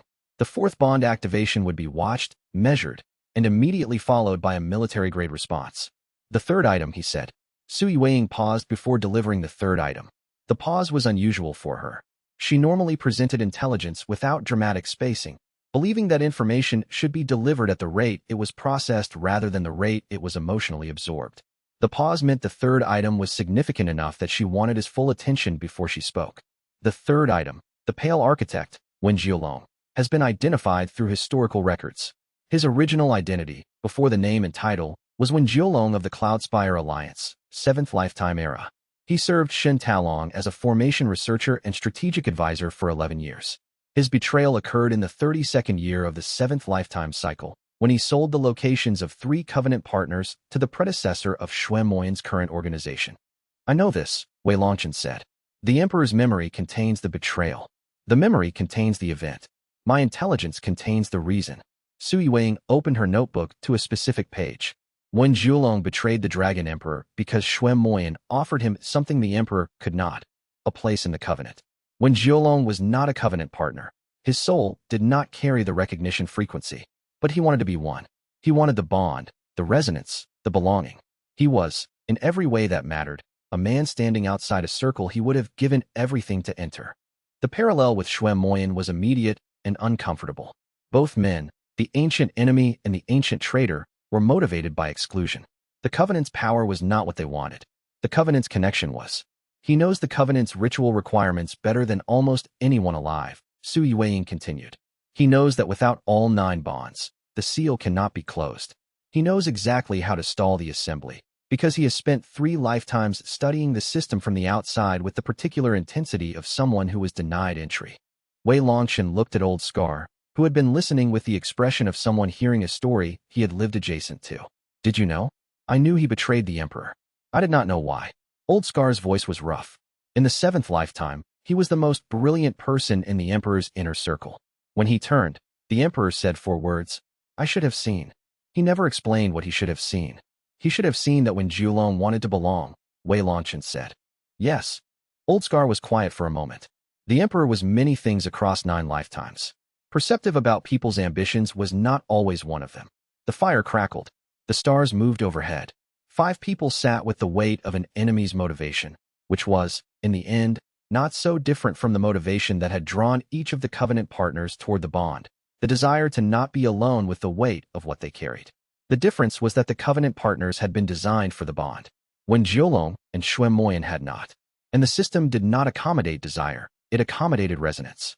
The distinction was the kind of cruelty that no one designed, but that the architecture produced anyway, a door that opened for some souls and not for others, based on criteria that predated the souls that wanted to enter. Wei Longchen held the information and added it to his understanding of the enemy. Not a monster, not a villain in the simple sense. A man who wanted something the system would not give him, and whose response to that denial was to break the system rather than accept the denial. He understood the motivation. He could not afford to sympathize with it. We proceed with the plan, he said. Sui Weiying's information control strategy. Tournament, contact, 4th bond, in that order. Elder Dusk is a known variable. The hunter team is a known variable. Wen Jiolong's motivation is now a known variable. He paused. Known variables are manageable. It is the unknown variables that cost us. Speaking of unknown variables, Sui Weiing said, the cipher message sender from Chapter 20 has not made contact again. Whoever is inside Shui Moyan's court and knows the Dragon Emperor's communication protocols is either waiting or has been discovered, or is playing a longer game than we can see, Old Scar said. Yes, Sui Weiing agreed. Or that. The fire burned. The stars continued their indifferent passage. And somewhere to the north, in a tournament ground that had been built with someone else's money for someone else's purposes, a soldier named Qin Zhaoxi was sharpening a blade she had carried for 3 years without knowing it was the same blade her past life self had sharpened before every battle the Dragon Emperor ever fought. Chapter 30, the nascent soul breakthrough, came on the 59th night. It did not come in the way cultivation breakthroughs typically came, not through deliberate meditation in an isolated space, not through the consumption of advancement pills, not through the structured application of technique toward a predetermined threshold. It came through exhaustion. They had been traveling at forced pace for 3 days to circumvent a Legion checkpoint that Sui Weiying's intelligence flagged as potentially compromised. The detour added 40 li to their route and took them through terrain that demanded constant chi expenditure, loose scree slopes, chi-draining altitude, and a persistent crosswind that carried ambient spiritual noise from a nearby formation anomaly. By the 3rd day, Wei Longchen's cultivation base was running on reserve, the gold core's compressed energy depleted to its lowest operating margin. He sat beside a mountain stream at twilight, intending to rest. The water was cold enough to numb his hands when he cupped it to drink. The stars were beginning to appear. Early stars, the ones that astronomers used for navigation because they were the first visible and the most consistent. The Dragon Emperor's memory stirred. Not a flash, a settling. The memory cache, which had been cycling at a steady rate since the void contamination was neutralized, reached a threshold that aligned with Wei Longchen's depleted state. The depletion was not weakness.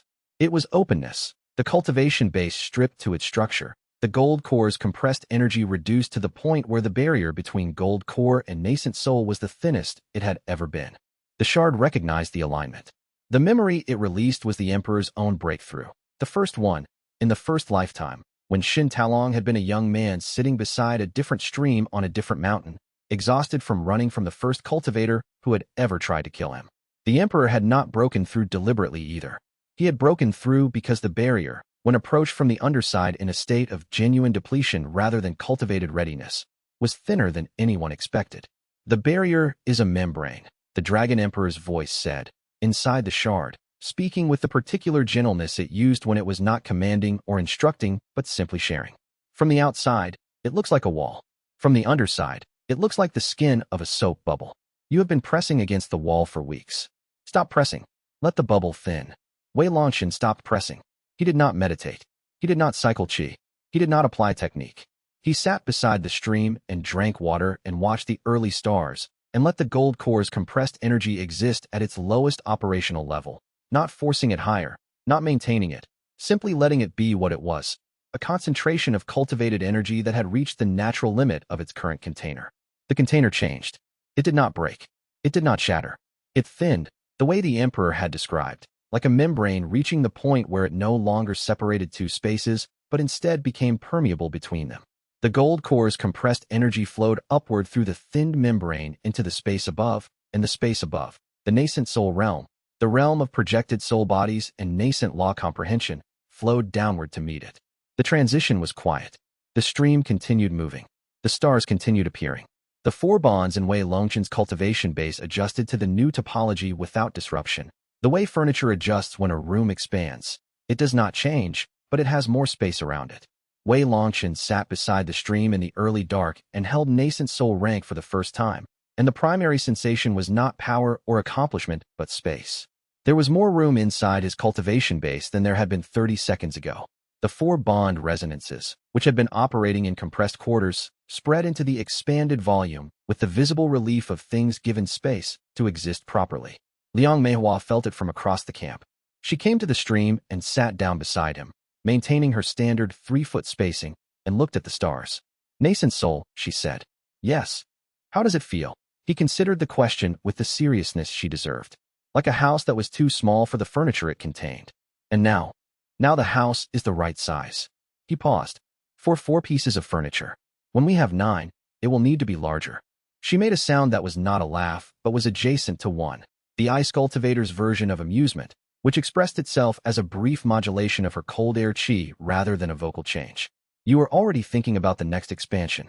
The Dragon Emperor's memory shows that each bond activation increases the required volume. The shard's architecture expands to accommodate, but the expansion is not automatic at the higher ranks.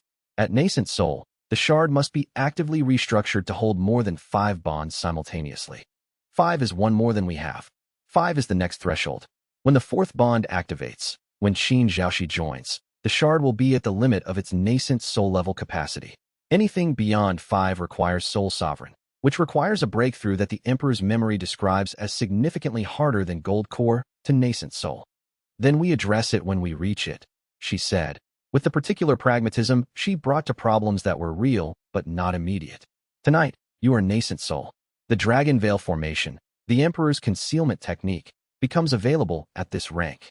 He had been thinking the same thing. The Dragon Veil formation was one of the Emperor's nascent soul techniques, stored in the memory cache and released at the breakthrough. A defensive formation that masked the Covenant's chi signatures from external detection. With the Dragon Veil active, the group could suppress their bond resonance enough to move undetected through territory that Elder Dusk's network monitored. I will deploy it tomorrow, he said. Tonight, the breakthrough needs to stabilize. She stood. Sleep, she said. The void contamination nightmares. Have they been bad? Manageable. She did not press. She returned to the camp, and he sat beside the stream for another hour, holding the new space in his cultivation base and mapping its dimensions with the careful attention of someone learning the shape of a room they would inhabit for the rest of their life. The stream moved. The stars filled in. and across the continent, in locations he could now sense with the expanded awareness that nascent soul provided. 3 of the remaining Covenant partners felt a resonance they could not name, a vibration in something they did not know they carried, a distant note from a chord they were part of without knowing it. Qin Zhaoxi, sharpening her blade in an Iron Banner Legion barracks, paused and looked north for no reason she could identify. Yun Feiyun, arranging formation diagrams in a River City lecture hall, noticed that one of her theoretical models had begun solving itself. And Feng Lihua, meditating in a hidden chamber of the Blazing Sun sect, felt a warmth in her cultivation base that was not fire, something older and more complex, a recognition frequency that she had no framework to explain. None of them knew what it meant. All of them remembered the feeling afterward. Chapter 31, The Dragon Veil Formation, deployed on the 61st morning. Wei Longchen stood at the center of the camp and constructed the formation from the Dragon Emperor's memory, not with formation stones or inscribed arrays, but with pure chi projection, a capability that the nascent soul rank made possible. The technique was elegant in its design. A sphere of interwoven dragon law and ice law and shadow law and jade serpent law frequencies, each bond contributing its specific resonance to a pattern that, when complete, presented a null chi signature to external detection. Not invisible. Null. The distinction mattered. An invisible cultivator still displaced ambient chi, creating a detectable void. A null signature cultivator existed within the ambient chi flow without displacing it, present but indistinguishable from the background. It was the difference between hiding and being part of the landscape. The formation took 20 minutes to construct and stabilized with a faint hum that only the 4 bonded cultivators and Old Scar could perceive. From outside, the group simply ceased to exist in the spiritual detection spectrum. The veil holds as long as we do not use resonance techniques, Wei Longchen said. Bond resonance combat arts produce spikes that the veil cannot absorb. Standard cultivation techniques are fine. Resonance techniques break concealment. How long can you maintain it? Byrulan asked. Continuously, with nascent soul-level reserves. The cost is approximately 5% of my base circulation per hour. Sustainable for days. Then the tournament approach changes, Su Yueying said, already revising her strategy. Under the Dragon Veil, we can enter the Silver Summit grounds without registering a detectable chi signature. The registration process requires a cultivation demonstration, but if you drop the veil for exactly the duration of the demonstration and re-establish it immediately after, the window of exposure is measured in seconds rather than hours. Seconds is enough for a prepared observer, Old Scar cautioned. Seconds is enough for a prepared observer who is watching at the exact moment of the demonstration, Su Yueying corrected. The tournament will have 300 registrations over 2 days. Elder Dusk cannot watch all 300. I will ensure our registration window coincides with a distraction event that draws his attention elsewhere. They traveled the remaining distance to the Silver Summit under the Dragon Veil, moving through Iron Banner Legion territory like ghosts, present, walking on real roads, buying real supplies, but absent from every spiritual detection system the military cultivators maintained. It was during this final leg of the journey that the group's dynamic shifted in a way that none of them planned. Byrulan began training Su Yueying in basic healing arts. The decision arose from a practical assessment. In a group of 5, having only one healer created a single point of failure. If Byrulan was incapacitated during combat, the group had no medical capability. Su Yueying, whose Shadow Law Chi had the precision needed for delicate work, was the best candidate for a secondary healer role. I am not asking you to replace me, Byrulan explained during the first training session. I am asking you to learn enough to stabilize a wound until I can reach it. Basic chi suturing, blood flow regulation, pain management through meridian pressure. Nothing that requires a healer's full toolkit. Su Yueying learned with the speed of someone who absorbed new skills the way her intelligence network absorbed information, methodically, completely, and with an eye toward application rather than theory. Within a week, she could suture a wound with chi thread and manage pain through the 3 primary meridian pressure points. It was field medic level competence, not healer level competence, but it doubled the group's medical resilience. The training sessions had a secondary effect that neither woman planned. They became friends. Not the friendship of the Covenant bond, which was structural and permanent and existed at a level below conscious choice. A different kind of friendship, the kind that forms between 2 competent women who are teaching and learning from each other, built on mutual respect for each other's expertise and the shared experience of being the 2 members of a 5-person group who operated primarily through precision rather than force. Su Yueying's precision was informational. Byrulan's precision was medicinal.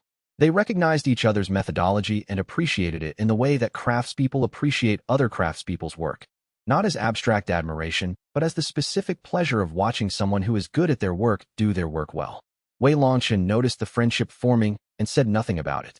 The Dragon Emperor's memory suggested that this was how the Covenant was meant to operate, not as a web of connections centering on the Emperor, but as a network of connections between all partners, each relationship adding structural integrity to the whole. The house that builds itself, bond by bond, friendship by friendship, connection by connection. They approached the Silver Summit tournament grounds on the 78th day, under the Dragon Veil, carrying a plan that had been refined over 6 weeks of travel and a group dynamic that had been strengthened by 3 months of shared purpose. The tournament grounds spread across a flat valley at the base of a granite mountain called Silver Summit, a natural amphitheater that the Iron Banner Legion had enhanced with formation-reinforced arena walls, spectator terraces carved into the mountainside, and a grid of participant housing that could accommodate 500 cultivators. Banners flew. Merchants hawked spirit recovery pills and weapon sharpening services. The ambient noise of 1,000 voices carried across the valley like weather. Somewhere in that crowd, a soldier named Qin Zhaoxi was preparing for her first tournament match. And somewhere in that crowd, a soul sovereign named Elder Dusk was scanning faces with the patient attention of a hunter who had been doing this for 40 years and who understood that patience, not speed, was the predator's primary weapon. Wei Longchen held the dragon veil steady and led his group into the valley. Chapter 32. The registration went according to Su Yueying's plan. She had timed the distraction with precision. A dispute between 2 merchant factions over booth placement in the vendor area, engineered through 3 proxy agents she had positioned in the tournament grounds 2 days before the group's arrival. The dispute produced shouting, a minor chi display that drew the attention of every spiritual sensor in the vicinity, and a 5-minute window during which Elder Dusk surveillance shifted to the vendor area. Wei Longchen registered as Zhao Wentian, demonstrated mid-gold core cultivation in a routine exchange with the registration proctor, and re-established the dragon veil before the vendor dispute resolved. Total exposure time, 93 seconds. Clean, Su Yueying reported, having monitored Elder Dusk's position throughout. He did not look this direction. Liang Meihua, Wei Longchen asked. Registered 40 minutes ago under her own name. The proctor noted her Frost Peak sect background and assigned her to the eastern bracket. Su Yueying produced the tournament bracket chart she had acquired from the registration tent. You are in the western bracket. You and Liang Meihua will not face each other until the semifinals, if you both advance that far. Qin Zhaoxi, northern bracket. She registered 3 days ago with the Iron Banner Legion's delegation. Her cultivation reads as gold core, solid, military grade, no flashy techniques. She has been assigned a support unit of 2 Legion cultivators who will attend her matches as seconds. Wei Longchen studied the bracket. 300 participants, divided into 4 brackets of 75. 3 rounds of elimination per bracket, reducing each bracket to approximately 10 fighters. Then cross-bracket matches until a final 8. Then quarterfinals, semifinals, final. The entire tournament would run 9 days. Where is Elder Dusk positioned? He asked. Spectator Terrace, Section 12. He has registered under a civilian name, Huang Jiaming, and is presenting as a merchant from the eastern provinces. His 12 enforcers are distributed across the grounds in pairs, covering all 6 entry points and the 3 main gathering areas. She pointed to 6 positions on the tournament map. I have identified 11 of the 12. The 12th is either very well concealed or has not yet entered the grounds. Or is not here, Old Scar said, from outside the tournament grounds where he maintained his position as external scout. Or is not here, Su Yueying agreed. Which would mean Elder Dusk is operating with 11 instead of 12, which would mean one was detached for a different assignment. Find the 12th, Wei Longchen said. Working on it. The tournament's first day began with ceremony. The Iron Banner Legion's commanding officer, a nascent soul cultivator with a voice that carried formation-enhanced projection, delivered the opening remarks. The rules were standard for regional tournaments. No lethal techniques, no targeting of opponents who had conceded, no techniques above the nascent soul level. Violations would be met with immediate disqualification and potential legal action under Legion military law. Wei Longchen watched from the spectator area, the dragon veil active, observing through the crowd. He had 2 objectives for the first day: assess the competition level and observe Qin Zhaoxi's fighting style. Qin Zhaoxi's first match was in the afternoon. She fought against a jade marrow cultivator from a regional sect, a competent fighter with standard technique work and decent reflexes. Qin Zhaoxi won in 4 exchanges. 4 exchanges, not 4 minutes. For individual technique interactions, parry, redirect, step, strike. The entire fight lasted 11 seconds. Her fighting style was what the Dragon Emperor's memory recognized as the general's art, a combat methodology built on reading the opponent's intention before the intention became action. She did not react to attacks. She responded to the decision to attack, which occurred in the opponent's body language and chi circulation pattern approximately 1/2 second before the attack materialized. By the time the opponent's technique reached her position, she was already where the technique was not. The Dragon Core shard pulsed. Not the violent pulse of first recognition, the subtler pulse of confirmation, the shard's architecture verifying what the memory had predicted. The woman fighting in the arena moved exactly the way the Crimson Hawk companion's past life self had moved. The specific foot pivot that read opponent momentum, the shoulder angle that redirected force, the calculated efficiency of someone who treated combat as logistics rather than art. Wei Longchen watched her win and felt the recognition building in the shard, a pressure that wanted to resolve, a bond that wanted to form. He held it in check. Not yet. The plan was post-tournament contact, not mid-match emotional catalysis. Liang Meihua won her first match in the Eastern bracket. She used standard ice element techniques at a level consistent with a displaced Frost Peak disciple. No Covenant resonance, no Frostfire Covenant palm, nothing that would register as unusual on Wen Jiulong's observation instruments. Her opponent was competent. She won cleanly. The crowd noted her as a solid fighter, not a remarkable one. Wei Longchen's own first match was scheduled for the following day. He prepared by studying his bracket's other fighters through observation rather than intelligence, watching their warm-up routines, reading their cultivation levels, assessing their technique profiles with the analytical methodology the Dragon Emperor's memory provided. One fighter caught his attention. In the Western bracket, a young man with an unusual chi signature was warming up in the practice yard.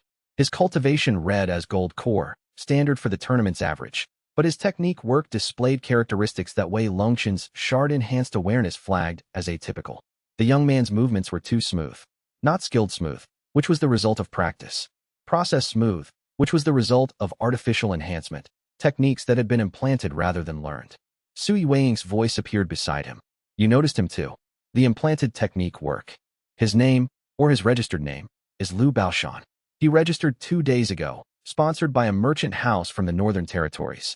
The merchant house's registration documents are flawless. She paused. Flawless in the specific way that indicates they were prepared by someone with access to professional document fabrication. Wen Jiulong's work? Possibly. Or Elder Dusk planted a fighter in the tournament as a contingency.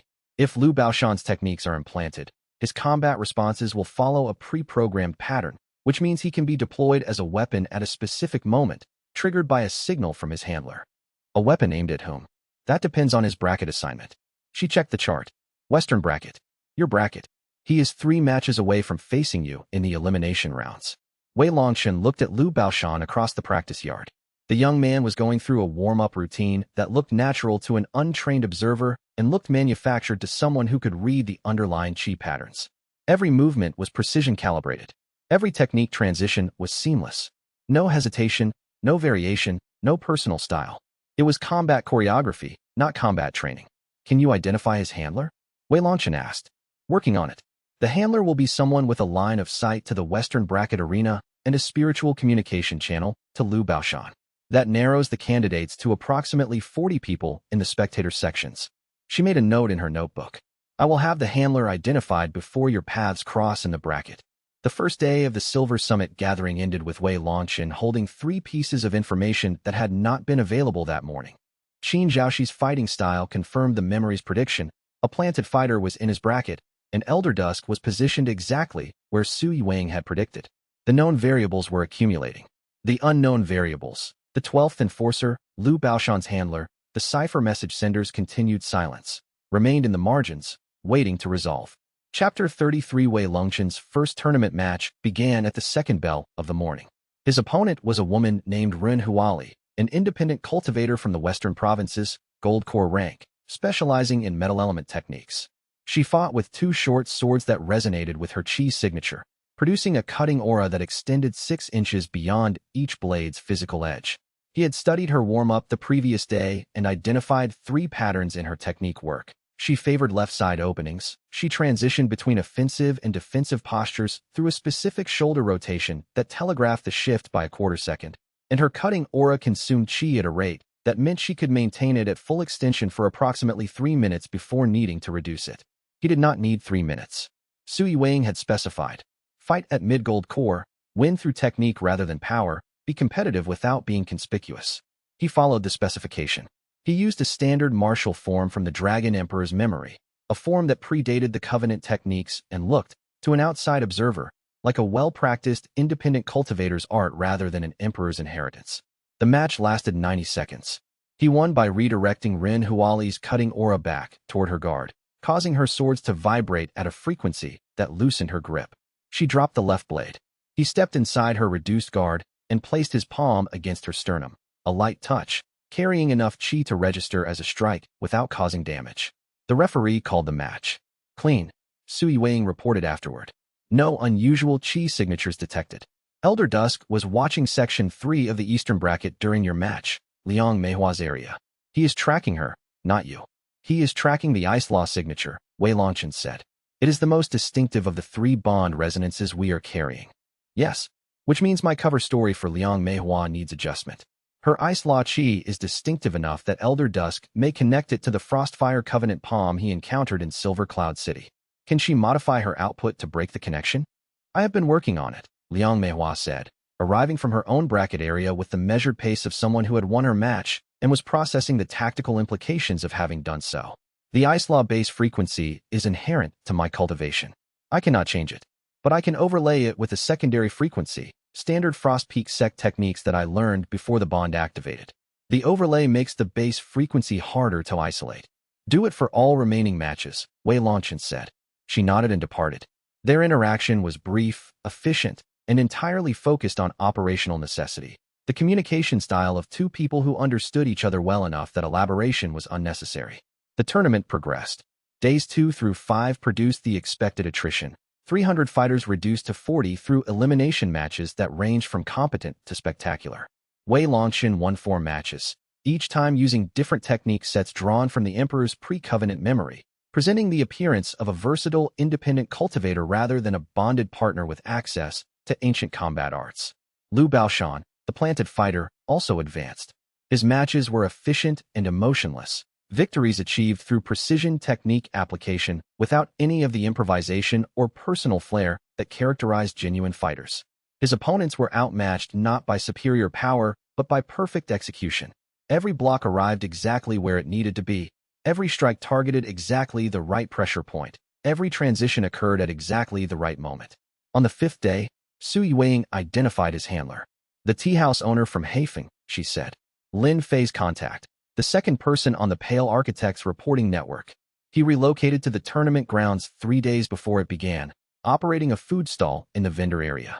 He maintains a line of sight to the Western Bracket arena from his stall's position and has been observed making subtle hand signals during Liu Baoshan's matches. He is directing the implanted techniques in real time. Wei Longchen asked. The signals correspond to technique shifts. The handler adjusts Liu Baoshan's combat approach mid-match based on what he observes about the opponent. She closed her notebook. Liu Baoshan is not a fighter. He is a relay, a body executing commands from a controller who is reading the fight from a spectator position. Can we disrupt the communication channel?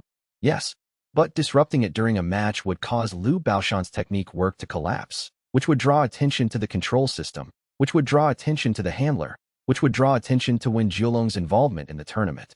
The exposure would be messy. We want quiet, not messy, Wei Longchen agreed. What happens if I face him in the bracket without disrupting the channel?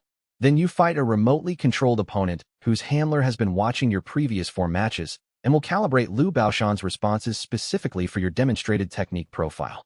She paused, which means the handler has already prepared a counter-strategy for everything you have shown. Everything I have shown. Yes.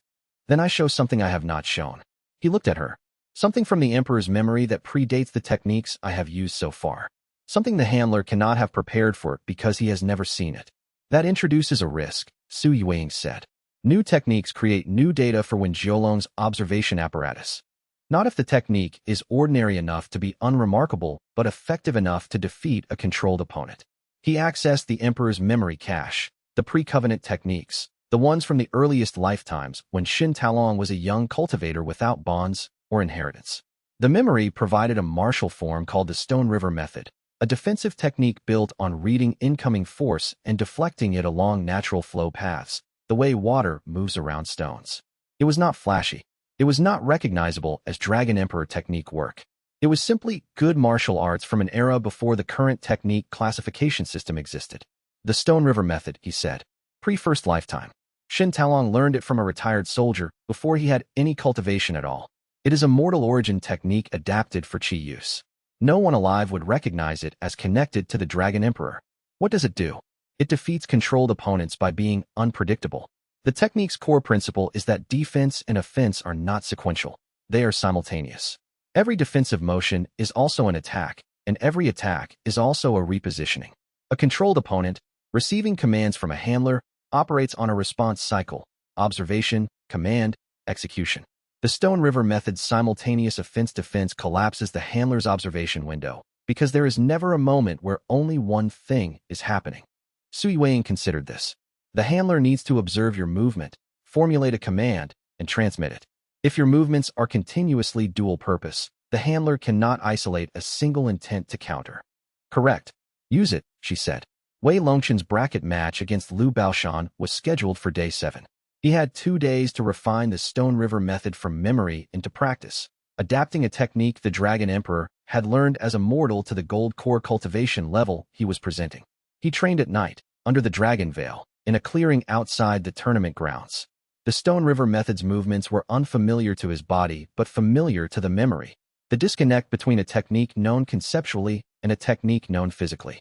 He practiced until the movements felt natural rather than remembered, until the simultaneous offense-defense flow operated from instinct rather than deliberate construction. On the 7th morning, he entered the Western Bracket Arena and faced Liu Baoshan across 12 meters of formation-reinforced stone floor. Liu Baoshan's handler, watching from the food stall, made his first hand signal. Liu Baoshan advanced with the programmed precision of a weapon aimed by a remote intelligence. Each step calculated, each technique preloaded, every response chain prepared against the 5 technique profiles Wei Longchen had demonstrated in previous matches. Wei Longchen did not use any of those profiles. He used the Stone River Method. Liu Baoshan's first strike met a deflection that was also a counterattack. His handler signaled an adjustment. The adjustment arrived too late. Wei Longchen's repositioning was already complete, and his new position was also a strike angle, and his strike was also a guard, and his guard was also a redirect. The handler's signals became faster. The lag between observation and command shortened. But the Stone River Method did not pause between actions. Every moment was an action, every action was 3 things at once, and the handler's sequential processing could not keep pace with a technique that refused to be sequential. Liu Baoshan's programmed responses began to misfire. Blocks arrived at positions Wei Longchen had already left. Strikes targeted angles that were simultaneously defended and attacked. The remotely controlled fighter's precision, its greatest asset, became its greatest liability, because precision requires prediction, and the Stone River Method's simultaneous operation made prediction impossible without understanding the technique's underlying principle. The match lasted 47 seconds. Wei Longchen ended it with a flowing redirect that turned Liu Baoshan's own momentum into a circular path, depositing him outside the arena boundary. Ring out. Victory. The crowd responded with moderate appreciation. A solid win. Not spectacular. Not conspicuous. In the food stall, Liu Baoshan's handler stared at the arena with the expression of someone whose instrument had been defeated by a method he did not recognize and could not classify. He reached for a communication talisman, the kind used to send messages over long distances to a handler's handler. Sui Weiing, watching from the spectator area, noted the communication. He is reporting to Wenjiolong. The Pale Architect will have a description of the Stone River Method within the hour. Let him, Wei Longchen said. The technique is 9,000 years old and has no connection to the Covenant. He will spend days analyzing it and find nothing. Unless he recognizes it. He will not. It predates the Dragon Emperor's cultivation. It was a mortal technique, learned from a soldier who died before Shun Talong ever formed a core. There is no historical record of it. Sui Weiing considered this, and then allowed herself a rare expression of professional satisfaction. Good. The tournament continued. Chapter 34. The Dragon Veil developed a weakness on the 8th day. It manifested during a routine veil maintenance cycle, a flicker in the formation's concealment layer that lasted less than a second. Wei Longchen felt it as a disruption in the interwoven bond frequencies, a moment where the 4 resonances fell out of synchronization and the veil's null signature degraded to a detectable output. He analyzed the flicker immediately. The cause was bond resonance interference. The four active bonds operated at harmonic frequencies that were designed to complement each other, but under sustained operation, minor phase drifts accumulated. The drifts were individually insignificant, fractions of a frequency cycle, but when they aligned, they produced a momentary spike that the veil could not absorb. How often? Sui Weiing asked, when he reported the vulnerability. The phase drifts align approximately once every 4 hours. The spike lasts less than a second. To a casual observer, it would be undetectable. To a prepared observer with instruments calibrated for Dragon Law frequencies, Elder Dusk, she said. Elder Dusk's detection capability is sole sovereign level. A sub-second spike at 4-hour intervals would be below his threshold for active detection. But if he has deployed passive detection formations, the kind that record and compile data over time, the spikes would accumulate into a pattern that points to our general location. He has deployed passive detection formations, Sui Weiing confirmed. My intelligence identified 3 formation nodes he installed in the spectator terraces before the tournament began. They record ambient chi data continuously and compile anomaly reports every 6 hours. Then he will have our general location within 12 hours of the first spike. 8 hours, she corrected. The compilation runs every 6 hours, and 2 consecutive reports containing the same anomaly pattern would be sufficient for triangulation. 8 hours. The Veil's weakness gave them a countdown that was ticking alongside the tournament's match schedule. Options, Wei Longchen said. Bai Ruolin, who had been listening from the medical tent where she worked her cover role, provided the first option. I can dampen the bond resonance phase drifts using the Jade Serpent bond structural awareness. The secondary harmonic I developed during the mountain crossing gives me visibility into the shard's internal architecture. If I actively manage the phase alignment, I can prevent the drifts from accumulating. Cost, Wei Longchen asked. Continuous concentration. I cannot heal, fight, or sleep while managing the phase alignment. It requires my full attention. Unsustainable, Old Scar said, from outside the grounds via Sui Weiing's communication channel. Unsustainable for more than 12 hours, Bai Ruolin agreed. Enough to get through the tournament's remaining matches. Not enough for the post-tournament contact period. Second option, Sui Weiing said. We accept the exposure and accelerate the plan. Instead of post-tournament contact with Qin Zhaoxi, we make contact during the tournament, specifically during the semifinal round, when the remaining fighters are concentrated in a single arena and Elder Dusk's attention is focused on the matches rather than passive detection data. The semifinal is tomorrow, Wei Longchen said. Yes. Both you and Liang Meihua have advanced to the semifinal round. Qin Zhaoxi has advanced from the northern bracket.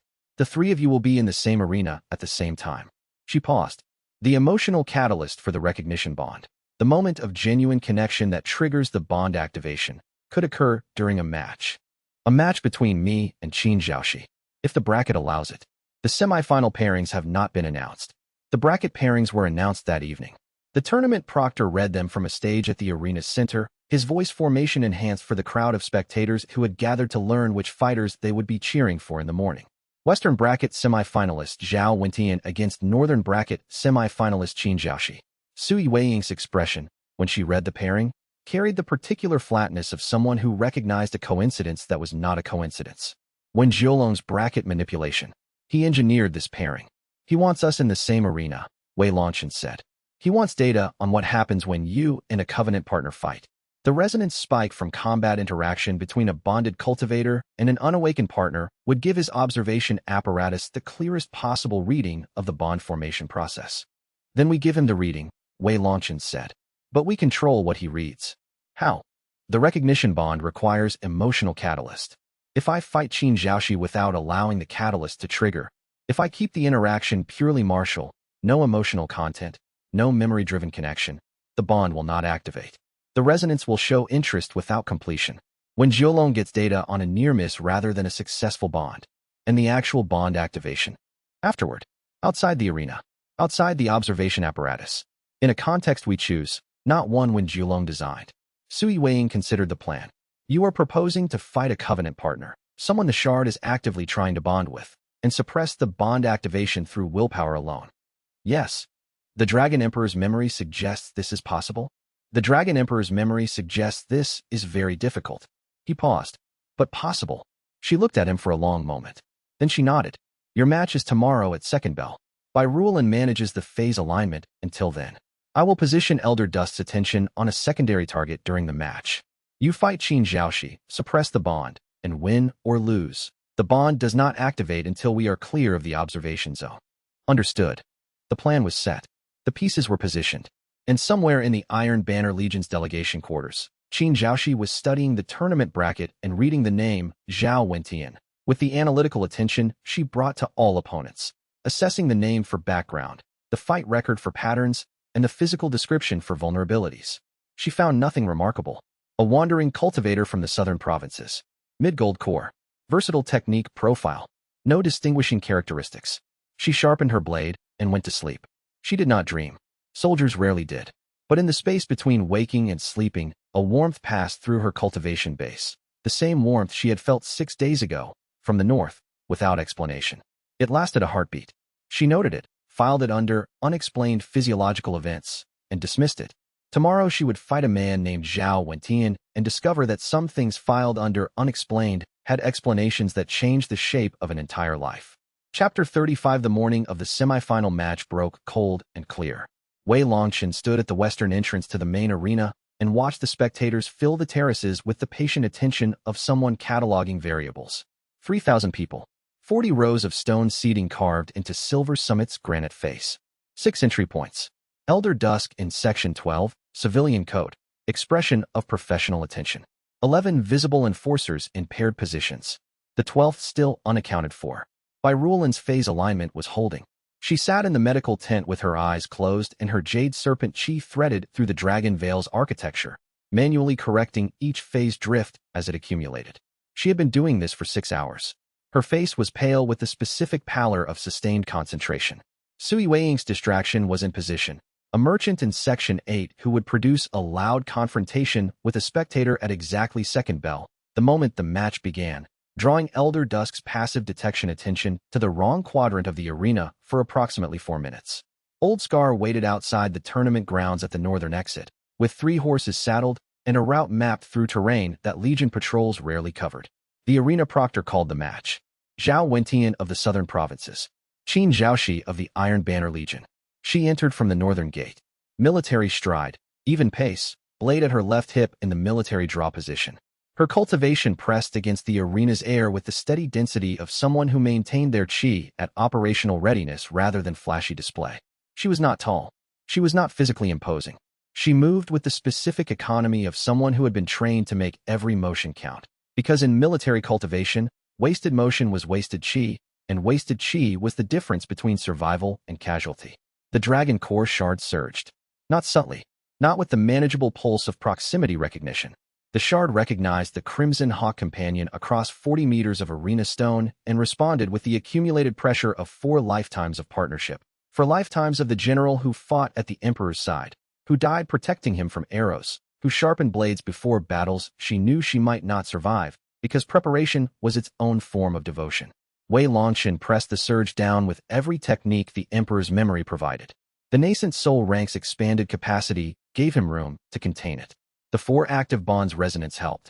They absorbed the excess pressure, distributing it across the network rather than letting it concentrate in the shard's recognition interface. He held. The bond did not activate. The shard's recognition remained pressure without release. A door pushing against its frame, waiting for someone to turn the handle.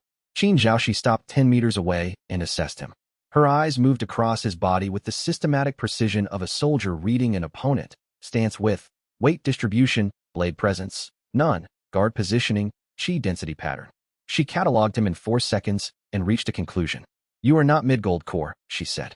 Her voice was flat. Not cold, flat, the way a blade is flat. A statement of observation without judgment or emotional content. The registration demonstration measured mid-gold core, he said. The registration demonstration measured what you chose to show. Her hand rested on her blade hilt without drawing.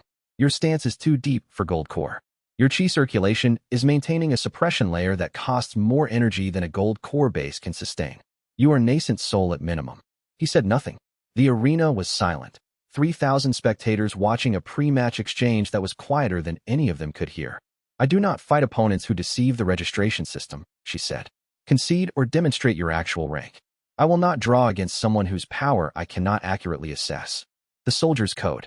Honest combat required honest assessment. She would not fight an unknown quantity because fighting unknowns was how soldiers died, not from superior opponents, but from miscalculated ones. Wei Longchen looked at her across 10 meters of stone and felt the shard pressing against his control. The memory of the Crimson Hawk companion was vivid, for lifetimes of a woman who valued honesty above all other martial virtues, who had once refused to serve a commander who lied about troop numbers because inaccurate information killed soldiers more often than enemy techniques did. He could not deceive her, not because the plan required honesty, but because deceiving this woman was something the Dragon Emperor had never done across 4 shared lifetimes, and the shard carried the weight of that consistency like a structural principle. Nascent soul, he said, recently broken through. I suppressed for the tournament to avoid attention. Whose attention? There are people here who would harm you if they knew I was near you. Her hand tightened on the blade hilt. Not from fear, from the soldier's assessment of a threat she had not previously accounted for. Explain. I cannot explain in this arena. Then explain after the match. She drew her blade with a motion so economical it seemed to bypass the physical distance between sheath and guard position, arriving in a ready stance without any visible transition. Fight at your actual rank. I want a clean assessment. The proctor signaled the match's beginning. Qin Zhaoxi attacked. Her style was exactly what the Emperor's memory had predicted. The general's art, reading intention before action, responding to decisions rather than movements. She closed the 10-meter gap in 2 strides and delivered a diagonal cut that targeted not his body but the space he would move to when he dodged. He did not dodge. He met the cut with the Stone River method's simultaneous defense-offense, redirecting her blade along a flow path while stepping into a position that was simultaneously a guard and a strike. She adjusted. Her adjustment was not the learned response of a tournament fighter. It was the instinctive adaptation of a combat intelligence that processed new information in real time. She had never seen the Stone River method. She understood its principle within 3 exchanges. Simultaneous offense-defense, she said, between the 4th and 5th exchange, her blade redirected and redirecting. Old technique. Pre-formation era. Yes. Where did you learn it? From someone who has been dead for a very long time. She pressed the attack. Her blade work accelerated. Not faster in the physical sense, but denser. Each strike carrying more intent, more calculated pressure, more of the military cultivator's particular gift for turning every exchange into a positional advantage. He responded with the Stone River method's deepest layer, the flow state where defense and offense were not merely simultaneous, but indistinguishable, where every position was every position, where the distinction between guarding and striking dissolved into continuous motion. The arena fell silent. 3,000 spectators watched 2 fighters operate at a level that most of them could not fully follow. Not because of speed, but because of density.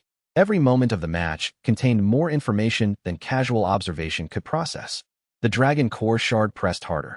The memory of the Crimson Hawk companion fighting beside the Emperor in the 3rd lifetime bled into Wei Longchen's awareness. Not as a distraction, but as a resonance, the past echoing the present, the same movements recurring across 9,000 years with the same precise efficiency. He held the bond back. He fought at nascent soul level, openly, without concealment, matching Qin Zhaoxi's honest combat with honest combat of his own. The match lasted 4 minutes, an eternity in tournament terms, a duration that indicated 2 fighters of genuinely matched capability exploring each other's limits. She won, not by superior power, not by technique advantage.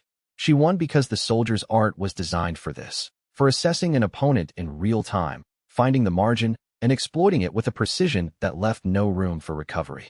She found the Stone River method's vulnerability. The flow state required continuous motion, and continuous motion required continuous chi expenditure. She fought him to the expenditure threshold, and then struck when his flow stuttered. Her blade stopped at his throat, a controlled halt, tournament appropriate, the edge close enough to feel, but not close enough to cut. Yield, she asked. Yield, he said. The crowd roared.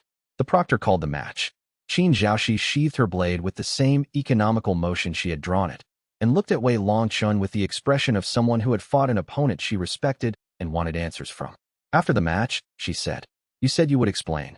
After the tournament, he said, I will find you. She studied him. The soldier's assessment, weighing the promise against the risk, calculating whether this unknown man's explanation was worth the vulnerability of waiting for it. My delegation leaves at dawn the day after the tournament concludes, she said. You have until then. She turned and walked toward the northern gate. Her stride was unchanged. Her chi was settled. The match had not depleted her. She had fought a nascent soul opponent at Gold Core and won through tactical superiority alone. The dragon core shard pressed against Wei Longchen's control one final time. A recognition pressure that carried 4 lifetimes of partnership, for lifetimes of a general who had never once fought beside the emperor without being honest about what they faced together. He held it. The bond did not activate. In the spectator section, Su Yueying's distraction had covered the match's opening minutes. Elder Dusk's passive detection had registered the match's chi output as standard tournament combat. 2 fighters at displayed gold core and nascent soul. Nothing unusual, no dragon law signature, no covenant resonance. The plan held. But when Jiolong's observation apparatus, operating on a different frequency from Elder Dusk's detection, recorded something that Su Yueying's distraction had not accounted for. The emotional resonance of 2 souls who had fought together across 4 lifetimes, meeting for the first time in this life, and choosing to wait. Whether Wen Jiolong could read that recording would determine whether the post-tournament contact went as planned. Chapter 36. The tournament concluded on the 9th day. Qin Zhaoxi won the final match against a nascent soul cultivator from the eastern bracket, confirming what the Dragon Emperor's memory had predicted. The Crimson Hawk Companion's past life combat supremacy carried forward into the current incarnation regardless of cultivation rank. The post-tournament period began. Delegations packed. Merchants broke down stalls. The spectator terraces emptied. The Iron Banner Legion's delegation prepared for departure with military efficiency. Tents struck, equipment inventoried, travel formations assigned. Wei Longchen had one night to make contact. Su Yueying had prepared the environment. She had identified a meeting location outside the tournament grounds, but inside the Legion's patrol radius, a supply depot on the eastern road, staffed by a single quartermaster who owed Su Yueying an intelligence debt from a previous operation. The quartermaster would vacate the depot for exactly 1 hour. The challenge was getting Qin Zhaoxi to the depot without triggering Elder Dusk's detection or Wen Jiolong's observation apparatus. She told one of her officers to trail you covertly after your match, Su Yueying reminded him. The officer, a Foundation-forged cultivator named Deng Hai, has been following you for 2 days. He is competent but predictable. I will redirect him. Redirect, not eliminate, Wei Longchen specified. I do not eliminate military intelligence officers, Su Yueying said, with the tone of someone who found the clarification mildly insulting. I redirect them. Deng Hai will follow a false trail to the Western Market Road and spend 3 hours pursuing a ghost. And Qin Zhaoxi. A message, delivered by a tournament attendant she has used before. The message contains information she cannot ignore, the identity of someone in the tournament who is targeting Legion personnel. Su Yueying produced the message, already written, sealed with wax that matched the tournament administration's seal. The information is real. I identified a Void Fracture Sect operative in the vendor area who was compiling dossiers on Legion officers for Elder Dusk's files. Qin Zhaoxi, as a soldier, will investigate any threat to her people. You are using her sense of duty to lure her to a meeting. I am giving her real intelligence about a real threat and providing a secure location for the delivery. She will recognize the meeting setup for what it is, someone with information offering it in a controlled environment. Her soldier's judgment will bring her. I am simply providing the framework. The plan executed at midnight. Qin Zhaoxi arrived at the supply depot 40 minutes after the message's delivery, faster than Su Yueying had predicted, which meant she had assessed the threat as urgent and bypassed her normal security protocols. She entered through the depot's front door with her blade drawn and her chi at combat readiness, scanning the empty room with the systematic precision of someone clearing a potentially hostile space. Wei Longchen stood in the center of the room, alone. The dragon veil was active but set to transparent mode, allowing his chi signature to be felt at close range while concealing it from external detection. He wanted her to see him clearly. She saw him. Her blade came up. Zhao Wentian. That is not my name, he said. I know. Her blade did not lower. I ran your registration documents after our match. They are fabrications, good ones, better than most, but fabrications. The southern province origin is false. The technique profile is inconsistent with any registered training lineage I could find. And the martial art you used in our match does not exist in any technique archive I have access to. It is 9,000 years old, he said. It predates the archives. Her blade remained level. Who are you? My name is Wei Longchen. I carry a relic of the Dragon Emperor, a soul shard that contains fragments of his memory and power. The relic has identified you as one of 9 people whose souls carry a resonance from the Emperor's past lives. When you and I are near each other, the relic tries to form a connection between us, a bond that would enhance both our cultivation and grant us a shared technique. He said it plainly, without embellishment, Because the Dragon Emperor's memory indicated that the Crimson Hawk companion across 4 lifetimes had valued plain speech above all other forms of communication. Ornament wasted time. Precision saved it. Qin Zhaoxi listened. Her blade did not waver. Her expression did not change. She processed the information with the methodical completeness of someone who treated every statement as an intelligence report, assessing credibility, checking internal consistency, comparing claims against known data. The Dragon Emperor, she said. Shintalong. He died 9,000 years ago and scattered his soul into fragments. I carry the primary fragment, and I carry a resonance from one of his past life companions. The Crimson Hawk companion, a war general who served alongside the Emperor across 4 lifetimes. Her combat style, the general's art, reading intention before action, matches yours exactly. Her blade lowered by 2 inches. Not a concession. An assessment update. The warmth, she said. What warmth? 6 days ago? And again before our match. A warmth in my cultivation base that had no physiological explanation. Not a fever. Not a chi fluctuation. Something external. The Dragon Core Shard's recognition frequency. It pulsed when I reached nascent soul. You felt it because the resonance in your soul responded to the pulse. She was quiet for 10 seconds. 10 seconds was a long time for a soldier to remain quiet. It meant she was processing something significant enough to require more than her standard assessment cycle. The information in the message, she said. The Void Fracture operative targeting Legion personnel. Is that real? Yes. Sui Weiying, another companion, an intelligence operative, identified the threat independently. The message was the hook to get me here. The message was real intelligence delivered through a channel designed to reach you securely. The meeting location was chosen for privacy. Both are true simultaneously. She sheathed her blade. The motion was the same economical transition she used in combat. Decisive, committed, executed without hesitation once the decision was made. Show me, she said. He reached for the Dragon Core Shard's recognition interface and let the pressure he had been holding throughout the tournament flow toward the surface. The Shard's recognition frequency pulsed, not the controlled, suppressed pulse he had maintained during the match, but the full output, the accumulated pressure of 4 lifetimes of partnership seeking its resolution. Qin Zhaoxi felt it hit her like a wave. She staggered. Not from force, from recognition. The past life resonance in her soul, dormant since birth, activated under the full recognition bond frequency with the violence of something that had been waiting for a very long time. Memories that were not hers flooded her awareness. A battlefield, a war camp, a blade being sharpened before dawn, a voice saying, "General, the formation is set." Her own voice, speaking from a face she had never worn, answering, "Hold the left flank. The Emperor takes the center. I will take the right." The recognition bond ignited. The surge was not gentle. It was the 4th bond, the Shard's architecture rearranging to accommodate a new resonance, the existing 3 bonds shifting to make room, the entire system expanding at a rate that pushed against the nascent soul rank's capacity. Wei Longchen felt his cultivation base strain under the load. For bonds, 5% capacity remaining before the nascent soul level could not hold more. Qin Zhaoxi gasped. Her cultivation surged, a visible jump, her gold core density increasing by a factor that would have taken months of training to achieve through standard methods. Her body absorbed the bond's energy with the efficiency of someone whose soul had been designed to receive it. A shared resonance technique began to form, the Crimson Hawk resonance. Not an elemental technique like the Frostfire Covenant Palm or the Venom Jade resonance. A tactical technique, the field the Emperor's memory had described. A spatial awareness that mapped combat variables in real time, extending both their perceptions to cover a battlefield-scale area rather than personal combat range. The technique did not fully manifest.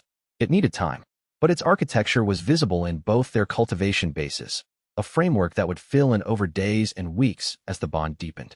Qin Zhaoxi stood in the supply depot, breathing hard, her eyes wide with the particular expression of someone who has just received a set of memories that recontextualized her entire existence. "For lifetimes," she said. "For that the memory preserves. I died. On a battlefield. Shielding you, him, from an arrow." She touched her left shoulder, where the past life self had taken the hit. "I felt it. Just now. The impact." The Crimson Hawk companion's defining moment across 4 lifetimes was sacrifice in defense of the Emperor, he said. "That pattern is part of the resonance. I do not sacrifice blindly," she said. Her voice was sharp, the soldier reasserting herself over the flood of past life impressions.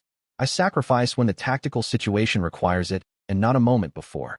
The past life version of me made choices based on her assessment of the situation. I will make mine based on mine. I would not ask otherwise. She studied him. The assessment was different now, not the tournament opponent's assessment of an unknown quantity, but the bonded partner's assessment of someone she was connected to at a level deeper than choice. The people who would harm me, she said. You mentioned them before the match. Elder Dusk, a soul sovereign working for the man who shattered the Dragon Emperor.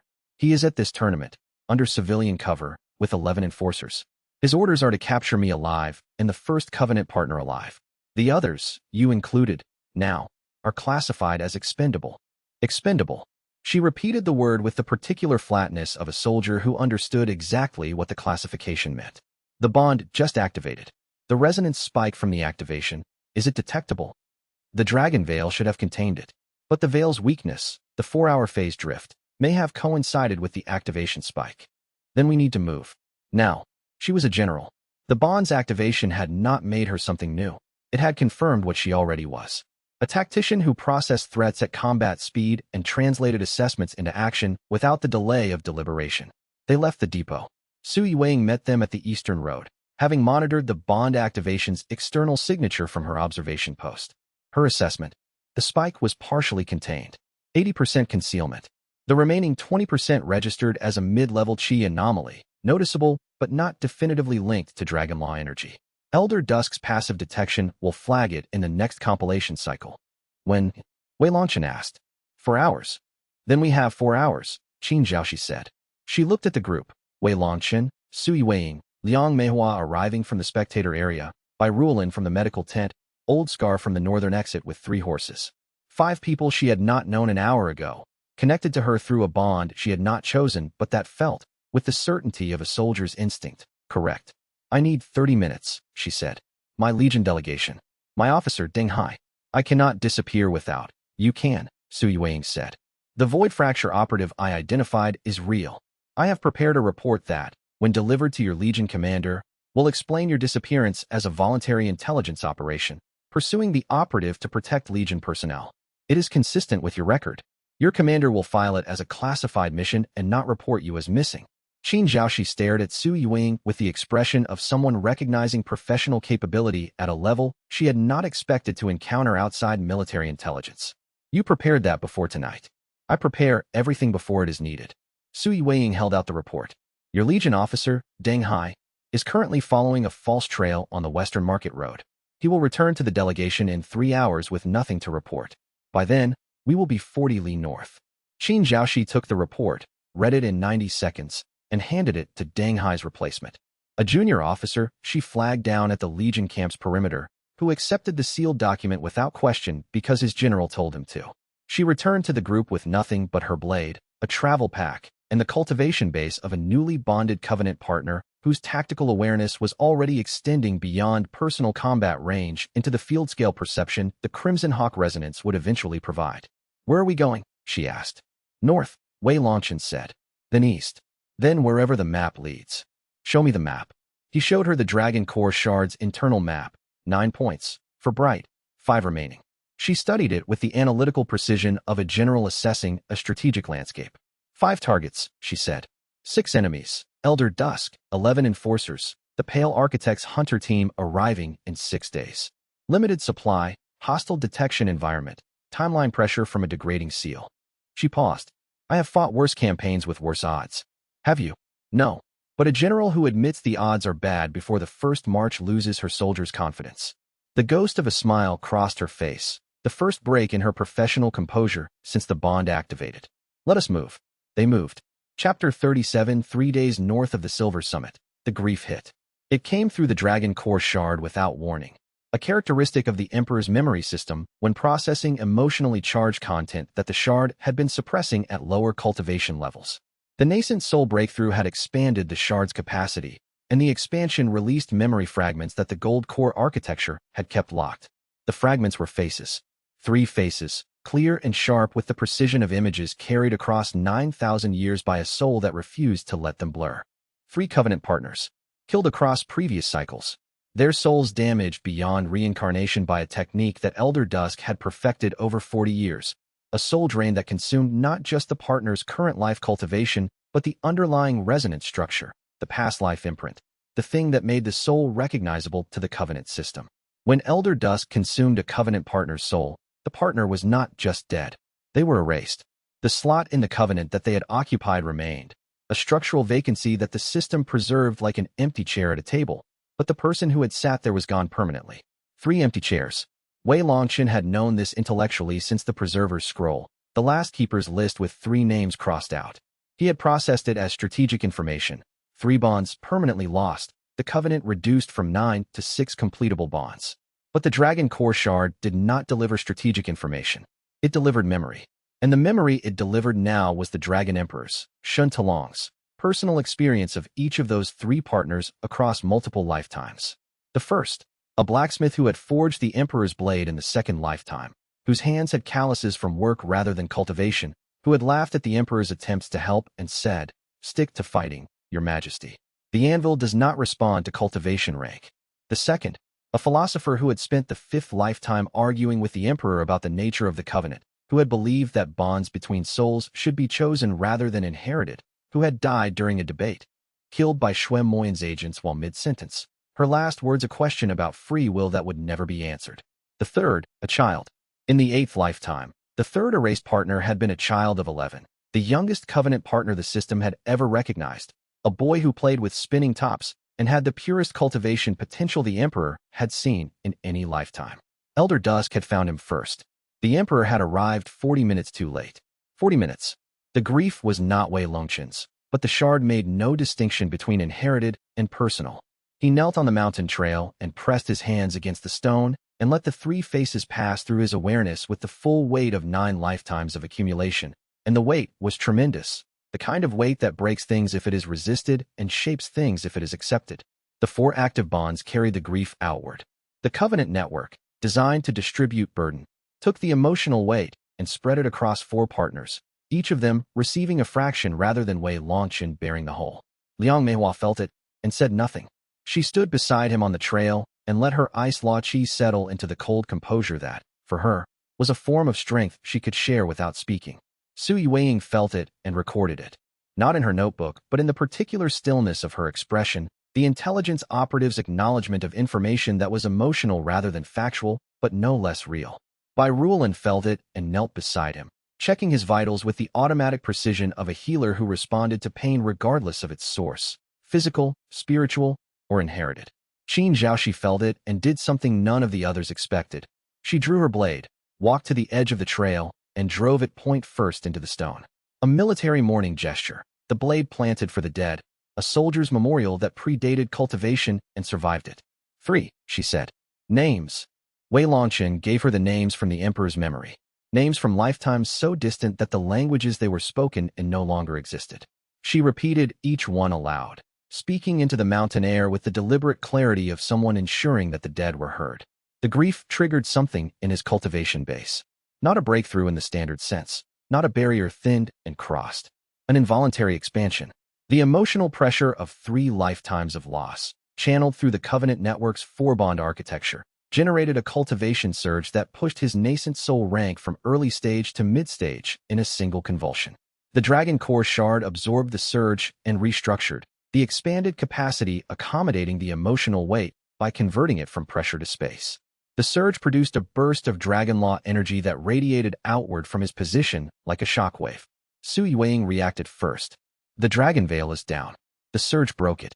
How long until it reestablishes? Wei Longchen asked, his voice rough with the aftermath of the grief cycle. You need to reconstruct it manually.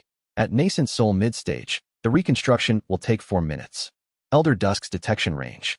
500 Li for a Dragon Law burst of that magnitude. He will have the signature within the hour. For minutes to reconstruct the veil. An hour before Elder Dusk triangulated the burst. They were 3 days north of the Silver Summit. Far enough that a pursuit team would take time to arrive. Close enough that a soul sovereign moving at speed could close the gap in less than a day. We move, Qin Zhaoxi said. She retrieved her blade from the stone. The morning gesture was complete. The soldier resumed. Northeast, into terrain that favors evasion over speed. Mountain passages, dense forest, anything that breaks line of sight and disrupts chi tracking. There is a formation anomaly 6 Li northeast, Su Yueying offered. A natural chi disturbance zone. Ambient spiritual noise that would mask our signatures even without the dragon veil. Go, Qin Zhaoxi said. They went. 6 li of forced march through mountain terrain. Wei Longchen reconstructing the dragon veil while running, the 4 bonds stabilizing in the aftermath of the grief surge. The group moving with the coordinated urgency of people who had learned to function as a unit under pressure. They reached the formation anomaly, a valley where 3 underground chi currents intersected, producing a surface-level disturbance that scrambled spiritual detection like static on a communication channel. Inside the anomaly, the dragon veil was unnecessary. The ambient noise did the concealment work for free. They made camp. They rested. Wei Longchen sat with the 3 faces from the Emperor's memory and let them settle into the part of his awareness where the shards stored things that could not be changed but should not be forgotten. 3 empty chairs at the Covenant's table. The Dragon Emperor had spent 9 lifetimes trying to fill them all. He had never succeeded. The enemy had always moved first, always reached at least one partner before the Emperor could, always ensured that the Covenant remained incomplete. This was the 10th cycle, the last cycle, according to the shard's deterioration timeline. If Wei Longchen could not complete the remaining bonds in this cycle, there would be no 11th. He held the map in his internal awareness. For bright bonds, 5 remaining targets, 3 of those targets corresponding to the dead partner's slots, which would receive accumulated inheritance from previous cycles when the current cycle bond completed. 5 targets. The false 9th heading for Shun Ruoying. Elder Dusk's upgraded hunter team 6 days behind. When Jiolong's strategic apparatus adjusting to the tournament data. And Xuem Moyan, the Shatterer, patient on his obsidian throne, waiting for the moment when the Covenant was close enough to completion to be worth personally destroying. We need to move faster, Wei Longchen said. We need to move smarter. Qin Zhaoxi corrected. Faster burns resources. Smarter preserves them. Both, he said. Both, she agreed. Chapter 38. The Pale Architect came on the 7th day after the grief surge. He did not send hunters. He did not deploy proxies. He came himself. Wen Jiolong, the man who had been the Dragon Emperor's trusted strategist in the 7th lifetime before his betrayal. The man who understood the Covenant system well enough to know exactly how to break it. Wei Longchen felt his approach. Not through the Dragon Core shard's detection. The shard could not penetrate the formation anomaly's ambient noise. Through the silence. The forest around the anomaly zone went quiet in a way that was specific and deliberate. Not the silence of an apex predator's arrival, but the silence of a spiritual pressure so dense that the ambient life chi retreated from it. Void crossing cultivation. The rank above Soul Sovereign. A cultivator who had grasped the laws of heaven and could fold space. He is here, Wei Longchen said. The group moved to defensive positions with the speed of people who had trained for this. Liang Meihua to his left, Frostfire Covenant palm ready. Su Yueying vanished into the shadow law concealment she maintained as a combat reflex. Bai Ruolan positioned herself behind the front line, healing chi primed. Qin Zhaoxi drew her blade and took the right flank, her newly awakened Crimson Hawk resonance extending her tactical awareness across the camp perimeter. Old Scar moved to the rear, covering the escape route. When Jiolong appeared at the edge of the anomaly zone, he did not enter. The ambient chi disturbance interfered with his void crossing techniques. He stood at the boundary and looked at them across 40 meters of disturbed air. He was not what Wei Longchen expected. The Dragon Emperor's memory of Wen Jiolong was of a young man, brilliant, intense, driven by the need to belong to something larger than himself. The man standing at the anomaly's edge was old, not the artificial age that cultivation suppressed in healthy practitioners. Genuine age, the kind that accumulated in the eyes and hands when a soul had been carrying the same burden across multiple lifetimes without the relief of resolution. His white robe was plain. His posture was straight. His face held the expression of a chess player who had been playing the same game for 3,000 years and was very, very tired of it. Wei Longchen, he said. His voice carried across the 40 meters with the precision of someone who had mastered acoustic chi techniques. I watched your tournament match. The Stone River method. Shin Talong learned that from a soldier named Gu Wei before his first cultivation. Gu Wei died in a bar fight 3 months later. No other student. No written record. He paused. I spent 7 years in the 7th lifetime cataloging every technique the Emperor knew. The Stone River method was not in my catalog because I did not know it existed. You have surprised me. I do not enjoy being surprised. Then you should stop coming after us, Wei Longchen said. When Jiolong's expression did not change. I have not come to fight you.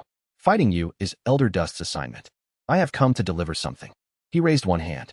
In it, 3 small objects glowed with a faint, oily luminescence. Memory anchors, the same type of artifact he had used in a previous encounter. Soul fragmentation devices, designed to scramble the Dragon Core shard's recall. These are not weapons, he said. They are offers. Each anchor contains one of the three erased partners' final soul impressions, the last thing each of them experienced before Elder Dusk consumed their resonance. I acquired them from Elder Dusk's collection at considerable personal risk. He set the three anchors on the ground at the anomaly's edge. I am giving them to you. Why? Because the erased partners deserved to have someone carry their endings. When Zhuolong's voice held something that was not emotion, exactly, it was the controlled absence of emotion, the particular flatness of someone who had been managing their feelings for so long that management had become the default state. I helped erase them. In the seventh lifetime, I sold their locations to Shui Moyan's network. Two of them died because of information I provided. The third, the child, was found through a tracking technique I designed. The silence in the anomaly zone was absolute. I cannot undo it, Wen Zhuolong said. But I can ensure their final moments are preserved by the system that was built to remember them. He stepped back from the anchors. His hands returned to his sides. I have also come to tell you something, he said. The false ninth, Lady Ashen, has been activated. She is moving toward Feng Lihua, the sixth covenant partner, at the Blazing Sun sect. She will arrive in approximately 8 weeks. If she completes a false bond with Feng Lihua before you arrive, the sixth slot is permanently compromised. Why are you telling me this? Because I am tired. The word came out with a weight that had been building for 3 lifetimes. I have spent 3 incarnations trying to prevent the covenant from reforming because I was told that preventing it was the only way to gain entry. Shui Moyan promised me a place in the covenant if I helped him break it, a paradox I was too desperate to recognize as a lie. He paused. I am not giving you the anchors because I have changed sides. I am giving them to you because carrying the guilt of what I did to those 3 people is heavier than any strategic advantage I gain from withholding their final impressions. He detonated 3 memory anchors, not the ones on the ground. Different anchors, artifacts he had been carrying concealed in his robe, the same type he had used in their previous encounter. The detonation was aimed at the Dragon Core Shard's recall architecture, sending fragmentation waves that scrambled a specific section of the Emperor's memory cache. Wei Longchen staggered. One arc of the Emperor's memories, a section containing 7th lifetime technique knowledge, dissolved into static. The loss was immediate and sharp, like a shelf of books falling into an abyss.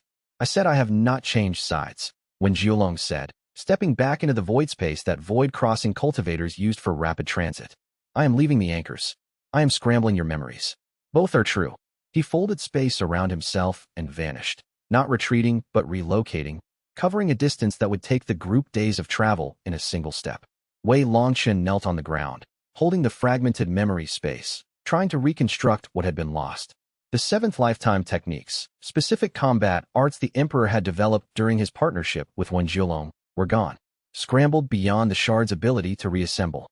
But the 3 anchors remained on the ground at the anomaly's edge.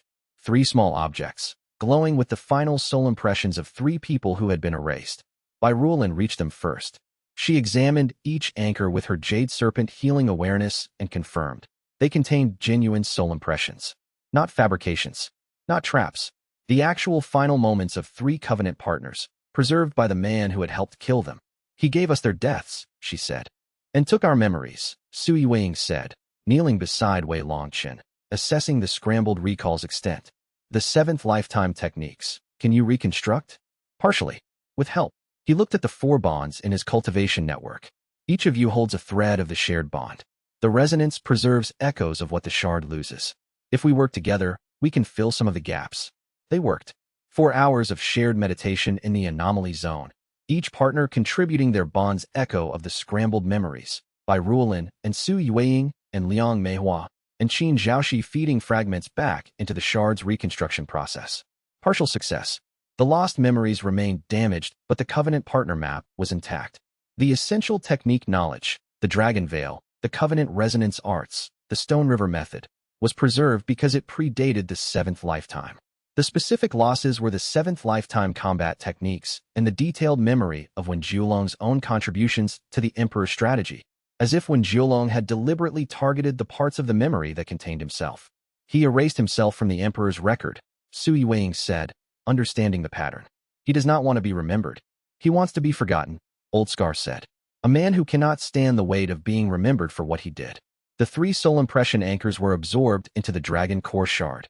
The shard integrated the final moments of 3 erased partners into its permanent record, 3 endings preserved alongside the memories of lives lived. a memorial that the Covenant's architecture would carry forward even though the partners themselves could never return. 3 empty chairs, now bearing the names and final words of those who had sat in them. The group packed and moved northeast, toward the river city of Huangjin, where Yun Feiyun, the 5th Covenant partner, the formation scholar, was presenting her research to an audience that did not understand what they were hearing. Behind them, the pale architect folded space between locations he had memorized across 3 lifetimes, carrying the diminished weight of a guilt he had partially discharged, and spoke into the empty air between folds. You will never have 9. I made sure of it 3 lifetimes ago. The words were true and they were a lie simultaneously, because the system accumulated, and the 3 erased partners' soul impressions, now integrated into the shard, carried residual recognition energy that would strengthen the surviving bonds. The enemy's actions were also information, and information, in the hands of an intelligence operative like Su Yueying, was always a weapon that could be turned. Chapter 39. The reconstruction period lasted 9 days. They traveled northeast through mountain terrain, while Wei Longchen's companions worked to repair the scrambled memory sections. The process was collaborative, each bonded partner contributing their specific resonance to fill gaps that the shard could not repair alone. Liang Meihua's ice law resonance provided structural clarity. The first bond, deepest in the shard's architecture, served as a reference grid against which the scrambled memories could be realigned. Her contribution was not emotional. It was architectural, the way a foundation provides stability to a building regardless of what is built on top of it. Su Yueying's shadow law resonance provided information recovery. The second bond, linked to the spy master's ability to reconstruct data from fragments, allowed her to read the scrambled memory's remnants and extrapolate the original content. She could not recover the lost technique knowledge, but she could reconstruct the contextual information around it, the circumstances in which each technique had been developed, the problems it had been designed to solve, the strategic reasoning behind its creation. Bai Ruolin's Jade Serpent resonance provided healing integration. The third bond treated the scrambled memory sections as injuries, damaged tissue in the shard's spiritual architecture that could be cleaned, stabilized, and encouraged to regenerate. The regeneration was slow and imperfect, producing approximations of the lost memories rather than exact copies. But approximations were better than voids. Qin Zhaoxi's Crimson Hawk resonance provided tactical organization. The fourth bond, newly active but already functioning at a level that reflected the general's past life efficiency, sorted the recovered and approximated memories into a prioritized structure. Critical combat knowledge first, strategic intelligence second, personal memories third. The triage was military in its logic. Preserve what enables action, then preserve what enables planning, then preserve what enables motivation. By the 9th day, the shard's memory architecture was functional, not whole. The 7th lifetime section remained a patchwork of original memories, reconstructed approximations, and unrecoverable gaps. But functional. Wei Longchen could access the Covenant partner map, the remaining technique knowledge, and the Emperor's memory voice without interference. The memory voice, when it spoke again after the reconstruction, sounded different. Not diminished, altered, the way a voice sounds when it has been recorded and replayed rather than spoken directly. The reconstruction had preserved the content but changed the quality. Shin Talong's voice carried a faint echo now, as if speaking from further away than before. The 7th lifetime memories were the most personal, the voice said. They contain my relationship with Wen Jiulong during the years of trust, my observations of his character, my understanding of why he wanted what he wanted. A pause. He targeted those memories deliberately. He does not want you to understand him the way I did. Do I need to understand him? Understanding an enemy's motivation is always useful. Understanding that this particular enemy was once a friend is painful. He chose to remove the pain rather than the utility. The voice was quiet for a moment. He was always efficient that way. The reconstruction period also produced an unexpected development. The 3 soul impression anchors, integrated into the shard during the Pale Architect encounter, began generating residual effects. Bai Ruolin noticed it first. The 3 erased partners' final impressions are not inert, she reported during the evening's cultivation session. They are interacting with the existing bond architecture.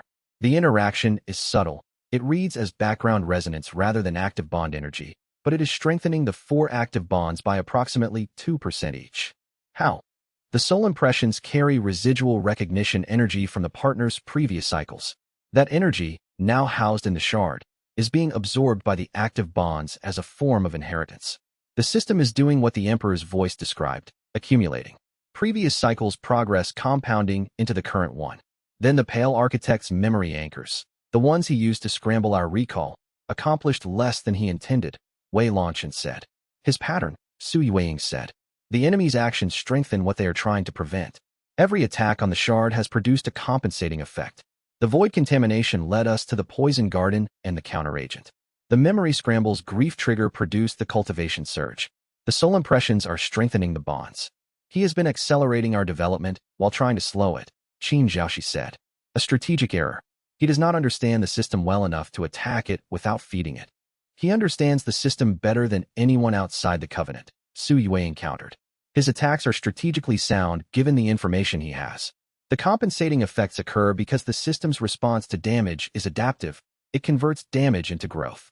He cannot know this because the adaptive response is internal to the shard's architecture and invisible from outside. Then his information is incomplete, Qin Zhaoxi said.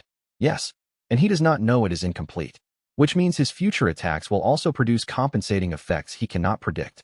Su Yueying wrote in her notebook. This is useful. The useful intelligence joined the growing archive of strategic knowledge the group carried. Knowledge that was distributed across 5 minds rather than concentrated in one, each partner holding the aspects most relevant to their expertise. On the 10th day, Su Yueying intercepted a Void Fracture Sect communication. The communication was encrypted in a cipher her network had cracked 2 months ago. Its content, Elder Dusk was being personally dispatched to the Silver Summit tournament, retroactively confirming the intelligence she had received before the tournament. But the communication included an updated component, Elder Dusk's post-tournament orders. He has been redirected, she said. After the tournament, his new orders are to move to the river city of Huangjing, specifically to observe and, if necessary, neutralize a formation scholar named Yun Feiyun. The 5th Covenant partner, Wei Longchen said. The 5th Covenant partner. Elder Dusk does not know she is a Covenant partner. The communication identifies her as a formation research target of strategic interest. But his orders are clear. Monitor her research, assess whether it poses a threat to Void Fracture Sect's operations, and neutralize if necessary. Neutralize, Liang Meihua repeated. The word carried the weight of the 3 erased partners' fate. We are 9 days from Huangjing at our current pace, Su Yueying said. Elder Dusk, traveling from the Silver Summit at void crossing speed, which he does not possess, he is sole sovereign, would arrive at Huangjing in approximately 12 days. We have a 3-day window. 3 days is enough, Qin Zhaoxi said. If we plan the contact correctly. 3 days is enough if nothing unexpected happens, Su Yueying corrected. In my experience, unexpected things happen on a schedule directly proportional to how inconvenient they would be. The group adjusted their pace. Northeast, toward Huangjing, toward the 5th Covenant partner, toward the formation scholar who had been unconsciously mapping the Dragon Emperor's network for years without understanding what the patterns in her research meant. 3 days of window, 9 days of travel. A sole sovereign hunter moving at a predictable pace toward the same destination. The mathematics of the race were simple. The execution would not be.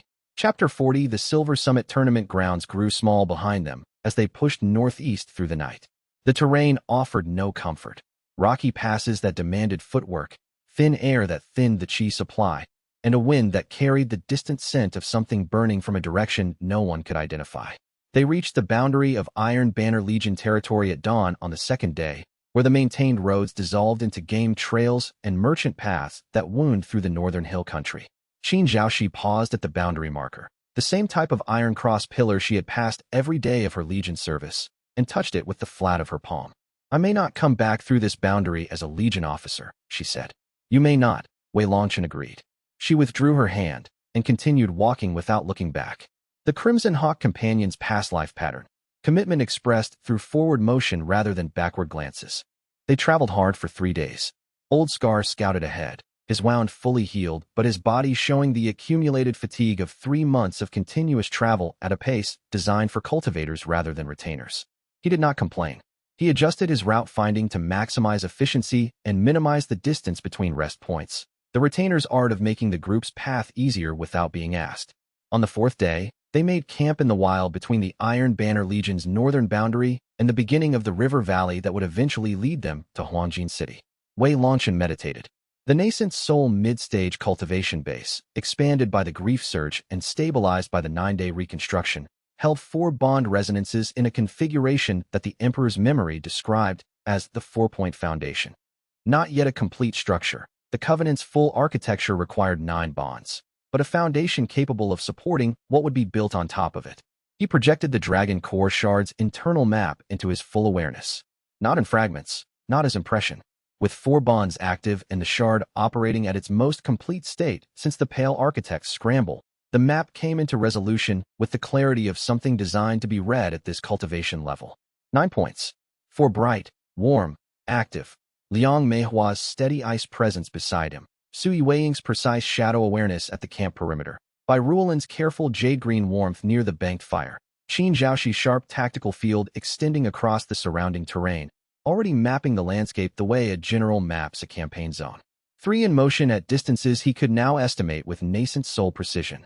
1 northeast at a moderate pace. Yin Fiyun, moving between academic venues in the Huangjin region.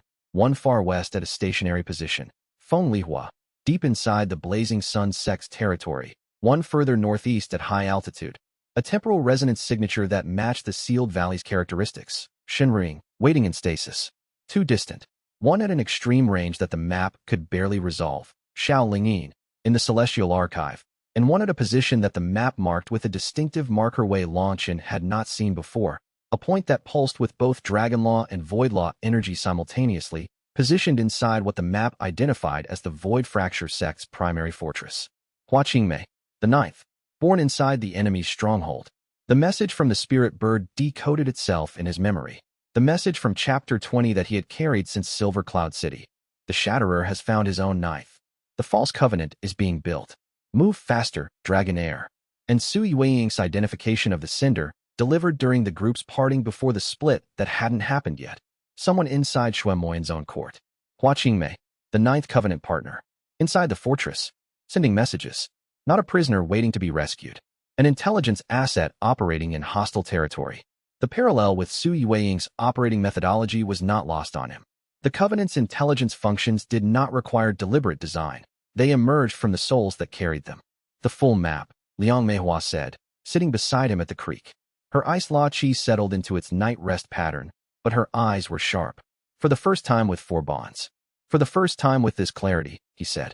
He described what he saw, positions, distances, the movement patterns, the distinctive marker on Hua Qingmei's position.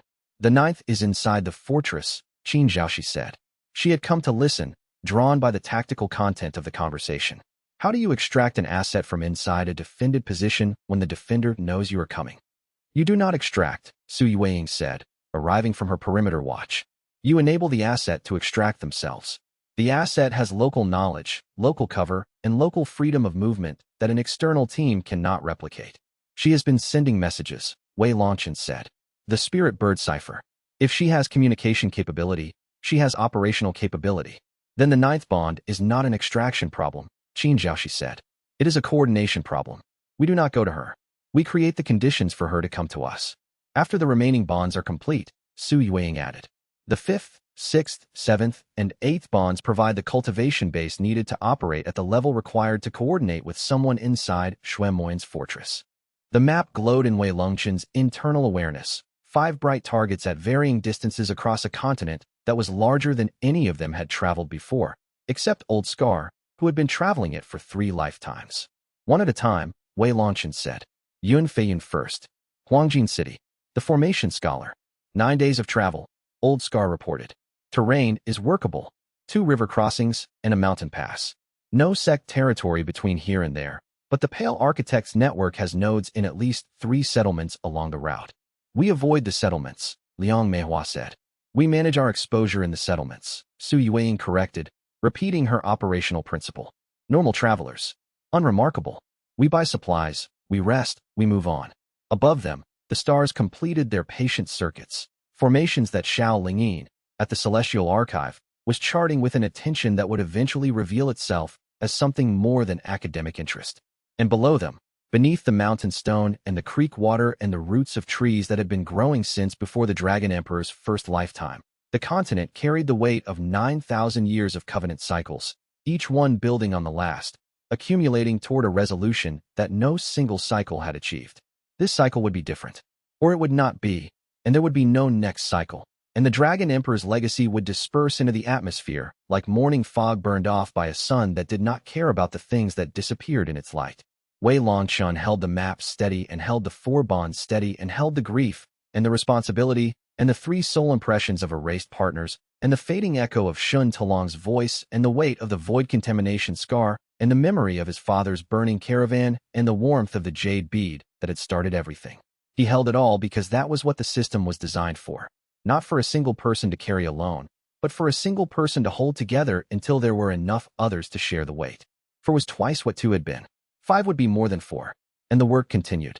Chapter 41. The Silver Summit Tournament Preparation Yard was smaller than Wei Longchen had expected. A rectangular space of packed earth bounded by wooden posts draped with Iron Banner Legion banners. Cultivators milled in groups of 3 and 4, checking equipment, running through warm-up forms, and studying one another with the evaluative intensity of people who would be fighting each other within the hour. Wei Longchen had registered under the name Qin Wei, a reverse simplification that Su Yuing had suggested precisely because it was so ordinary that no one would look twice at it. His registration token marked him as an unaffiliated cultivator from a small town in the southern hill country. A plausible backstory for someone at the nascent soul level who lacked sect robes or military insignia. Liang Meihua, Su Yuing, Bai Ruolin, and Old Scar had taken separate positions around the tournament grounds. Qin Zhaoxi was already inside, visible across the preparation yard in her Iron Banner Legion uniform, her back turned to him as she spoke with 2 other Legion cultivators. The Dragon Core shard pulsed the moment he laid eyes on her. Not the gentle resonance he felt near the other bonded partners. This was different. A recognition signal so strong it felt like a fist pressing against his sternum from the inside. The bead's jade surface heated against his skin, and a memory flash fired without warning. A battlefield under a sky choked with smoke. The Crimson Hawk companion standing between the Dragon Emperor and an incoming volley of spirit arrows, her body already turning to shield him before his mouth could form the word to stop her. She died in that flash. She died with her eyes open, her weapon still raised, and her hand reaching backward to push the Emperor out of the kill zone. Wei Longchen blinked the memory away. His breathing had changed. 2 cultivators standing near him glanced over, sensing the chi disturbance, and he forced his cultivation base to settle. Qin Zhaoxi turned. Her eyes swept the preparation yard with the practiced efficiency of a military officer conducting a threat assessment, cataloging positions, calculating distances, evaluating the chi signatures of everyone within engagement range. Her gaze passed over Wei Longchen and stopped, not with recognition, with the assessment of a soldier who had identified something that did not belong. Her right hand drifted toward the short sword at her hip. Not drawing, positioning. The difference between a civilian reaching for a weapon and a soldier acknowledging that she might need one. That one is watching you, said a voice at Wei Longchen's shoulder. A stocky cultivator in merchant robes, registered as a competitor, eating a meat bun with the casual air of someone who had been in enough tournaments to treat them as social events. The Legion woman. You know her? No, Wei Longchen said. She carries herself like an officer. Officers don't reach for weapons unless they have decided you are a threat. What did you do? Nothing yet. The stocky cultivator laughed and moved on. Wei Longchen held his position and let the bead's recognition pulse diminish to a manageable level. Across the yard, Qin Zhaoxi's hand had not moved from the sword. She began walking toward him. Not fast, the measured pace of someone who wanted to observe the target's reaction as they approached. Each step was precisely the same length as the last. Her chi signature read as gold core peak, but the bead told a different story. Beneath the gold core exterior was a suppressed resonance that Wei Longchen's nascent soul senses could detect, but not classify. She was stronger than she appeared, and she had been hiding it for a long time. She stopped 3 meters away, close enough to strike, far enough to react. You are emitting an unusual chi frequency, she said. Her voice was flat and clipped, the kind of voice that had been trained to deliver reports rather than make conversation. It is not consistent with your registered cultivation level. I have a minor spiritual condition, Wei Longchen said. It produces occasional chi fluctuations. My physician says it is harmless. Your physician is wrong, or you are lying. The fluctuation pattern matches a recognition type resonance. I have seen that pattern once before, in a classified Iron Banner Legion report on pre-era soul relics. She studied his face. Either you are carrying a soul relic, or you are something I have not encountered. She was smarter than the outline had suggested. The military cultivator's awareness combined with what the bead was telling him about her suppressed resonance made her something more than a talented soldier. She was someone who had been unconsciously developing past life instincts for years without knowing what they were. My name is Qin Wei, he said. I am not carrying anything that poses a threat to the Iron Banner Legion. That is not what I asked. No, but it is what matters to you. She considered this. The sword hand did not relax, but the tension in her jaw shifted, from combat-ready to evaluative. She was processing his response with the analytical rigor of an intelligence officer rather than the reactive aggression of a frontline fighter. "We will speak again," she said. "After your first match." She turned and walked back to her Legion companions without looking at him again. Wei Longchen exhaled. The memory flash of the Crimson Hawk companion dying to protect the Emperor burned at the edge of his awareness like a coal that would not go out. The Dragon Core shard whispered a fragment of the Emperor's memory voice, so faint it was barely distinguishable from Wei Longchen's own thought. She always led with threat assessment. It was her way of saying she cared enough to check. Chapter 42. The Silver Summit Gathering's first round operated on a bracketed elimination system. 64 entrants divided into 8 groups of 8. Each group fighting a round-robin of 3 matches to determine the top 2 who would advance to the elimination bracket. The fights were supervised by Iron Banner Legion referees whose job was to prevent deaths, not injuries. Wei Longchen's first opponent was a Verdant Cloud Sect inner disciple at Gold Core Peak. The kind of cultivator who had spent years refining a small number of techniques to a high level of precision but lacked the broader foundation that came from exposure to diverse combat situations. The disciple opened with a vine-binding technique that was technically excellent and tactically obvious. Wei Longchen sidestepped the primary binds, deflected the secondary growth with a pulse of unaffiliated chi, nothing that would identify his dragon law resonance, and closed the distance to deliver a palm strike that disrupted the disciple's chi circulation for 6 seconds. 6 seconds was enough. The disciple stumbled, his techniques faltering as his meridians recalibrated, and Wei Longchen placed a finger on his forehead. "Yield," Wei Longchen said. The disciple yielded. The referee marked the result. The crowd's reaction was mild. One unaffiliated cultivator defeating a sect disciple in the first round was noteworthy, but not remarkable. Wei Longchen retreated to the competitors' gallery and watched the remaining matches. Qin Zhaoxi fought in the third group. Her opponent was a rogue cultivator with a bone-hardening technique that made his body resistant to physical strikes. The kind of defensive specialist who won by absorbing damage until his opponent exhausted themselves. A reasonable strategy against most opponents. Qin Zhaoxi did not strike him. She moved. A footwork pattern that Wei Longchen's Emperor memory identified before his conscious mind could process it. The Crimson Hawk's 3-point pivot, a movement technique from the Dragon Emperor's war era that read opponent momentum and redirected it. She had never been taught this technique. She had developed it independently, from instincts buried so deep in her soul that she would call them talent rather than memory. She pivoted once, reading the Bone Cultivator's advance vector. She pivoted twice, positioning herself at the exact angle where his momentum would carry him past her. She pivoted a third time, and her short sword's tip rested against the side of his neck before his body finished the turn she had redirected him into. "Yield," she said. The Bone Cultivator yielded. The crowd's reaction was louder this time. Not because the technique was flashy, it was the opposite of flashy. It was efficient to the point of appearing effortless, the kind of combat mastery that made experienced cultivators lean forward and inexperienced ones miss what had happened. Wei Longchen's attention shifted to the stands. Elder Dusk sat in civilian clothes on the western bleacher, a thin man in gray robes who would have been unremarkable if not for the soul's sovereign-level suppression aura he was barely containing. He watched the fights with the detached interest of someone who was not here for the entertainment. During the break between the first and second rounds, 2 cultivators from Group 6 did not return to the preparation yard. Their brackets were filled with alternates. Wei Longchen caught Su Yueying's signal from the eastern entrance, a specific hand position that meant confirmed hostile action. Elder Dusk had eliminated 2 competitors, not by fighting them, by dosing their food with a chi-disrupting compound that would not kill them, but would make their spiritual cores temporarily unstable. Both cultivators had eaten at the tournament's communal kitchen. Both had emitted unusual chi signatures that Elder Dusk's detection methods had flagged as potential Dragon Shard carriers. They were not Dragon Shard carriers. They were ordinary cultivators whose chi happened to fluctuate at frequencies that Elder Dusk's instruments read as suspicious. He had neutralized them as a precaution. The efficiency was familiar. The Dragon Emperor's memory of Elder Dusk, Huang Kanying in a previous life, confirmed the pattern: eliminate possible threats broadly rather than investigate each one individually. It was the strategy of someone who had been given a wide mandate and a narrow timeline. Wei Longchen's second match was against a fire element cultivator from a minor sect. He won in 40 seconds, using speed and precision to end the fight before the fire techniques could build momentum. The crowd paid slightly more attention this time.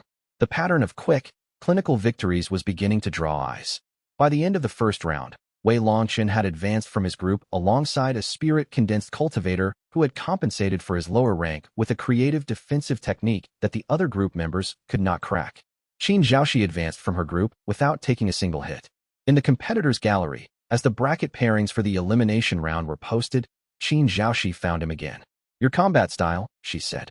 "It uses no identifiable sect technique. Your footwork is too refined for self-taught. Your chi control is nascent soul level, but your registered rank is gold core.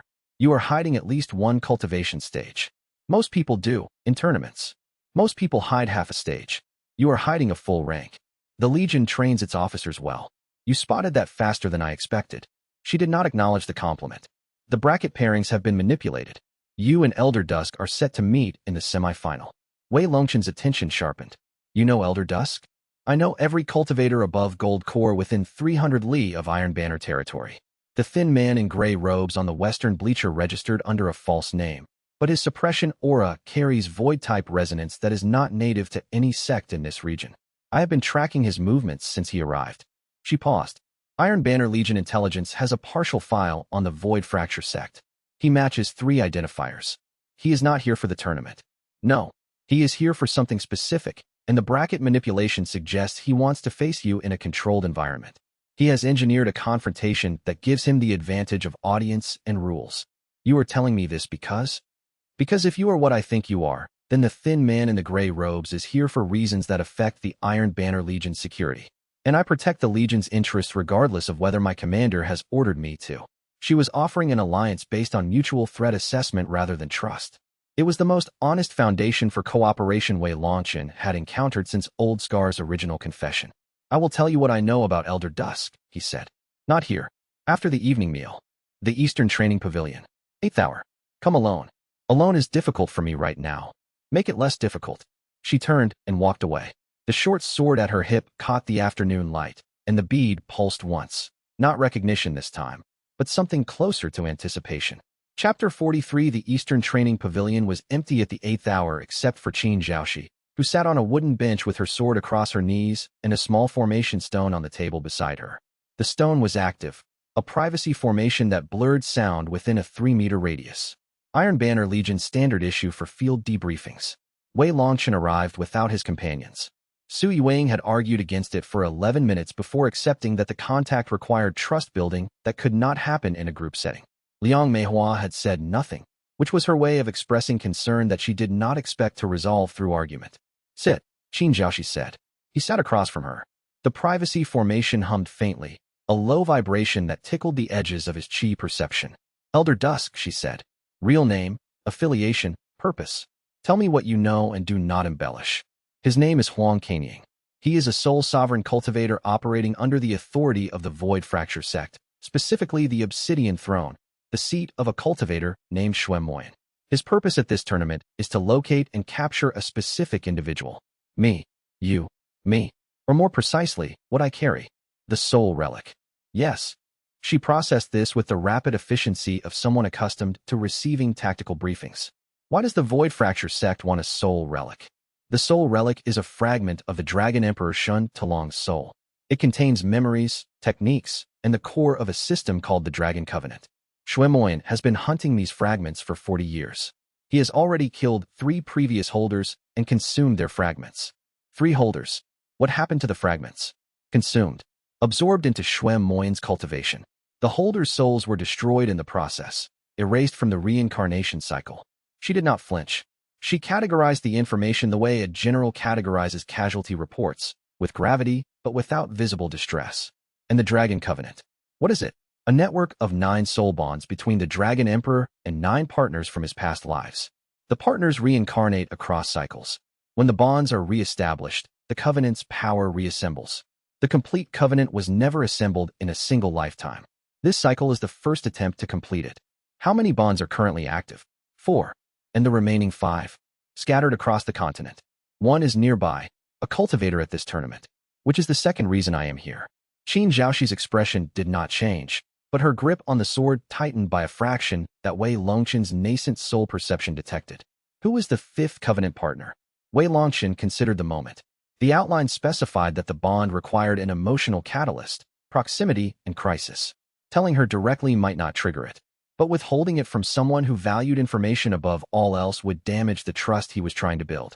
The Dragon Emperor's memory identifies the Crimson Hawk companion as a war general and tactician. Her past life combat technique included a specific footwork pattern, a three-point pivot that reads opponent momentum and redirects it. Qin Zhaoxi's sword hand went still. I watched you use that technique in today's first round, Wei Longchen said. You have never been taught it. You developed it from instinct. Many cultivators develop similar footwork independently. Not this pattern. The three-point pivot was the Crimson Hawk's signature movement across 2 lifetimes. It requires a specific spiritual sensitivity to opponent momentum that is not a common talent. It is a function of soul resonance with the Dragon Emperor's combat memory. She stood. The movement was controlled, not flight, but the need for physical space that he had seen in Su Yuang when she processed information that rearranged her understanding of herself. You are telling me I am one of the Dragon Emperor's 9 covenant partners. I am telling you the evidence is consistent with it. The bond requires mutual recognition to activate. It cannot be forced. If you feel nothing, then I am wrong. I feel. She stopped. Her hand came off the sword and pressed against her sternum, exactly where the bead sat against Wei Longchen's own chest. I feel something I have felt since I was 14 years old, when I first picked up a weapon and the entire battlefield made sense to me in a way that no one could explain. My instructors called it talent. My commanders called it genius. I called it an echo of something I could not name. The dragon core shard pulsed. Not at Wei Longchen, at her. A recognition signal that crossed the 3 meters between them and pressed against the suppressed resonance she had been carrying since childhood. She looked at him with eyes that were processing the collision between military skepticism and the oldest certainty her soul carried. When this tournament is over, she said, I will need evidence beyond your word. When this tournament is over, I believe you will have it. She picked up the privacy formation stone, deactivated it, and walked out of the pavilion without another word. The Crimson Hawk companion's pattern, process in motion, decide in silence, act without announcement. Wei Longchen sat in the empty pavilion and listened to the sound of the bead settling back to its resting state. Outside, the tournament grounds hummed with the contained energy of several hundred cultivators preparing for tomorrow's elimination round. One of Su Yuang's intelligence birds landed on the windowsill, a small brown sparrow that carried a slip of paper in a capsule on its leg. He unrolled it. Her handwriting was precise and compact. Bracket analysis complete. When Zhuolong's agents rigged pairings, you face Elder Dusk in semifinal. 3 options. Discuss at camp. Chapter 44. The camp was a rented room in a merchant district inn, for blocks from the tournament grounds. Su Yuang had selected it for its 3 exits, its proximity to the city's messenger bird roost, and its distance from any Void Fracture Sect observation point she had identified. She spread the bracket analysis across the room's low table. Bai Ruolin and Liang Meihua sat on cushions.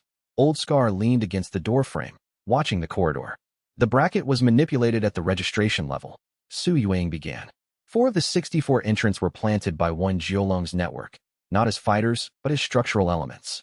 Their purpose is to lose at specific points in the bracket, ensuring that certain matchups occur in the semifinals and finals. The manipulation is elegant. Unless you map the full network of outcomes, it looks like normal tournament variance. And the intended outcome? Wei Longchen asked. Chen Wei, you, faces Elder Dusk in the semifinal. The arena, the rules, and the audience create a controlled environment. Elder Dusk can fight you publicly, with witnesses, under a framework that limits your ability to use the Dragon Core Shard's full resonance without revealing yourself to several hundred cultivators. He wants the fight public, Liang Meihua said. He wants the aftermath public. If he defeats and captures Wei Longchen in front of hundreds of witnesses, the story that spreads is Void Fracture Sect defeated a dangerous criminal at the Silver Summit. It legitimizes the hunt. It discourages anyone who might shelter future Covenant-related individuals. Does he know about the 4 bonds? Bai Ruolin asked. His intelligence is incomplete. He tracked the energy spike from the 4th bond's awakening at the tournament registration point, which is what brought the bracket manipulation into play. He knows Wei Longchen has at least 3 bonds active based on the Silver Cloud City encounter. He may suspect 4, but has not confirmed it. Wei Longchen studied the bracket diagram. The manipulation was clean. Su Yuang was right that it would look natural to anyone not specifically searching for it. The planted entrants were all plausible fighters at the gold core level, their registered backgrounds consistent with independent cultivators. when Jiolong's intelligence operation was generations more sophisticated than Elder Dusk's blunt force approach. 3 options, Su Yueying said. First, withdraw from the tournament.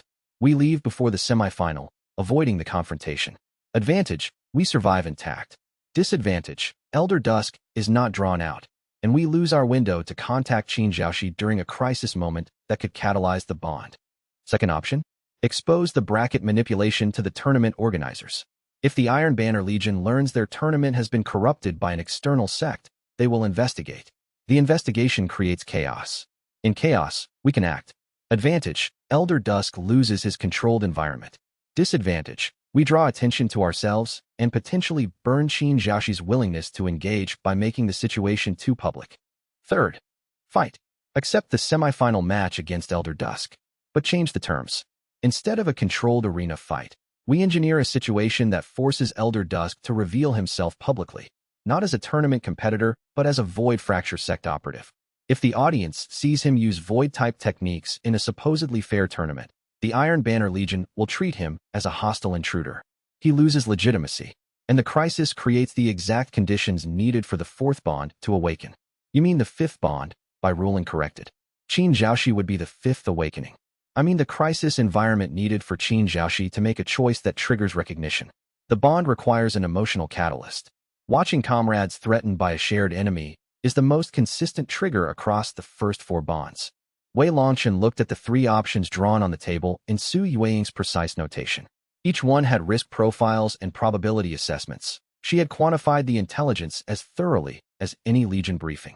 The 3rd option assumes Elder Dusk will use Void-type techniques in the arena, he said. He will.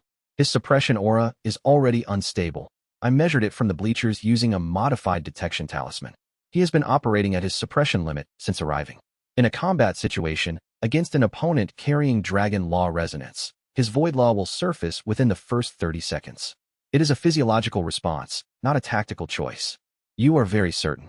I watched him fight in Silver Cloud City. His Void Law suppression broke within 20 seconds of contact with your Frostfire Covenant palm. This is not speculation. It is pattern recognition. By rule and lean forward. There is a 4th consideration. I examined the 2 cultivators Elder Dusk eliminated today. Their chi disruption patterns are not from a simple toxin. They show signs of a soul drain technique applied at microdoses. He is not just neutralizing potential threats. He is harvesting cultivation energy from the competitors. The room went quiet. Harvesting, Liang Meihua repeated, as in draining their spiritual cores. At a rate too low to notice during a busy tournament day. Each victim loses approximately 3% of their total spiritual energy, negligible in isolation, but across dozens of cultivators, the accumulated harvest would be significant. He is feeding. Feeding what? Wei Longchen asked. Himself, or a technique that requires gathered soul energy as fuel. I cannot determine which without closer examination. Su Yueying's pen was already moving. If Elder Dusk is harvesting soul energy from tournament competitors, the Iron Banner Legion needs to know. That changes the calculus of option 3. We do not merely expose his Void-type techniques. We expose an active threat to every cultivator at the gathering. Which gives us an ally, Wei Longchen said. Qin Jiaoxi. Which gives us a moral obligation, by ruling corrected. There are 300 cultivators at this tournament. If Elder Dusk continues harvesting at the current rate through the elimination rounds, the damage to their spiritual cores will become permanent within 2 days. The moral weight settled over the room. Su Yueying's intelligence calculus was sound, but by Rulin's medical assessment added a dimension that tactics alone could not address. People were being hurt while they planned. Option 3, Wei Longchen said. Modified. We expose Elder Dusk's soul drain technique before the semi-final. We give the evidence to Qin Jiaoxi. She takes it to the Legion. And when Elder Dusk is cornered, we are there. That puts you in direct conflict with the Soul Sovereign before you intended to be, Su Yueying warned. I was in direct conflict with the Soul Sovereign in Silver Cloud City and survived. You survived because Old Scar created a diversion and Elder Dusk chose to let you escape. This time he has been specifically instructed to capture you alive. Then this time I will not be alone. Old Scar pushed off the doorframe. The boy is right. Waiting for the perfect moment is how the previous shard bearers died. They ran and hid and ran again until they were caught alone. This group does not run alone. The decision settled. Modified option 3. Evidence delivery to Qin Jiaoxi tomorrow. Exposure of Elder Dusk's soul drain before the semi-final. And whatever came after, they would face as 5. Or 6, if the fifth bond awakened in the fire. Chapter 45. The crisis arrived faster than they planned. Wei Longchen was crossing the tournament grounds toward the competitors' gallery at dawn when the screaming began. 3 cultivators from the overnight rest quarter had collapsed, not from the subtle soul drain by Rulin had identified, but from a full-force extraction that had left their spiritual core shattered. They were alive, but their cultivation was gone. Permanently. Iron Banner Legion medics swarmed the rest quarter. Tournament officials sealed the grounds. Cultivators milled in confused clusters, fear cutting through the competitive atmosphere like cold water through heated metal. Elder Dusk had accelerated his harvest. Wei Longchen found Su Yueying at the eastern entrance, her face tight with the controlled anger of someone whose intelligence timeline had been rendered obsolete by enemy action. He moved early, she said. 3 full extractions overnight. The previous microdoses were calibration. He was testing which competitors had the richest spiritual cores and extracting them at maximum efficiency once identified. Why now? Because the elimination round starts today. After today, the number of cultivators on the grounds drops to 16. Fewer targets, higher security around each one. He harvested in bulk before the window closed. Rulin appeared from the medical tent, her robes stained with residual void chi that clung to her hands from examining the victims. The extraction technique is military grade. These 3 cultivators will never cultivate again. Their meridians are burned from the inside. He did not just take their energy, he destroyed the pathways to prevent any recovery. He is not just harvesting, Liang Meihua said. He is salting the earth. The phrase carried weight. Destroying a cultivator's ability to cultivate was considered, across every sect and faction, to be one step below killing. It was the act of an enemy who did not merely want to win, but wanted to ensure the other side could never fight again. Qin Zhaoxi, Wei Longchen said. Where is she? Arguing with her commanding officer at the Legion command tent, Old Scar reported. He had been scouting since dawn. She sensed the Void Chi signature the moment the extractions happened. She was already on alert from your conversation yesterday. She is pushing for a full investigation and lockdown. Her commander is resisting because shutting down the tournament has political consequences. Political consequences. The Silver Summit gathering is sponsored by 3 regional powers. Canceling it means admitting a security failure. The commander wants to investigate quietly. Quietly does not help the next 3 cultivators Elder Dusk decides to drain. No, it does not. Wei Longchen made the decision in the space between one breath and the next. The plan had been to deliver evidence through careful channels. The plan had been to maintain cover. The plan was now irrelevant because people were being destroyed while officials argued about politics. We give Qin Zhaoxi what she needs. Now. Everything. Everything. Su Yueying asked. Including the Covenant. Including enough of the Covenant to explain why Elder Dusk is here and what he is capable of. She needs to understand the threat level, or her commander will bury this. Su Yueying's expression was the particular blend of professional disagreement and tactical acceptance that Wei Longchen had learned to read, as she understands this is wrong, but cannot offer a better option. She nodded once. They found Qin Zhaoxi emerging from the command tent with the rigid posture of someone who had been told to stand down and was deciding whether to obey. Her eyes found Wei Longchen across the crowd, and she changed direction immediately. Chen Wei. Her voice was low and sharp. The Void Chi's signature matches the thin man in gray. I have told my commander. He has decided to wait for more evidence. I have evidence, Wei Longchen said. He held out his hand. In his palm sat a small crystal, a recording stone that Rulin had prepared overnight, containing a comparative analysis of the victim's meridian damage and Elder Dusk's void law signature captured from the bleacher. Medical analysis proving the extraction technique matches the void-type cultivator in the western bleacher. Soul sovereign level. Void Fracture Sect. Qin Zhaoxi took the crystal. She studied it for 3 seconds, long enough to verify the format, not long enough to doubt. This is enough for a formal accusation under Iron Banner military code. My commander will not be able to ignore this. Your commander is not the one who needs to act, Wei Longchen said. Elder Dusk has already identified his next targets. He chose the 3 with the highest spiritual core density. The next group with the highest density is the semi-finalists. You are a semi-finalist. Her hand went to her sword. Not fear, preparation. You believe he will attempt extraction during the matches. I believe he has already decided the tournament is cover that has served its purpose. He has what he came for from the general pool. Now he wants the premium targets. And you, she said. You are the primary target. Yes. Then the semi-final between you and him is not a match. It is his extraction attempt under the guise of a sanctioned fight. Yes. She looked at the crystal in her hand, then at Wei Longchen. Then at the command tent where her superior officer was failing to protect the cultivators under his jurisdiction. The decision happened in her eyes before it reached her posture. A flicker of something older than military training, deeper than tactical analysis. The echo of a woman who had stood between a man and an arrow and chosen duty over survival. I will not wait for authorization, she said. Neither will I. Elder Dusk made his move at midday. The elimination round had been delayed by the investigation. Qin Zhaoxi's evidence crystal, delivered to the tournament's independent judiciary rather than her own commander, had triggered a formal review. Elder Dusk, monitoring the situation from the western bleacher, recognized that his window was closing. He did what cornered predators do. He attacked. He seized 3 semi-finalists from the competitors' gallery, 2 Iron Banner Legion cultivators, and a Verdant Cloud Sect inner disciple, and dragged them into the arena floor using a void law binding technique that materialized as black chains erupting from the packed earth. The chains were Soul Sovereign level constructions, far above anything a normal tournament competitor could produce. The pretense was over. Dragon Shard Bearer, Elder Dusk's voice carried across the tournament grounds, amplified by chi to reach every corner. I know you are here. I can taste the Emperor's energy in the air. Come to the arena, and these 3 live. Refuse, and they die the same way the 3 last night lost their futures. The crowd froze.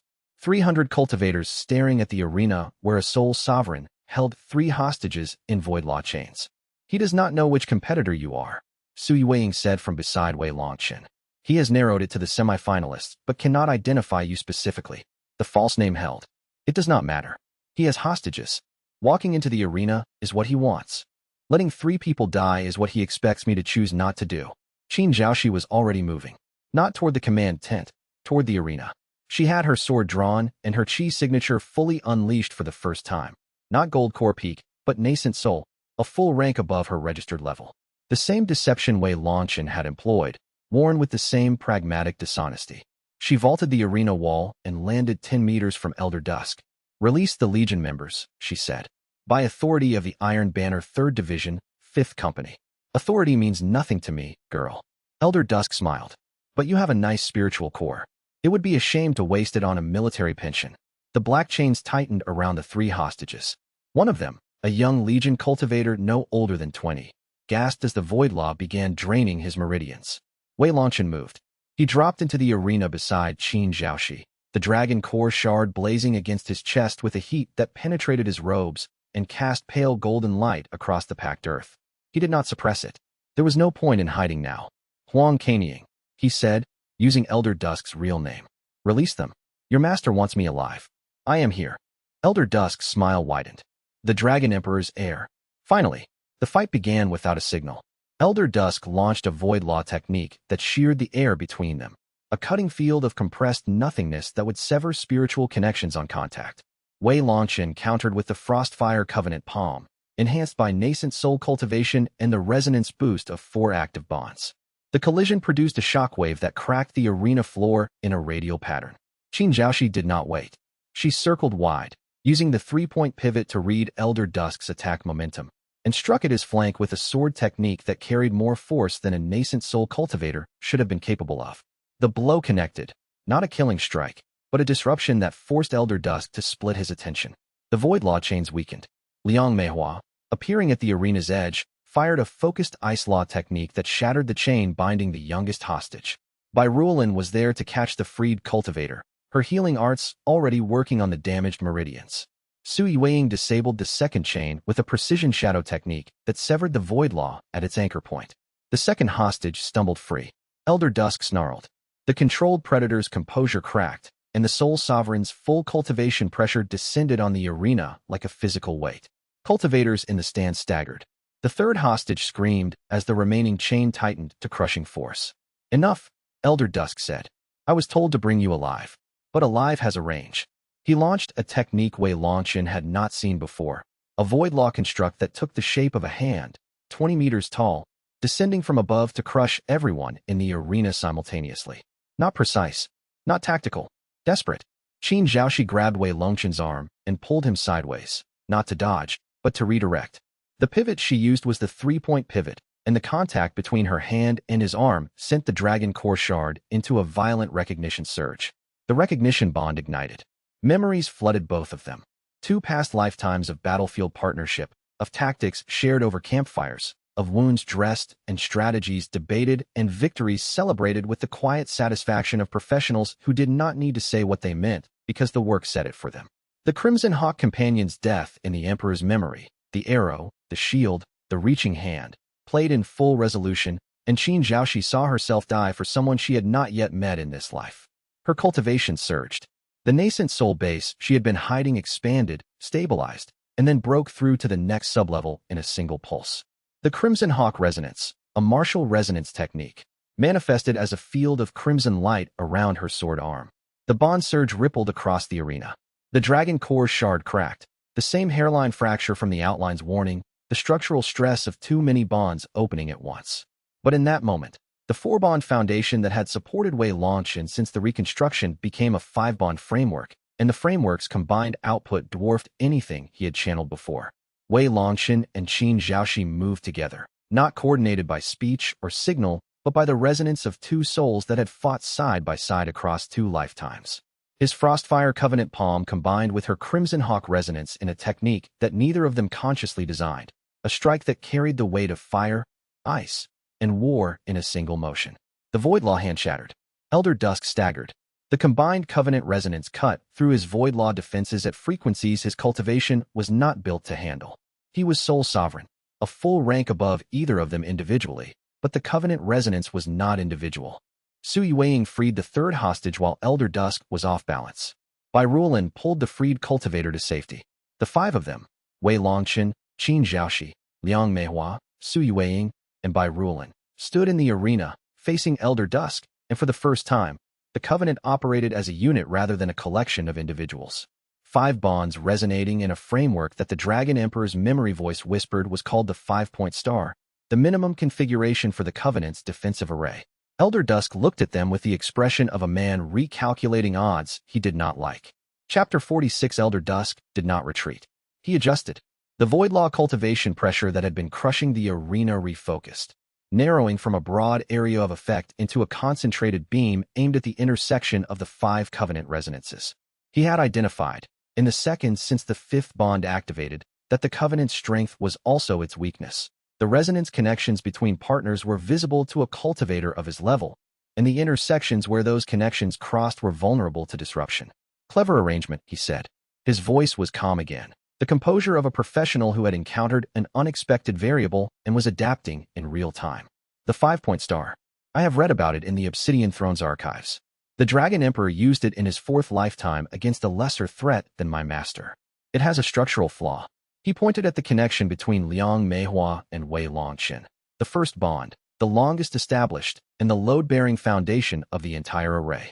The primary bond carries disproportionate weight. Break it, and the others cascade. He fired a Void Law needle, a technique so compressed it was invisible to the naked eye, detectable only by the faint distortion it left in the air. The needle was aimed at Liang Meihua's spiritual core. Wei Longchen moved to intercept. The Frostfire Covenant palm materialized as a shield between Liang Meihua and the needle. The needle struck the shield and punched through it. Void Law at Soul Sovereign density exceeded the shield's capacity by a wide margin. Bai Ruolin caught the needle with a Venom Jade resonance barrier, her Jade Serpent energy wrapping the Void Law construct in a neutralizing lattice that dissolved it 3 inches from Liang Meihua's back.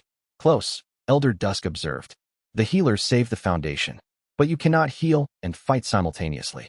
Every technique you divert to defense is a technique you do not use on offense. He was right. The 5-point star was a defensive configuration. It protected the partners from external disruption, but did not generate offensive power efficiently. Against a Soul Sovereign who understood its structure, the array would hold but could not advance. Qin Zhaoxi, Wei Longchen said. Switch to assault configuration. There is no assault configuration in the 5-point star, she replied, her voice carrying the clipped certainty of someone who had already run the tactical analysis. Then we make one. The Crimson Hawk resonance pulsed around her sword arm. She understood what he meant without further explanation, the general's instinct reading the commander's intent through context rather than orders. She broke formation. The 5-point star required all 5 partners to maintain fixed relative positions. Qin Zhaoxi stepping out of her position opened a gap in the defensive array, a gap that Elder Dusk immediately targeted with a second Void Law needle. Liang Meihua closed the gap. Her Ice Law resonance expanded to fill the space Qin Zhaoxi had vacated, stretching the first bond's load-bearing capacity to compensate. The array wobbled, 4 points holding a 5-point structure through brute force extension. Qin Zhaoxi attacked. The 3-point pivot carried her behind Elder Dusk in 3 steps. The Crimson Hawk resonance amplified her sword strike from nascent soul force to something that struck with the accumulated weight of 2 lifetimes of battlefield experience. The blow landed on Elder Dusk's shoulder, not a fatal hit, but deep enough to sever 3 meridian channels and disrupt his void law circulation on the left side. He spun, fast for a man who had just lost a shoulder's worth of meridians, and launched a point-blank void law detonation. Qin Zhaoxi took it on her sword flat, the resonance-enhanced blade absorbing enough of the blast to keep her on her feet, but the shockwave sent her skidding across the arena floor. Su Yueying was behind him. She had moved during the detonation's visual disruption, a shadow law technique that allowed her to occupy the space between moments of attention. Her strike was not physical. She placed a formation stone on the back of Elder Dusk's neck, a modified suppression seal that Yun Feiyun's absent formation theory had inspired her to construct. The seal activated, locking 3 of Elder Dusk's cultivation meridians in a suppression loop. Elder Dusk reached for the stone on his neck. Wei Longchen hit him with the full output of the Frostfire Covenant palm. Not a shield this time, a strike. The combined resonance of Liang Meihua's Ice Law and his own Dragon Law energy met Elder Dusk's chest at center mass. The Soul's Sovereign flew backward. His body cratered the arena wall, spider cracking the stone for 3 meters in every direction. Dust erupted. The crowd, which had been watching in stunned silence, erupted with them, shouting, scrambling, some fleeing, and some pressing closer. Elder Dusk stood in the crater. His left arm hung useless. 3 meridian channels severed, 3 more suppressed by Su Yueying's formation stone. His void law cultivation, operating at approximately 60% capacity, still outclassed any individual member of the group. But the group was not individuals. He laughed, not with malice, but with the exhausted amusement of a professional who had been outmaneuvered. Blood stained his gray robes at the shoulder and the chest. 5 bonds, he said. The Obsidian Throne's archives say 6 bonds were the highest any Dragon Emperor incarnation achieved before the Shatterer intervened. You are 1 behind the record. I intend to break the record, Wei Longchen said. My master intended the same thing. For 40 years. The amusement drained. You think you have won something. You have only accelerated the seal's collapse. He reached into his robe with his functioning hand and pulled a void stone, a smooth black sphere the size of a plum, pulsing with compressed void law energy.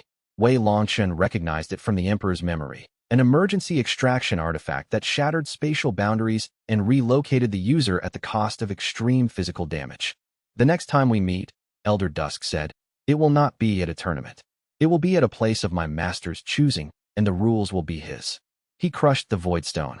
The spatial rupture consumed him, a flash of black light that imploded inward, collapsing the crater, the wall section, and the air within a 2-meter radius into a point of nothingness that vanished with a sound like a door slamming in an empty house. Elder Dusk was gone. The arena fell silent except for the groaning of injured cultivators, the shouting of Legion medics, and the rhythmic pulse of the 5 covenant bonds settling into their new framework. 5 points of light in Wei Longchen's spiritual awareness, each one brighter and more stable than they had been an hour ago. Chapter 47. The Silver Summit gathering collapsed in the hours that followed.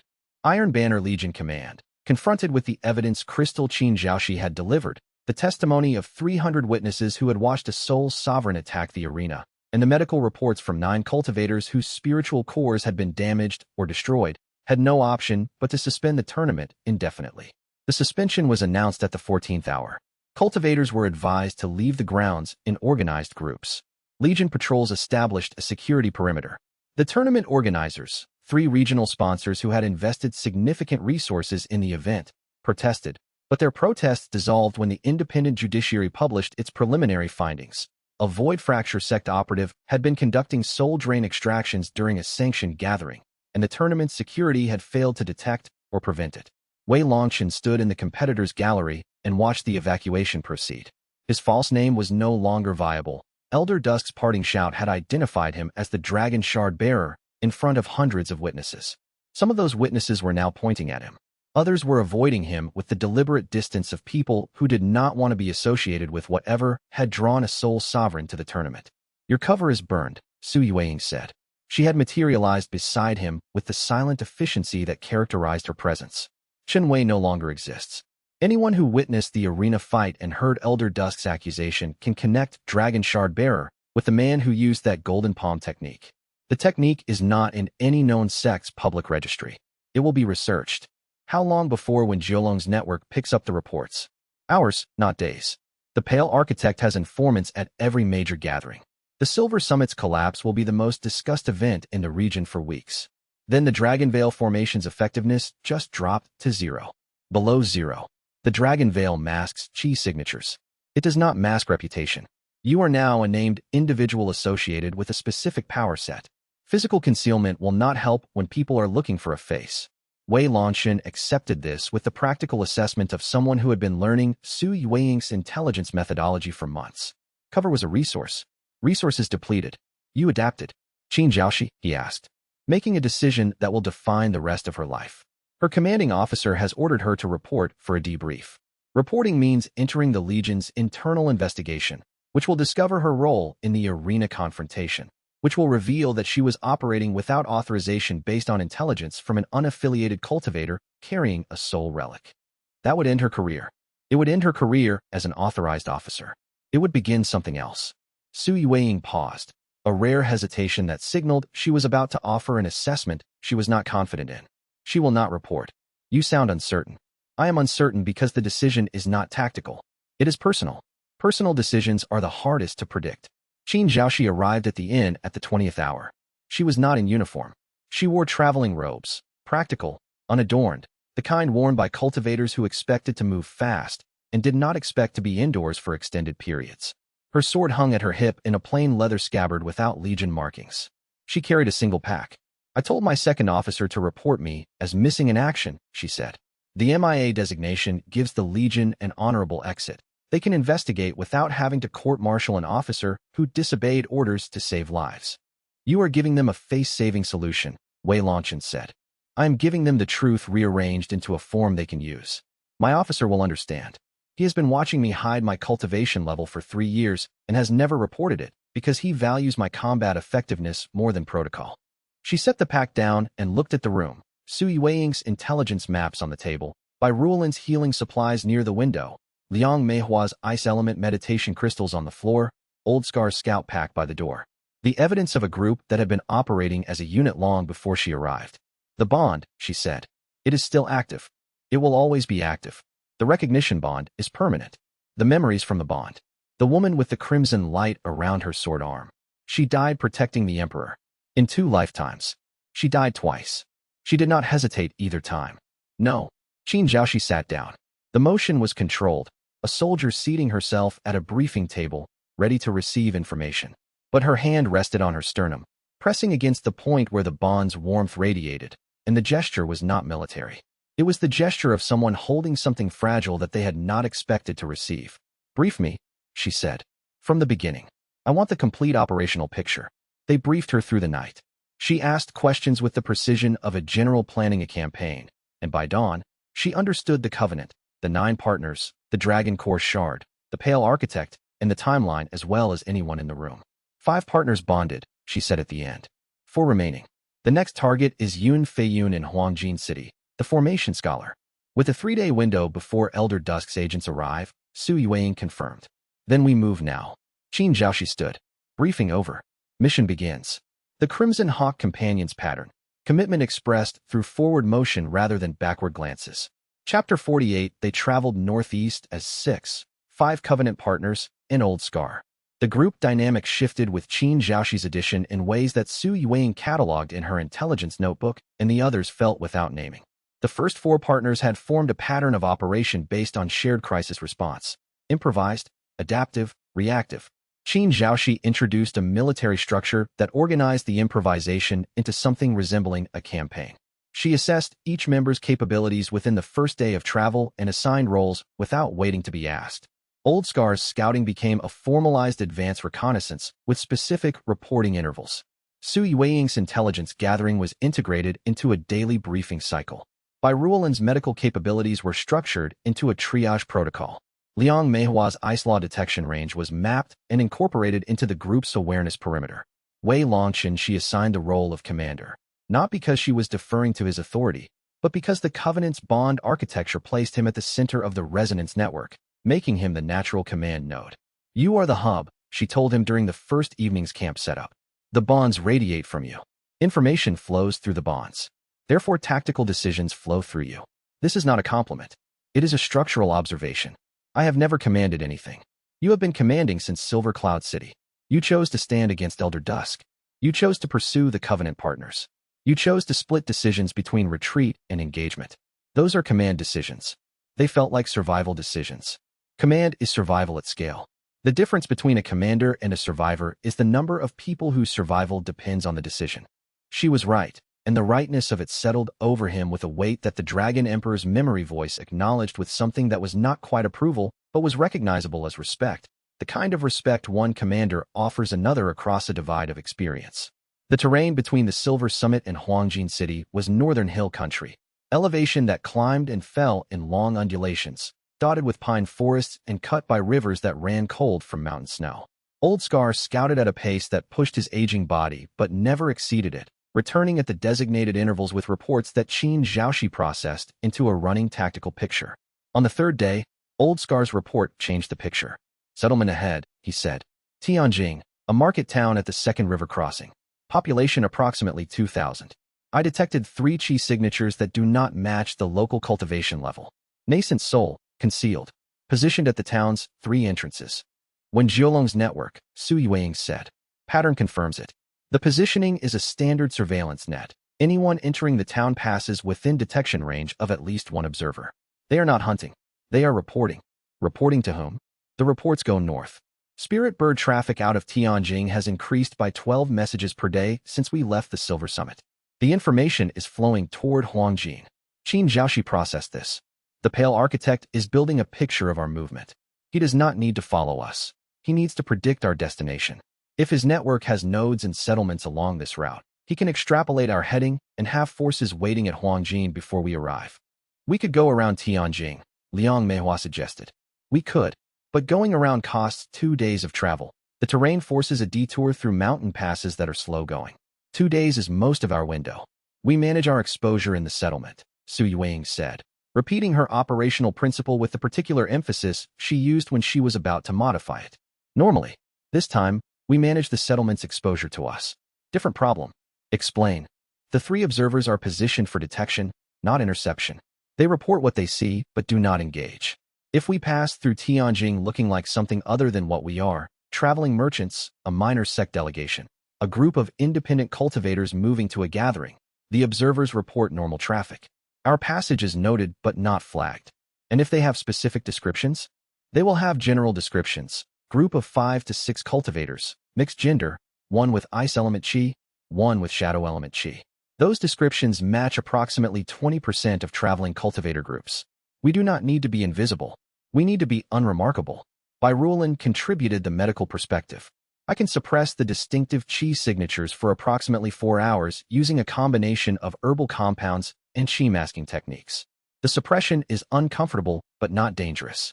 It reduces each person's detectable qi signature to a baseline that reads as generic gold core. Including the bond resonance? Wei Longchen asked. The bond resonance is internal. It does not project externally unless you use resonance techniques or experience strong emotional fluctuations. As long as we remain calm and do not engage any covenant abilities, the bonds are undetectable from outside.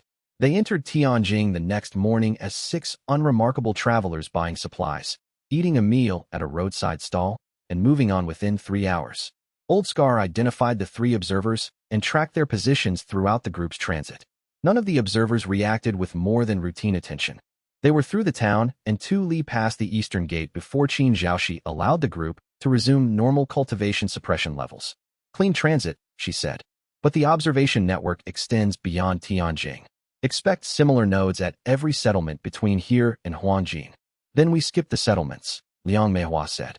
We manage our exposure at each one, Su Yueying corrected. Skipping settlements means traveling off-road, which costs time we do not have. Byrulan's qi suppression technique works. We use it at each node. How many doses do you have? Wei Longchen asked Byrulan.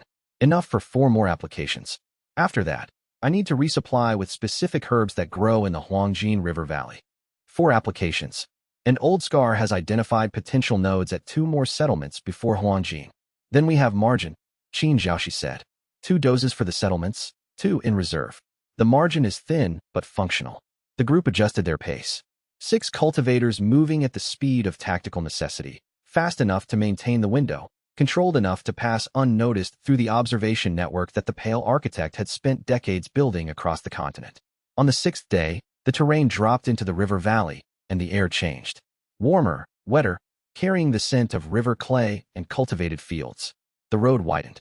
Traffic increased. Merchant carts, farmer wagons, traveling cultivators heading to or from Huangjin City's famous academic quarter. Old Scar returned from his reconnaissance with a report that was neither good nor bad, but carried the weight of confirmed intelligence. Huangjin is 3 days ahead. Yun Feiyun is still at the academic fair. I confirmed her attendance through a public lecture schedule posted at the highway rest station. She presents tomorrow, the day after, and on the 3rd day. An Elder Dusk surveillance team? 2 observers that I detected, positioned at the academic quarter's main entrance and the river dock. Standard surveillance posture, watching her movements, cataloging her contacts. They are not yet aware of our approach. 3-day window, Su Yueying said. We arrive on the morning of the 3rd day. Yun Feiyun's last lecture is that afternoon. If we make contact during or after the lecture, we have approximately 6 hours before Elder Dusk's main force would arrive from the Silver Summit's aftermath. 6 hours to find a formation scholar, convince her that she is the reincarnation of a Dragon Emperor companion, awaken a 5,000-year-old soul bond, and extract her from a city under Void Fracture Sect observation, Qin Zhaoxi summarized. When you put it like that, Wei Longchen said, it sounds less achievable than it did yesterday. It sounds exactly as achievable as it is. The difficulty is the plan. Not acknowledging the difficulty is how plans fail. They pressed northeast toward Huangjin with the Crimson Hawk Companion's operational philosophy guiding the march. Acknowledge the problem, plan for the problem, move toward the problem. Chapter 49 Huangjin City rose from the river valley like a scholar's dream rendered in stone and tile. The city had been built around a convergence of 3 rivers, its architecture reflecting centuries of academic cultivation. Libraries with spirit stone reinforced foundations, lecture halls whose acoustics had been shaped by formation work, tea houses where cultivators discussed theory with the intensity that military cultivators reserved for combat technique. The academic quarter occupied the city's center, a sprawling complex of research pavilions and demonstration grounds that attracted formation scholars, alchemists, and theoretical cultivators from across the continent. Wei Longchen entered the city alone, as planned. The rest of the group positioned themselves at prearranged points. Su Yueying at the intelligence-gathering post she had identified via her network, Liang Meihua and Wei Longchen at a riverside inn with clear sight lines on the academic quarter, Qin Zhaoxi and Old Scar at the city's northern exit, ready to establish an escape route. Wei Longchen's chi suppression compound coated his skin beneath his robes, a thin herbal layer that reduced his detectable chi signature to unremarkable gold core and masked the dragon core shard's ever-present resonance. He had 4 hours before the compound degraded. The academic fair occupied the central demonstration pavilion, a roofless courtyard surrounded by tiered seating that could hold 300. When Wei Longchen arrived, the morning lecture was already in progress, a middle-aged formation scholar discussing spatial compression techniques with the dry competence of someone who had given the same lecture many times. Yun Feiyun was in the audience. 3rd row from the front, left side.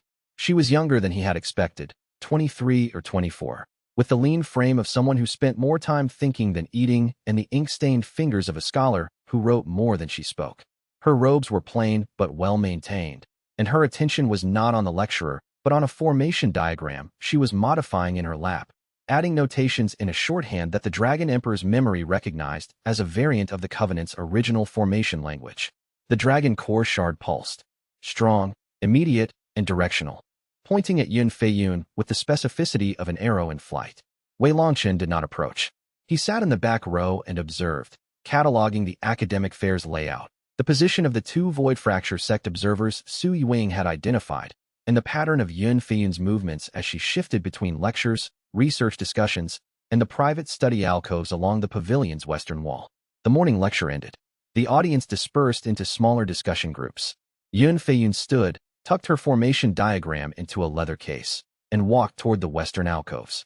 She moved with the focused distraction of someone whose body navigated physical space on autopilot while her mind operated in a different dimension.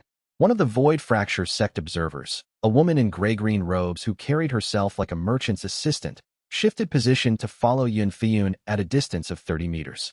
The observer was gold core level, competent, but not exceptional. Her surveillance posture was professional, close enough to track, far enough to avoid detection by a subject who was not actively looking for followers. But Wei Longchen was looking, and Su Yuang had taught him to see the geometry of surveillance, the angles, the timing, the precise distance that a follower maintains when they believe they are invisible. He let the observer follow Yun Feiyun toward the alcoves and took a different path, circling wide through the pavilion's eastern corridor, a route that would bring him to the alcoves from the opposite direction. He needed to approach Yun Feiyun from the side the observer was not watching. The alcoves were semi-private study spaces, each one screened by hanging silk panels that provided visual privacy but not acoustic isolation. Yun Feiyun entered the third alcove and began unpacking her formation diagrams onto a small table. Wei Longchen entered the second alcove and sat down. The silk panel between them was thin enough to hear through. Yun Feiyun was muttering to herself. Not coherent sentences, fragments of formation theory interspersed with frustrated sounds that indicated she was encountering a problem she could not solve. The convergence pattern repeats at 9 nodes, she said to herself. 9, not 8, not 10, 9. And the nodal distribution matches no known formation architecture. It is not hexagonal, it is not radial, it is not, she stopped. Paper shuffled. It is relational. The nodes are not positioned by geometry. They are positioned by relationship. Each node connects to every other node, and the connection distance varies based on what? Emotional weight? That is not a formation parameter. That is a human parameter. The dragon core shard throbbed in his chest. She was describing the Covenant's architecture without knowing what it was. She had spent years studying a pattern that she could see in ancient formation diagrams, a pattern that no other scholar had recognized because no other scholar carried the soul resonance that made the pattern visible. Wei Longchen stood, walked to the entrance of her alcove, and pulled the silk panel aside.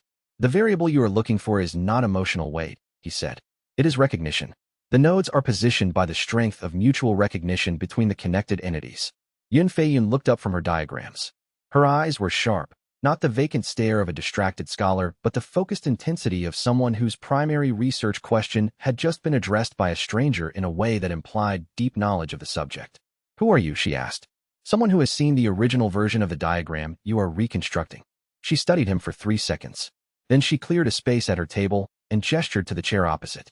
Sit down, she said, and explain what you mean by mutual recognition as a formation parameter.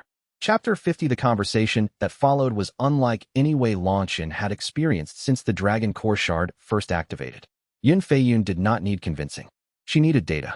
When Wei Longchen described the Covenant's 9-node architecture in formation terms, using the Emperor's memory cache to translate the soul bond relationships into the mathematical language of formation theory, she listened with the intensity of a starving person being offered food. Each detail he provided answered a question she had been carrying for years. The relational topology, she said, her pen moving faster than her speech. 9 nodes, each connected to a central hub with variable strength links. The hub does not generate the connections, it facilitates them. The nodes generate their own connection strength based on. She looked up. Based on what you call recognition. Based on the degree to which 2 souls acknowledge each other's existence and value. The formation's power scales with the depth of that acknowledgement. That is not a measurable parameter. It is measurable through its effects. When 2 nodes achieve full mutual recognition, the connection between them produces a resonance frequency that can be detected, quantified, and used as a formation input. Her pen stopped. She pulled a different diagram from her case, a larger sheet, covered in years of annotations, corrections, and revisions. It showed a 9-point formation that Wei Longchen's Dragon Emperor memory recognized immediately. It was the Covenant Star Array, incomplete and imprecise, but unmistakable in its structural intent. I have been mapping this for 7 years, she said. I found it in fragments, ancient formation stones, pre-era inscriptions, a sealed library in the Ashbine Mountains that contained 3 pages of a formation manual older than any sect in the region. I have been trying to reconstruct it because the topology is unlike anything in modern formation theory. The nodes are not static, they adapt. The connections are not fixed, they grow. The entire structure is alive in a way that formations are not supposed to be. It is alive because the nodes are souls. She set the pen down. Souls. The formation you have been reconstructing is not a formation in the traditional sense. It is a representation of a network of soul bonds created by a cultivator 9,000 years ago. The nodes are not formation stones. They are people. That, she stopped herself from saying, impossible. Her expression shifted. The scholar's reflex to deny superseded by the scholar's deeper reflex to follow the evidence. That would explain the variable strength connections. That would explain why the topology does not match geometric principles. That would explain why I have never been able to reproduce the structure using standard formation materials. Because the materials are not stones or crystals. They are relationships.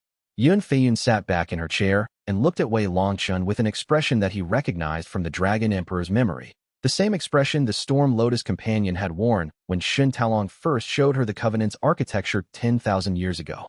Not belief, not disbelief. The expression of a mind that had been asking the right question for years and had just been given the vocabulary to answer it. Who created this network, she asked. The Dragon Emperor Shun Talong. 9 lifetimes ago. And the 9 nodes? 9 Covenant partners. Souls that reincarnate across cycles, maintaining the capacity for mutual recognition with the Emperor's soul. You are the Emperor's current incarnation. I carry his primary soul fragment. Whether that makes me his incarnation or something else is a question I have not resolved.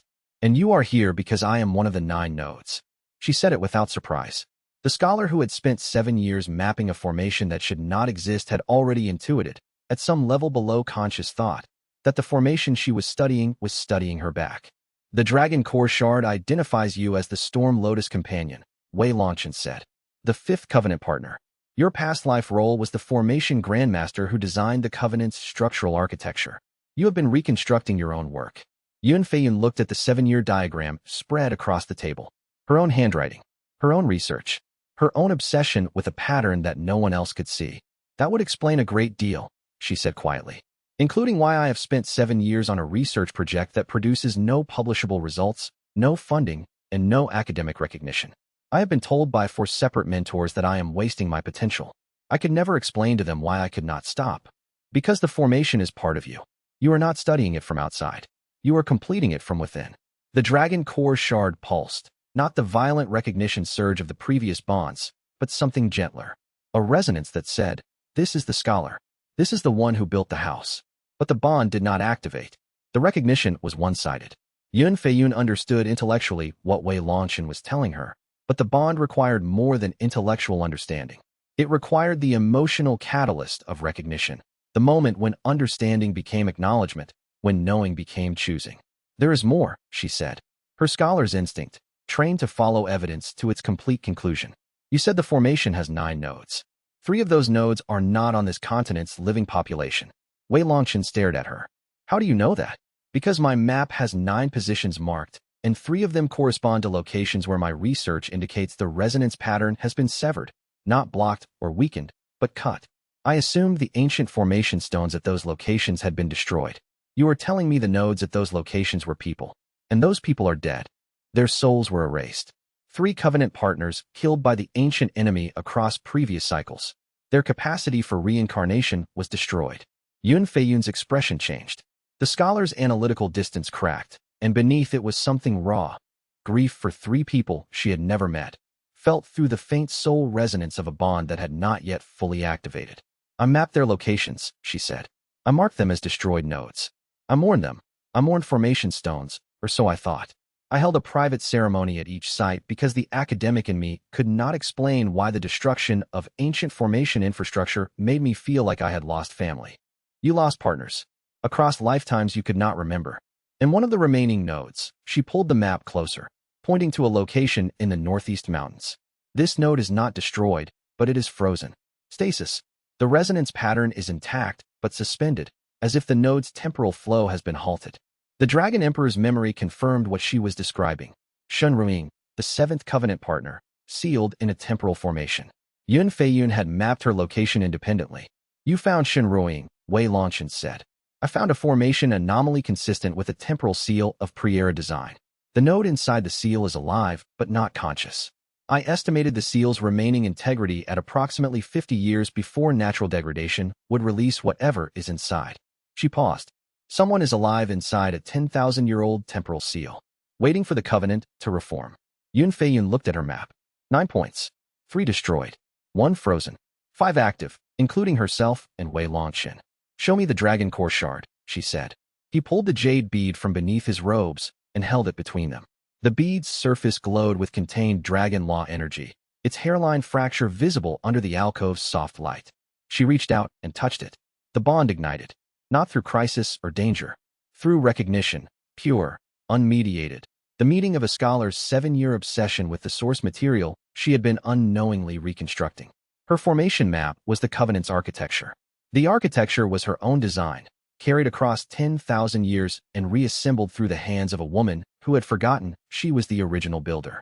The storm lotus resonance manifested as a web of interlocking formation lines that radiated from Yun Feiyun's hands, spreading across the table, the alcove, the surrounding pavilion. A visible representation of the formation scholar's soul resonance reading the world's structure and finding, for the first time, a framework that contained everything she had been searching for.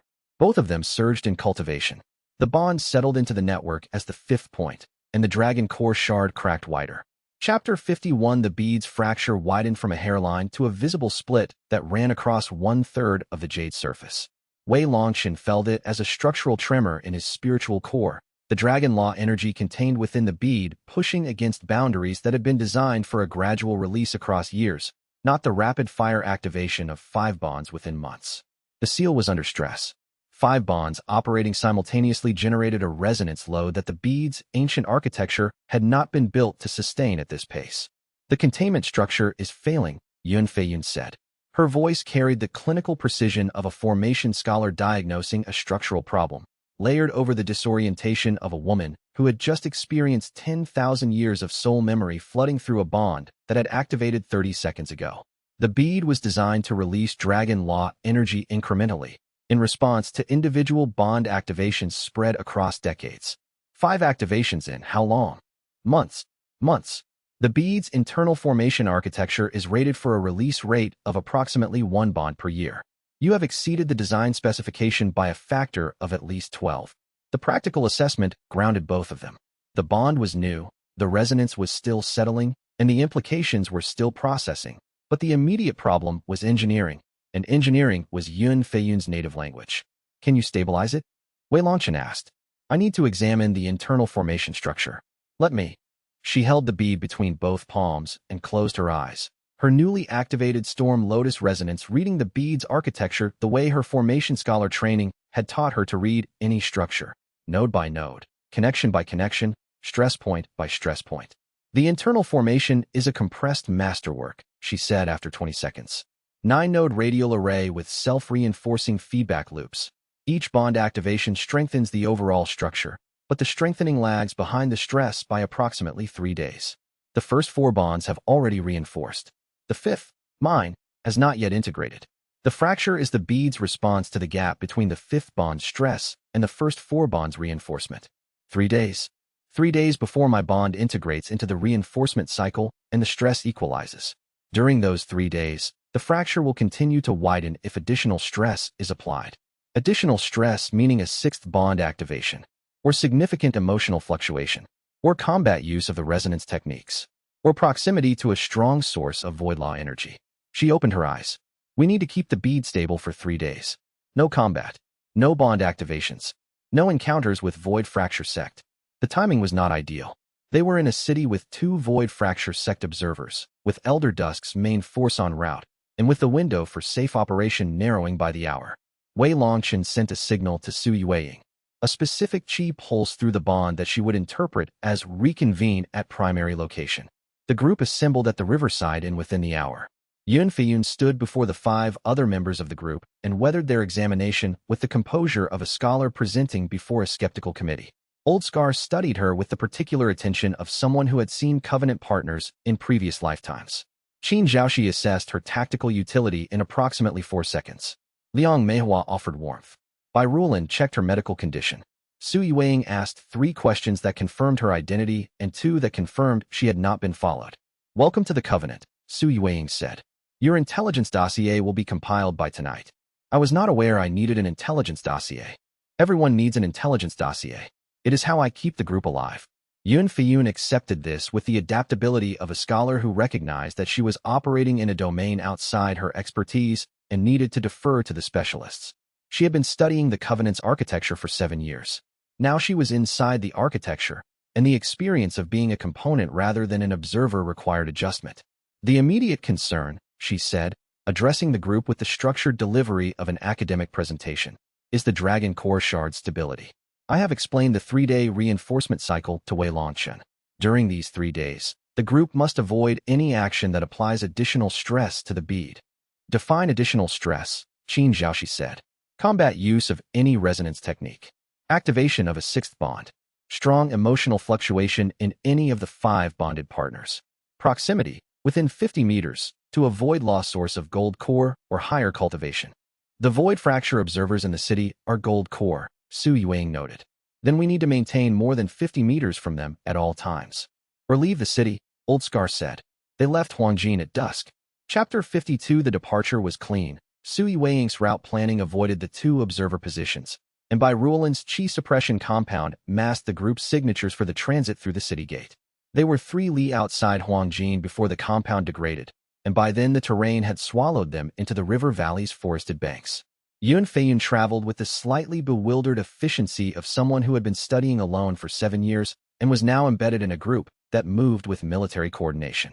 She kept pace without complaint, but her attention kept drifting to the formation structures she detected in the natural environment. Ley line intersections, spirit vein junctions, the faint signatures of ancient formation work that she now recognized, with the bonds enhanced perception, as the remnants of the Dragon Emperor's era.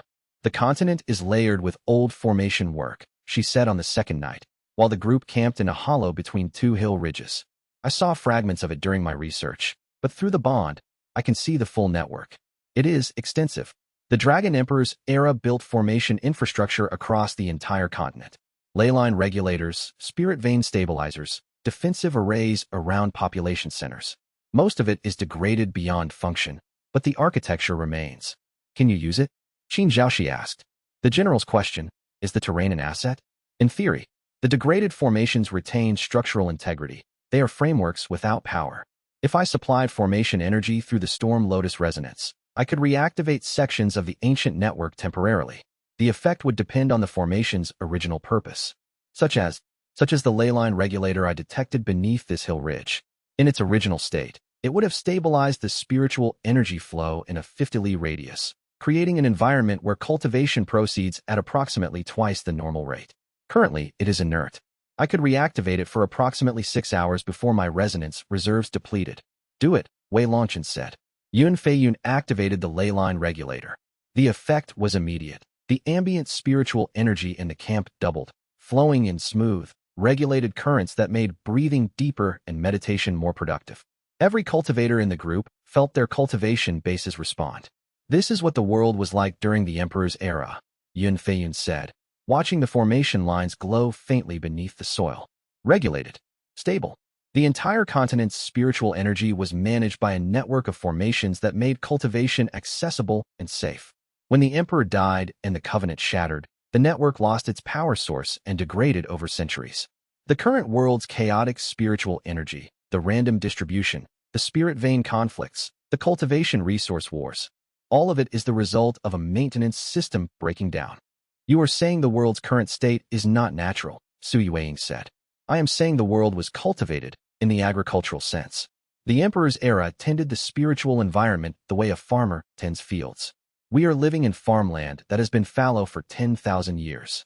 The implications settled over the group with a weight that went beyond tactical planning. The Dragon Emperor's legacy was not just the Covenant. It was the world itself, shaped and maintained by a system that had collapsed when the Covenant fell. By the 3rd morning, the bead's fracture had stabilized. Yun Feiyun confirmed that the 5th bond's reinforcement had integrated into the bead's architecture, equalizing the stress. The crack remained. It would not heal, but it was no longer widening. The bead can sustain 5 bonds indefinitely, she said. But the margin for a 6th activation is narrow. The 6th bond will crack it further. The 7th may shatter it. And if it shatters? The Dragon Law energy disperses. You lose access to the Emperor's memory cache, the bond resonance amplification, and the Covenant Star Array's hub function. The bonds themselves would persist. They are between souls, not artifacts. But the network's coordination would degrade to individual pairings rather than a unified structure. How long would I have? From the moment of shattering to complete dispersal? 7 days. Based on the energy density and the dispersal rate I calculated from the fracture's behavior. 7 days. The same number that would appear in the Outlines Crisis arc. Wei Longchen filed the information and focused on the immediate future. They had 6 Covenant partners. 3 remained, and the enemy was adapting faster than the Covenant was growing. Chapter 53. Su Yueying's intelligence network delivered its update on the 5th morning after Huangjing. The report arrived via a chain of spirit birds that had crossed the continent in relays. Su Yueying's network was not a single intelligence source, but a distributed system of contacts, informants, and dead-drop locations that she had been building since before she met Wei Longchen. The network's existence predated the Covenant. Its purpose had evolved. 3 items, she said at the morning briefing. First, Elder Dusk has recovered from his injuries faster than projected. He is mobile and has reunited with Wen Jiolong's Hunter Corps. Combined force, approximately 50 cultivators ranging from Gold Core to Nascent Soul, plus Elder Dusk at Soul Sovereign. They are moving north. North toward us. North toward the region where the next 3 Covenant partners are located. They are not tracking us specifically. The Dragon Veil formation and by rule and suppression techniques have disrupted their direct tracking, but they have deduced our next targets from the same map information we are using. The Last Keeper's Scroll, Wei Longchen said. They know the names and approximate locations. When Jiolong had agents at the Last Keeper's village, he obtained a copy of the scroll before we arrived, or more precisely, his agents photographed the scroll during one of the Keeper's sleep cycles. His intelligence operation predates ours by decades. We should assume he knows everything the Last Keeper knows. Second item, Yun Feiyun's formation research at the Huangjin Academic Fair was not just monitored by Void Fracture Sect. A second party has been tracking her work, an entity I have not previously identified. The tracking signatures appear in the intelligence traffic as archive notation, a classification system I do not recognize. The Celestial Archive, Yun Feiyun said. My research publications have been cited by the Astronomy Division of the Celestial Archive for 3 years. I assumed it was academic interest. It may be, but the tracking includes movement data, not just publication data. Someone at the Celestial Archive has been following your physical location. Wei Longchen's memory flash fired. The 8th Covenant partner, Xiao Lingyin, the Starweave companion. She tended the astronomy observation floor at the Celestial Archive. If she had been tracking Yun Feiyun's research, it was because her own soul resonance recognized the formation patterns that Yun Feiyun was mapping. Xiao Lingyin, he said. The 8th partner. She is at the Celestial Archive. She may have been drawn to Yun Feiyun's work through the same soul resonance that drew Yun Feiyun to the Covenant's formation patterns. That would mean 2 of the remaining partners have been passively identifying each other through academic channels, Su Yueying said. Interesting. The Covenant's self-organizing behavior operates even without conscious awareness. Third item. Su Yueying's expression changed. The controlled analytical mask shifted, and beneath it was something Wei Longchen had seen only twice before. The expression of an intelligence professional who had received information that rearranged her operational assumptions. Shen Ruoying, she said. The 7th Covenant partner. The one sealed in the temporal formation in the Northeast Mountains. What about her? Yun Feiyun estimated the temporal seal's remaining integrity at 50 years. My network's contacts in the Ashbine region report that the seal's degradation has accelerated. Local cultivators have detected temporal disturbances in the mountain valley, spatial ripples, time flow anomalies, the kind of effects that occur when a temporal formation is approaching failure. How long? Wei Longchen asked. Months, not years. Possibly weeks. The seal is breaking down faster than natural degradation would account for. Yun Feiyun leaned forward, her formation scholar's instincts engaged. If the seal is degrading faster than expected, something is applying external pressure. Temporal formations are robust against natural forces. They are designed to endure. Accelerated failure implies active interference. Someone is breaking the seal from outside, Qin Zhaoxi said. Or the seal is responding to the Covenant's reformation. 5 bonds active. A stronger resonance signal than the seal has experienced since it was created. The seal may be interpreting the Covenant's activity as the trigger condition for release. Meaning the seal was designed to open when the Covenant reformed? Meaning the Emperor installed a conditional release mechanism. When enough bonds activated, the seal would begin degrading to prepare for the 7th partner's emergence. The timing was designed for a gradual reformation over decades. Our accelerated timeline is accelerating the seal's response. The implications cascaded. Shen Ruoying's temporal seal was responding to the Covenant's reformation, which meant her emergence was not something they would have to arrange. It was something that was already happening. We have 2 priorities that are geographically convergent, Wei Longchen said. Shenruoying in the Ashbine Mountains, northeast. The temporal seal is failing and she will emerge. We should be there when she does. And the Celestial Archive, further northeast. Shaolingyin. And a third priority that is geographically divergent, Su Yuing added. Feng Lihua, the sixth partner. She is at the Blazing Sun Sect. That is west, not northeast. The map in Wei Longchen's awareness showed the distances. Northeast for the seventh and eighth partners. West for the sixth. The group was currently positioned between these directions, at the pivot point of a decision that would determine whether they could reach all three before the enemy. We cannot be in two places at once, Liang Meihua said. Qin Zhaoxi looked at the map.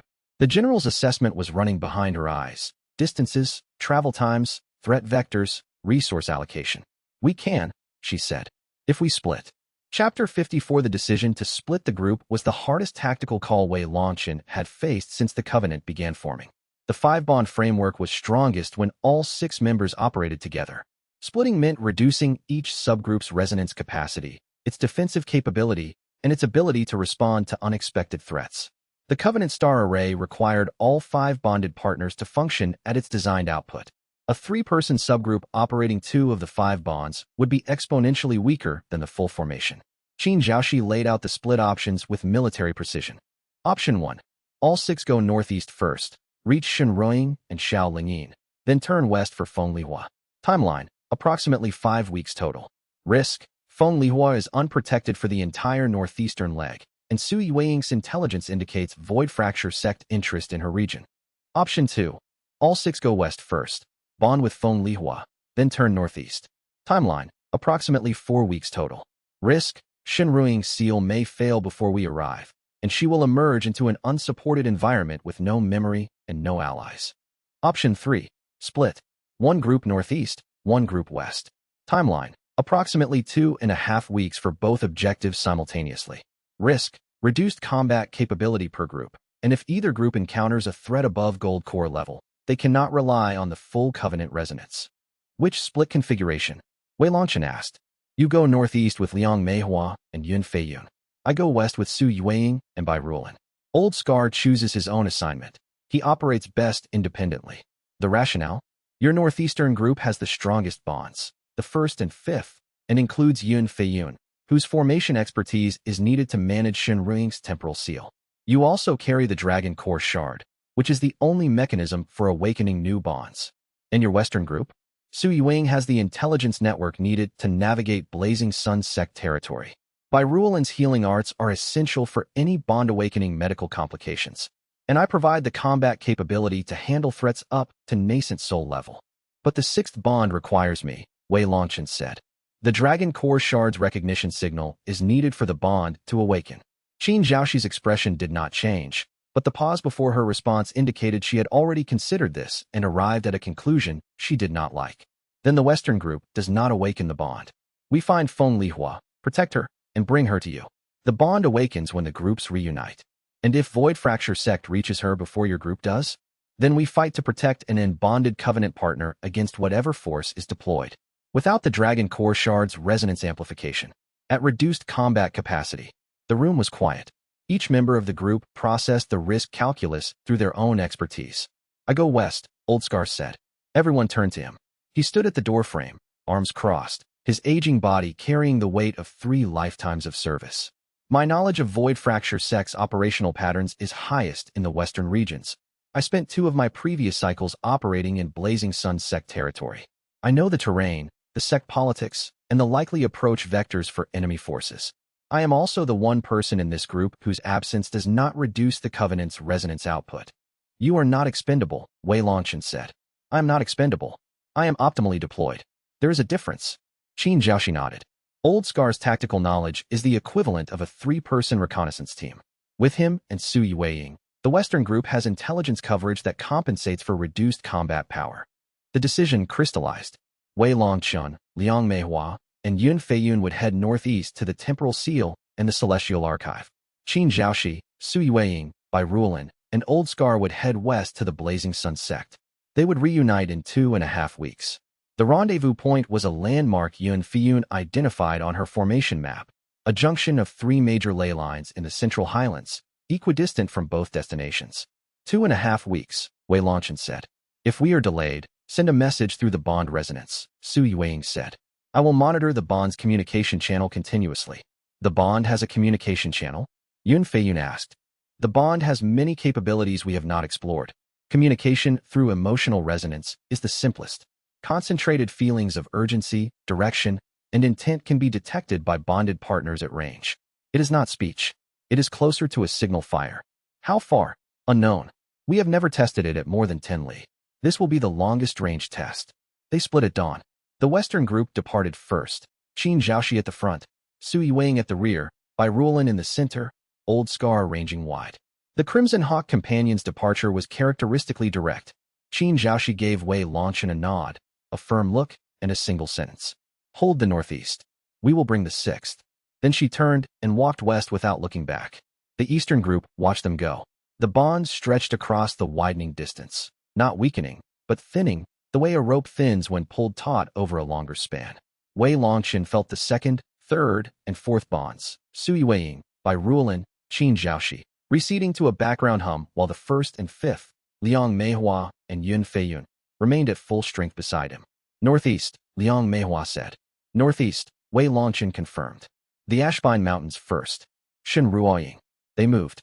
Chapter 55. The Ashbine Mountains rose from the northern plains like a wall of dark stone and evergreen forest.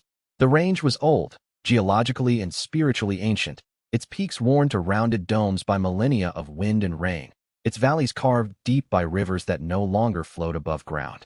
The spiritual energy here was dense and slow-moving, the accumulated weight of ley lines that had been settling for longer than any human civilization.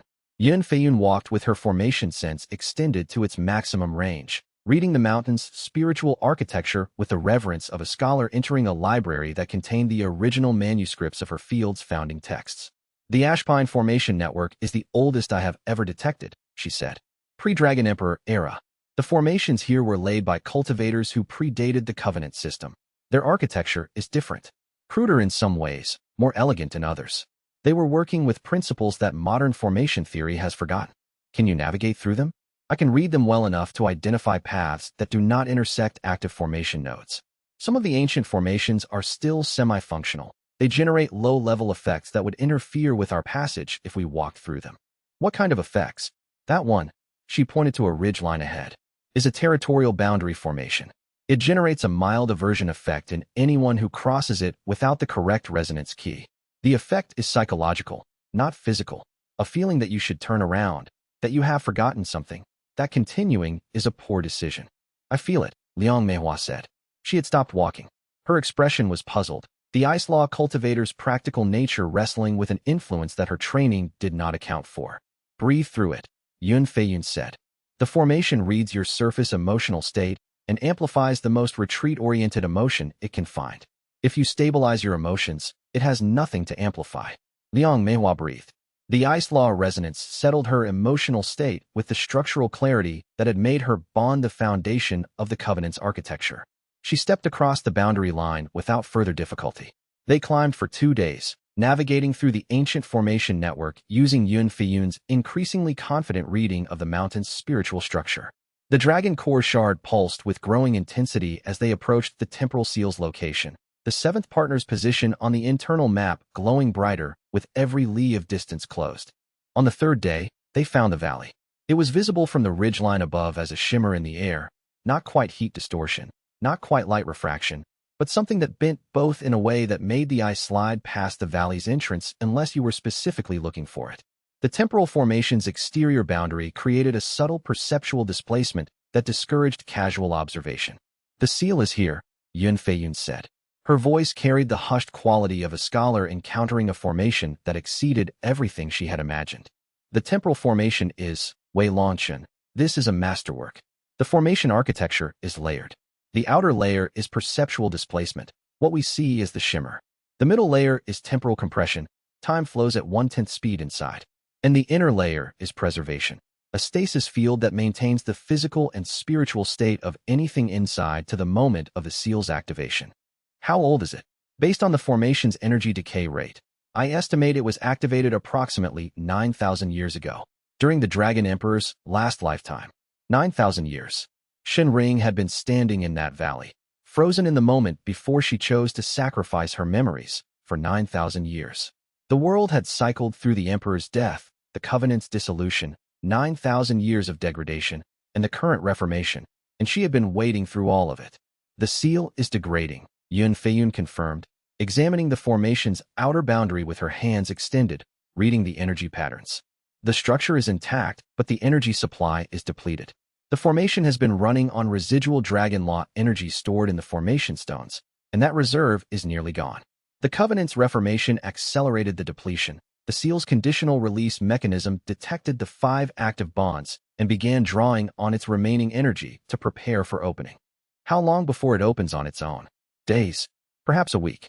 But the opening will be uncontrolled. The temporal field will collapse rather than retract, and the stasis subject will experience the full shock of 9,000 years of accumulated temporal differential in a single moment.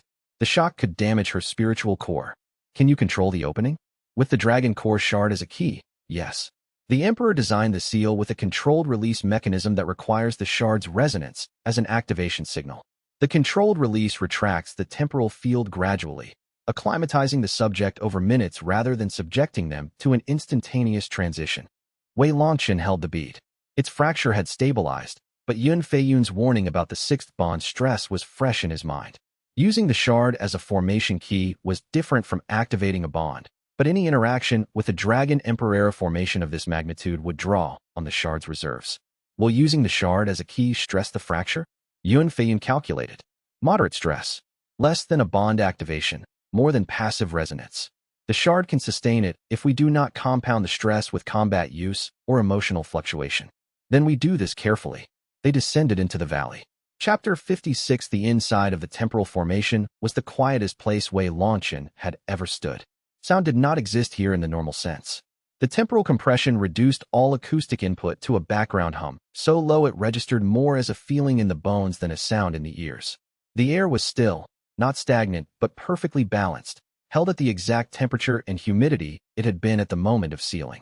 The light was amber, filtered through 9,000 years of accumulated formation energy that gave everything a golden cast. Shen Ruiying stood at the center. She was tall, taller than Wei Longchen had expected from the Emperor's memories, which had shown her at varying heights across past lifetimes. In this incarnation, she was lean and angular, with features that carried a sharpness the Emperor's memory described as the face that sees time from outside. Her eyes were open but unseeing, fixed on a point in space that had been the Emperor's face 9,000 years ago. She was mid-motion.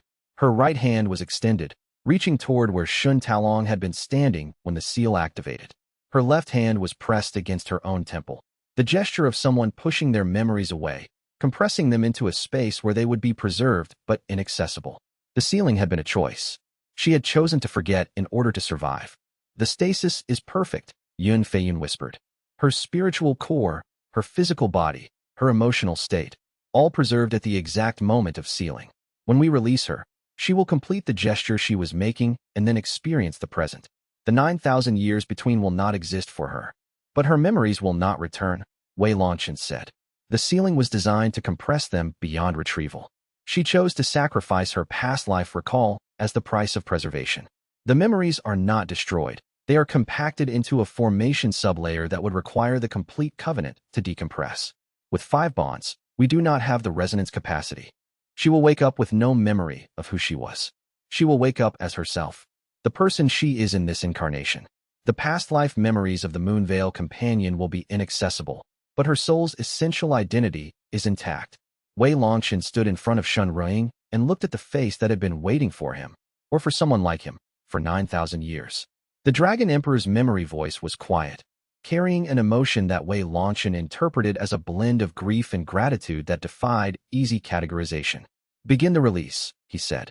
Yun Feiyun placed her hands on the formation's inner boundary, a ring of stones set into the valley floor that marked the stasis field's edge. Her Storm Lotus resonance engaged the formation's control architecture, reading the release mechanism and aligning it with the Dragon Core shard's resonance frequency. Wei Longchen held the shard against the formation's central node, a raised stone at Shun Ruiying's feet that glowed with residual Dragon Law energy. The shard's resonance connected with the node, and the formation's internal architecture responded. a sequence of energy releases that began retracting the temporal compression field from its outermost boundary inward, layer by layer. The amber light shifted.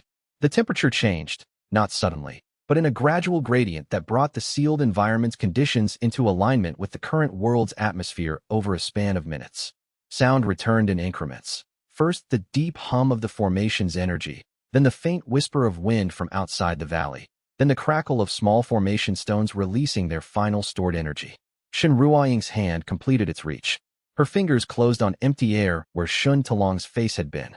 The gesture, frozen for 9,000 years, resolved into a grasp that found nothing. Her left hand fell from her temple. Her eyes, which had been fixed on a point in space, refocused, adjusting to light that was fractionally different from what they had last processed. She blinked. The world rushed in. 9,000 years of accumulated temporal differential, compressed by the controlled release into a manageable wave rather than a devastating shock, swept through her spiritual core and recalibrated her body's time sense from the moment of sealing to now. She swayed. Her knees buckled.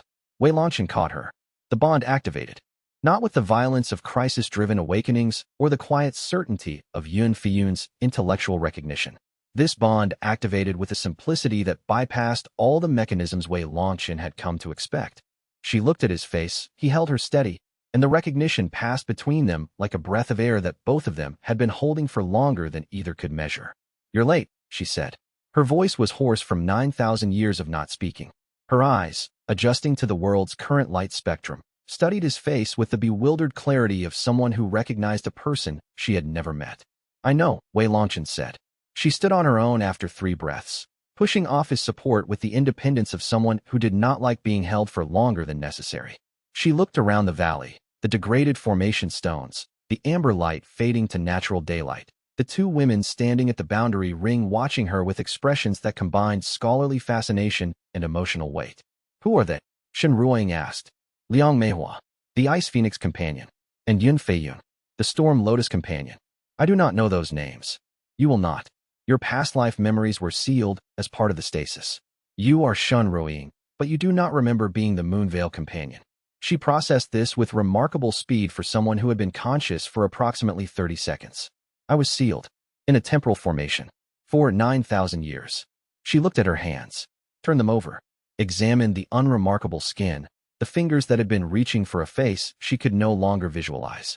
9,000 years, she repeated. And you are the one I was waiting for. I am the one who carries the Dragon Emperor's soul fragment. Whether I am the one you were waiting for depends on your definition. My definition is standing in front of me." She met his eyes. The bond hummed between them, not the battlefield intensity of Qin Zhaoxi's awakening or the intellectual resonance of Yun Feiyun's, but something gentler. The connection of 2 people meeting for the first time while carrying the echo of a relationship that spanned epochs. The dragon core shard cracked. The 6th bond's stress hit the bead's architecture like a hammer strike. The hairline fracture widened, not catastrophically, but visibly, a second crack branching from the first and spreading across the jade surface in a pattern that Yun Feiyun's formation sense read as structural warning. "The bead," Yun Feiyun said. Her voice was sharp. "The 6th bond activated. The stress is above what I calculated." "How far above?" The controlled release channeled residual dragon law energy through the shard during the unsealing. The combined stress of the release and the bond activation exceeded the margin by approximately 15%. The bead is stable, but the crack pattern indicates reduced capacity for future stress events. "How much reduced?" "Enough that a 7th bond activation will almost certainly shatter the bead." Shunring, who had been awake for 2 minutes and was still processing the temporal and existential shock of her situation, looked at the cracked jade bead with an expression that suggested she understood, at a level below conscious thought, exactly what its shattering would mean. "Then the 7th bond needs to happen differently," she said. "Or not at all." Chapter 57, They exited the valley as 4. Shen Ruoying walked with the deliberate care of someone whose body was technically 9,000 years old and approximately 30 seconds post-awakening. Her cultivation base, whatever it had been at the moment of sealing, was recalibrating to the current era's spiritual energy frequency. The temporal seal had preserved her at a specific cultivation level that Yun Feiyun estimated at nascent soul peak, but the recalibration process was degrading her control temporarily. "The spiritual energy here is different from what I remember," Shunring said. Her memories of the world before the seal were fragmentary, not past life memories, which were sealed, but the mundane memories of her current incarnation up to the moment of sealing. Thinner, less structured, as if the regulation systems failed. They did fail, Yun Feiyun said. The Dragon Emperor's formation network that maintained the continent's spiritual energy degraded after the covenant dissolved. You are experiencing the difference between a maintained system and an abandoned one. The world deteriorated. The world changed. The current cultivators do not know what they lost because they never experienced the regulated version. Shen Ruiying absorbed this with a quietness that Wei Longchen was beginning to recognize as her default processing mode. She did not react visibly to new information. She internalized it, and the results of her processing emerged minutes or hours later as observations that carried a depth disproportionate to their surface simplicity. Outside the temporal valley, the Ashbine Mountains continued their ancient indifference to human concerns. The formation network Yun Feiyun had been reading extended across the range, and with 6 bonds active in the Covenant, the network's response to their presence had intensified. Formation nodes along their path flickered with residual energy as they passed, as if the ancient infrastructure was recognizing the Covenant's resonance and trying to respond. The formation network is waking up, Yun Feiyun reported. Not fully. The energy reserves are insufficient for operational activation, but the recognition protocol is engaging. The formations detect the Covenant's resonance and are attempting to connect.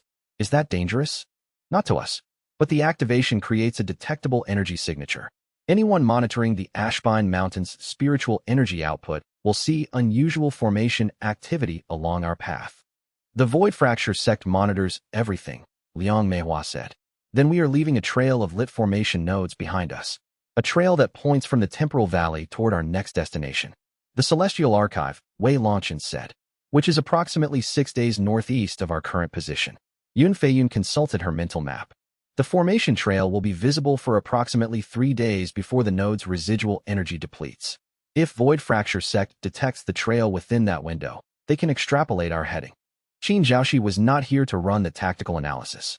Her absence was a gap in the group's operational capability that Wei Longchen felt through the bond, a thinning of the tactical resonance that had been organizing his decision-making since the Silver Summit. Can you deactivate the formation nodes after we pass? He asked Yun Feiyun. I can suppress them, but suppression requires stopping at each node and manually dampening the resonance. At the density of nodes in this range, that would add approximately 4 hours per day to our travel time. We do not have 4 hours. Then we accept the trail and move faster than it can be followed. They moved. Liang Meihua set the pace. Her ice law cultivation provided endurance that sustained the group over mountain terrain that would have exhausted normal travelers in half the time. Yun Feiyun navigated using the formation network as a map, finding paths that optimized speed over concealment. Wei Longchen carried the cracked dragon core shard against his chest and felt the 6 bonds stretching across the group. 3 present, 3 distant, all of them alive with the hum of a network that was, for the first time, closer to complete than incomplete. Shen Ruiying kept pace without complaint. Her body was recalibrating rapidly. The temporal seal's preservation had maintained her physical condition at peak, and the post-seal recalibration was replacing stasis lock with current-era adaptation at a rate that impressed Yun Feiyun's formation sense. Her adaptation rate is abnormal, Yun Feiyun observed on the second day. The temporal seal was designed for gradual emergence, but she is processing the temporal differential at 3 times the expected rate. Is that a problem? It is a data point. The Moonveil Companion's past life specialization was temporal cultivation. Even without her past life memories, her soul carries an affinity for time-related processes that accelerates her adaptation to temporal discontinuities.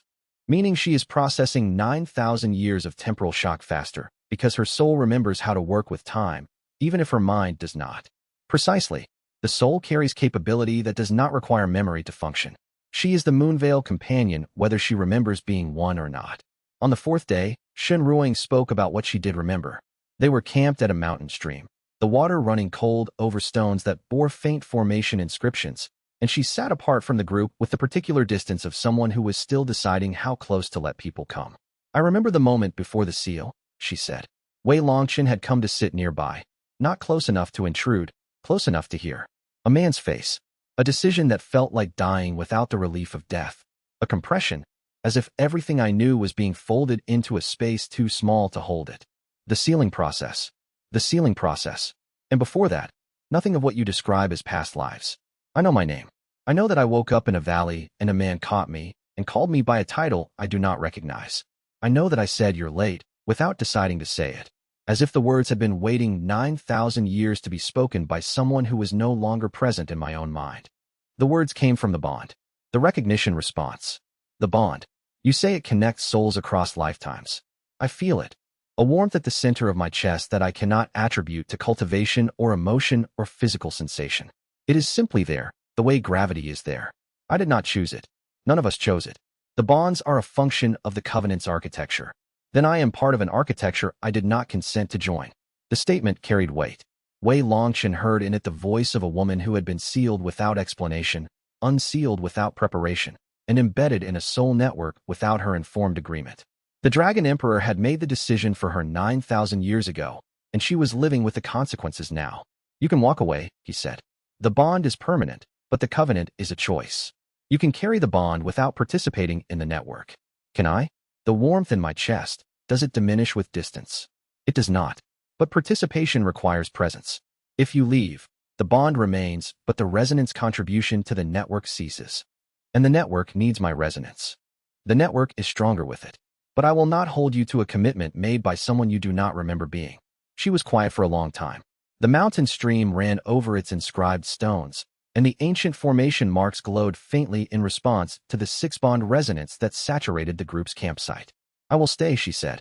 Not because of the architecture, not because of the bond, because I woke up in a valley after 9,000 years, and the first face I saw was yours, and the first thing I felt was relief that I was not alone.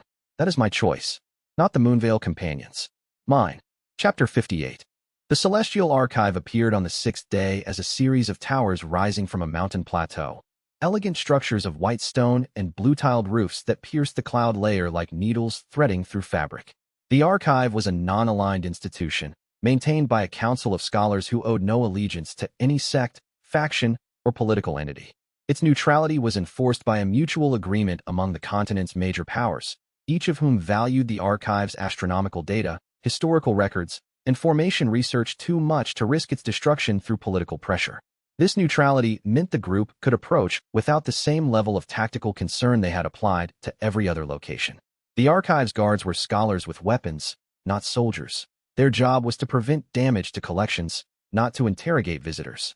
The archive will allow entry to any cultivator who presents a legitimate research interest, Yun Feiyun said. My academic credentials should be sufficient. I have been corresponding with the Astronomy Division for 3 years. Under your real name? Under my real name. The correspondence was scholarly in nature, star charts, formation diagrams, references. I did not know the connection had deeper implications until recently. The approach was straightforward. Yun Feiyun entered as a visiting scholar, Wei Longchen as her research assistant, Liang Meihua as a traveling cultivator seeking the archive's medical references, and Shun Ring as. This required more thought. I am a woman with no documented identity who has been frozen for 9,000 years, Shun Ring said. What credential would you suggest? Unaffiliated cultivator seeking archival access for personal research, Yun Feiyun offered. What personal research? I recommend temporal cultivation theory. It has the advantage of being true. The archive's entry process was efficient and minimally invasive. A junior archivist recorded their names, verified Yun Feiyun's academic credentials, assigned temporary access tokens, and pointed them toward the relevant divisions. The entire process took 12 minutes and involved no chi scanning, no identity verification beyond stated credentials, and no questions about the cracked jade bead pulsing beneath Wei Longchen's robes. Scholarly neutrality had its benefits. The Astronomy Division occupied the archive's tallest tower, a structure that rose above the cloud layer to provide unobstructed views of the night sky. The observation floor was a circular room with an open ceiling, ringed by desks where astronomers worked through the day cataloging the previous night's observations and preparing for the next. Xiao Lingyin was at the third desk from the entrance. She was small, physically the smallest person Wei Longchen had encountered since the Covenant began forming. Her frame was slight enough that she seemed to disappear behind the stacks of star charts and astronomical instruments that surrounded her workspace. Her hair was tied in a practical knot. Her robes were ink-stained in a different pattern than Yun Feiyun's. Not the precise marks of formation notation, but the expansive splotches of someone who worked with large-format documents and forgot to protect her clothes. The dragon core shard pulsed. Not the aggressive recognition of the first few bonds, a quieter, deeper frequency that Wei Longchen's six-bond awareness read as something analogous to starlight. Steady, consistent, emanating from a source so distant and so constant that it registered as ambient rather than directional. Xiao Lingyin did not look up. She was focused on a star chart that covered her entire desk, a hand-drawn map of the night sky annotated with 3 years of observations, connections, and theoretical extrapolations. The chart's central feature was a constellation pattern she had marked in red ink. 9 stars arranged in a formation that Wei Longchen recognized immediately. It was the Covenant. 9 stars.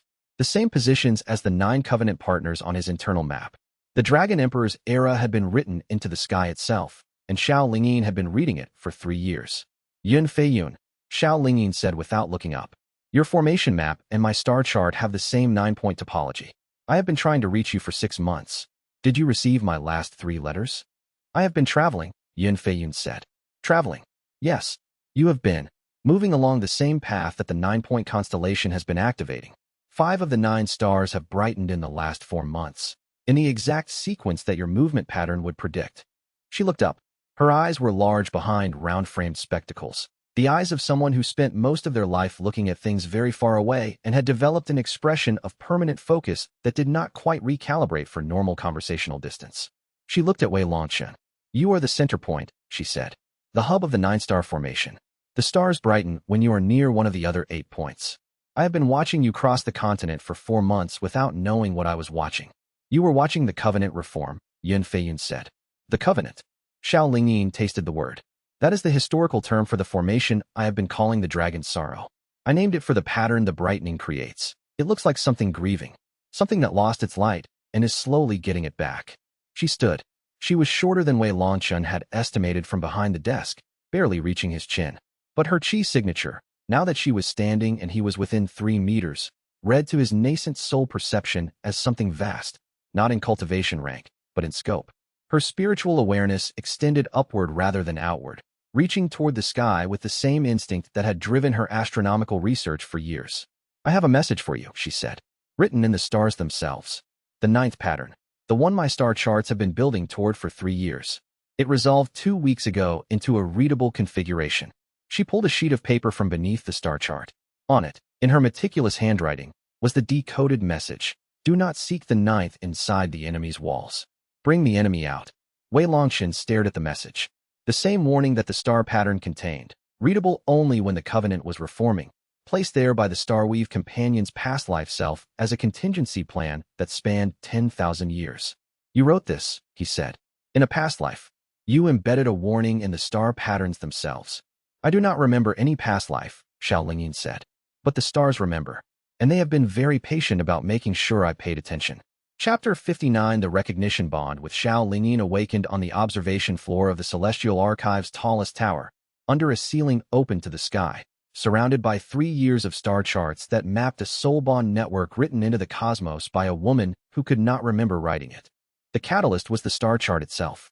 Yun Feiyun unrolled her formation map beside Xiao Lingyin's astronomical chart, and the 2 documents aligned. Formation topology and stellar topology matching point for point, node for node. The mathematical structure of the Covenant rendered in 2 different languages by 2 different scholars who had been unknowingly collaborating across disciplines for years. Xiao Lingyin looked at the alignment and understood. Not intellectually. Yun Feiyun and Wei Longchen had explained the Covenant's structure in the hour before. She understood the way a cartographer understands when they see the territory they have been mapping from above, the moment when representation becomes reality. Oh, she said. The syllable carried the weight of 3 years of devoted research resolving into a single realization. The bond activated. Starweave resonance, a cosmic law technique, manifested as a web of light that extended from Xiao Lingyin's slight frame upward through the tower's open ceiling and into the sky itself. For exactly 1 minute, 9 stars in the night sky, visible despite the daylight because the resonance forced their light through the atmosphere, brightened to the intensity of small suns. A dragon-shaped aurora formed above the Celestial Archive. It was visible for 1,000 li. Wei Longchen felt the 7th bond settle into the Covenant's architecture, and simultaneously felt the dragon core shard respond. Not a crack. The stress he had been dreading did not manifest as structural failure. Instead, the shard trembled, heated, and then did something Yun Feiyun's formation sense read as a phase transition. The jade structure reconfigured itself around the 7-bond load, accepting it at the cost of the 8th bond's margin. The bead adapted, Yun Feiyun said. her voice carrying genuine surprise. The formation architecture restructured to accommodate the seventh bond. But the restructuring consumed the remaining stress capacity. There is no margin left. The eighth bond. The eighth bond will shatter the bead. Without question, Wei Longchen looked at the cracked jade bead. 7 bonds. 2 partners remaining. The eighth in a distant fortress, the ninth in the same fortress. The bead would shatter when the eighth bond formed, and when it shattered, he would have 7 days before the dragon law energy dispersed. 7 days to form the ninth bond and close the seal. The aurora faded. The 9 stars dimmed. But the Celestial Archive scholars, and every cultivator within 1,000 li, had seen a dragon in the sky. "We need to leave," Liang Meihua said. "That aurora was visible from everywhere," Xiao Lingyin said. She was already packing her star charts with the methodical efficiency of someone who had prepared for this departure for months. "I have been waiting. I did not know what for, but I prepared a travel kit. I have food for 6 days, a change of robes, and my essential research. Everything else is replaceable." "You prepared?" "The stars told me something was coming." Preparedness seemed prudent. They departed the Celestial Archive within the hour. Chapter 60. The aurora had been a signal that could not be unseen. Sui Weiying's intelligence reached them through the bond resonance. Not words, but a concentrated pulse of urgency and direction that Wei Longchen interpreted as danger converging, accelerate timeline. Xiao Lingyin, walking beside Yun Feiyun, with the companionable energy of 2 scholars who had found a colleague they had been seeking for years, decoded the aurora's implications with clinical precision. The dragon-shaped aurora is a signature effect of 7 or more covenant bonds activating in proximity, she said. The last time it was observed was 9,000 years ago, during the Dragon Emperor's penultimate lifetime. Historical records from the Celestial Archive describe the same phenomenon: 9 stars brightening, a dragon form in the sky, visible for 1,000 li. Visible to Xuan Moyan, Wei Longchen said. Visible to everyone, including Xuan Moyan, Wen Jiulong, Elder Dusk, and every cultivator with eyes and the minimal spiritual sensitivity to process celestial phenomena. The group moved down from the mountain plateau at speed. For cultivators, Wei Longchen, Liang Meihua, Yun Feiyun, Shun Ring, and Xiao Lingyin, traveling light, driven by the knowledge that the aurora had announced their position to every enemy on the continent.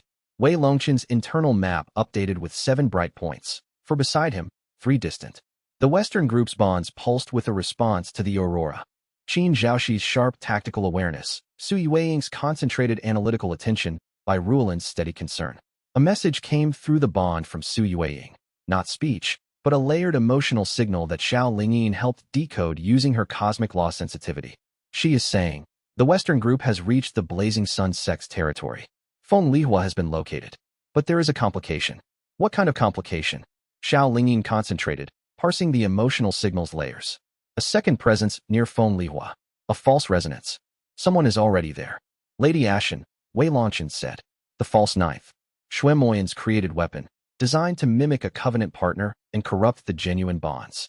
She had been deployed toward Feng Lihua, the 6th partner, to intercept and corrupt the bond before Wei Longchen could reach her.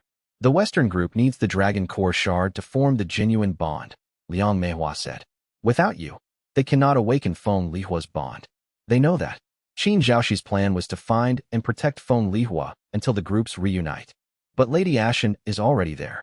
If she forms a false bond with Feng Lihua before the Western group can intervene, the 6th slot in the covenant becomes permanently corrupted. 8 bonds instead of 9. 1 short of what is needed to close the seal. The mathematics of the situation compressed to a single variable, time. Wei Longchen needed to reach Feng Lihua before Lady Ashen completed the false bond. The rendezvous point at the Leyline Junction was approximately 10 days of travel from his current position. The Blazing Sun Sect was approximately 8 days from the junction for the Western group. Too slow, Yun Feiyun said, reading the same distances. The rendezvous timeline does not account for Lady Ashen's acceleration. If the Western group is reporting a complication now, the false bond attempt may be days away, not weeks. Then we do not rendezvous at the junction. We go directly west. Shen Ruoying spoke. She had been listening with the particular silence of someone who processes before contributing. The temporal field, she said. Everyone turned to her. The temporal seal preserved me for 9,000 years. The formation that produced it was designed by the Dragon Emperor. I do not remember its architecture, but she paused, searching for words to describe something she was experiencing for the first time. I can feel time, not as a concept, as a substance. It has weight and texture and flow. And I can feel that the flow between here and the Blazing Sun Sect's territory is not uniform. Yun Feiyun's formation sense activated. A temporal gradient. Natural temporal variations in the continental formation network that create regions where time moves at different rates. Not natural, Shenruoing corrected. Designed. The Dragon Emperor's formation network includes temporal regulation channels, ley lines that carry temporal energy alongside spiritual energy. Most of them are degraded, but some retain enough function to create local time differentials. You are suggesting we use a temporal ley line to travel faster.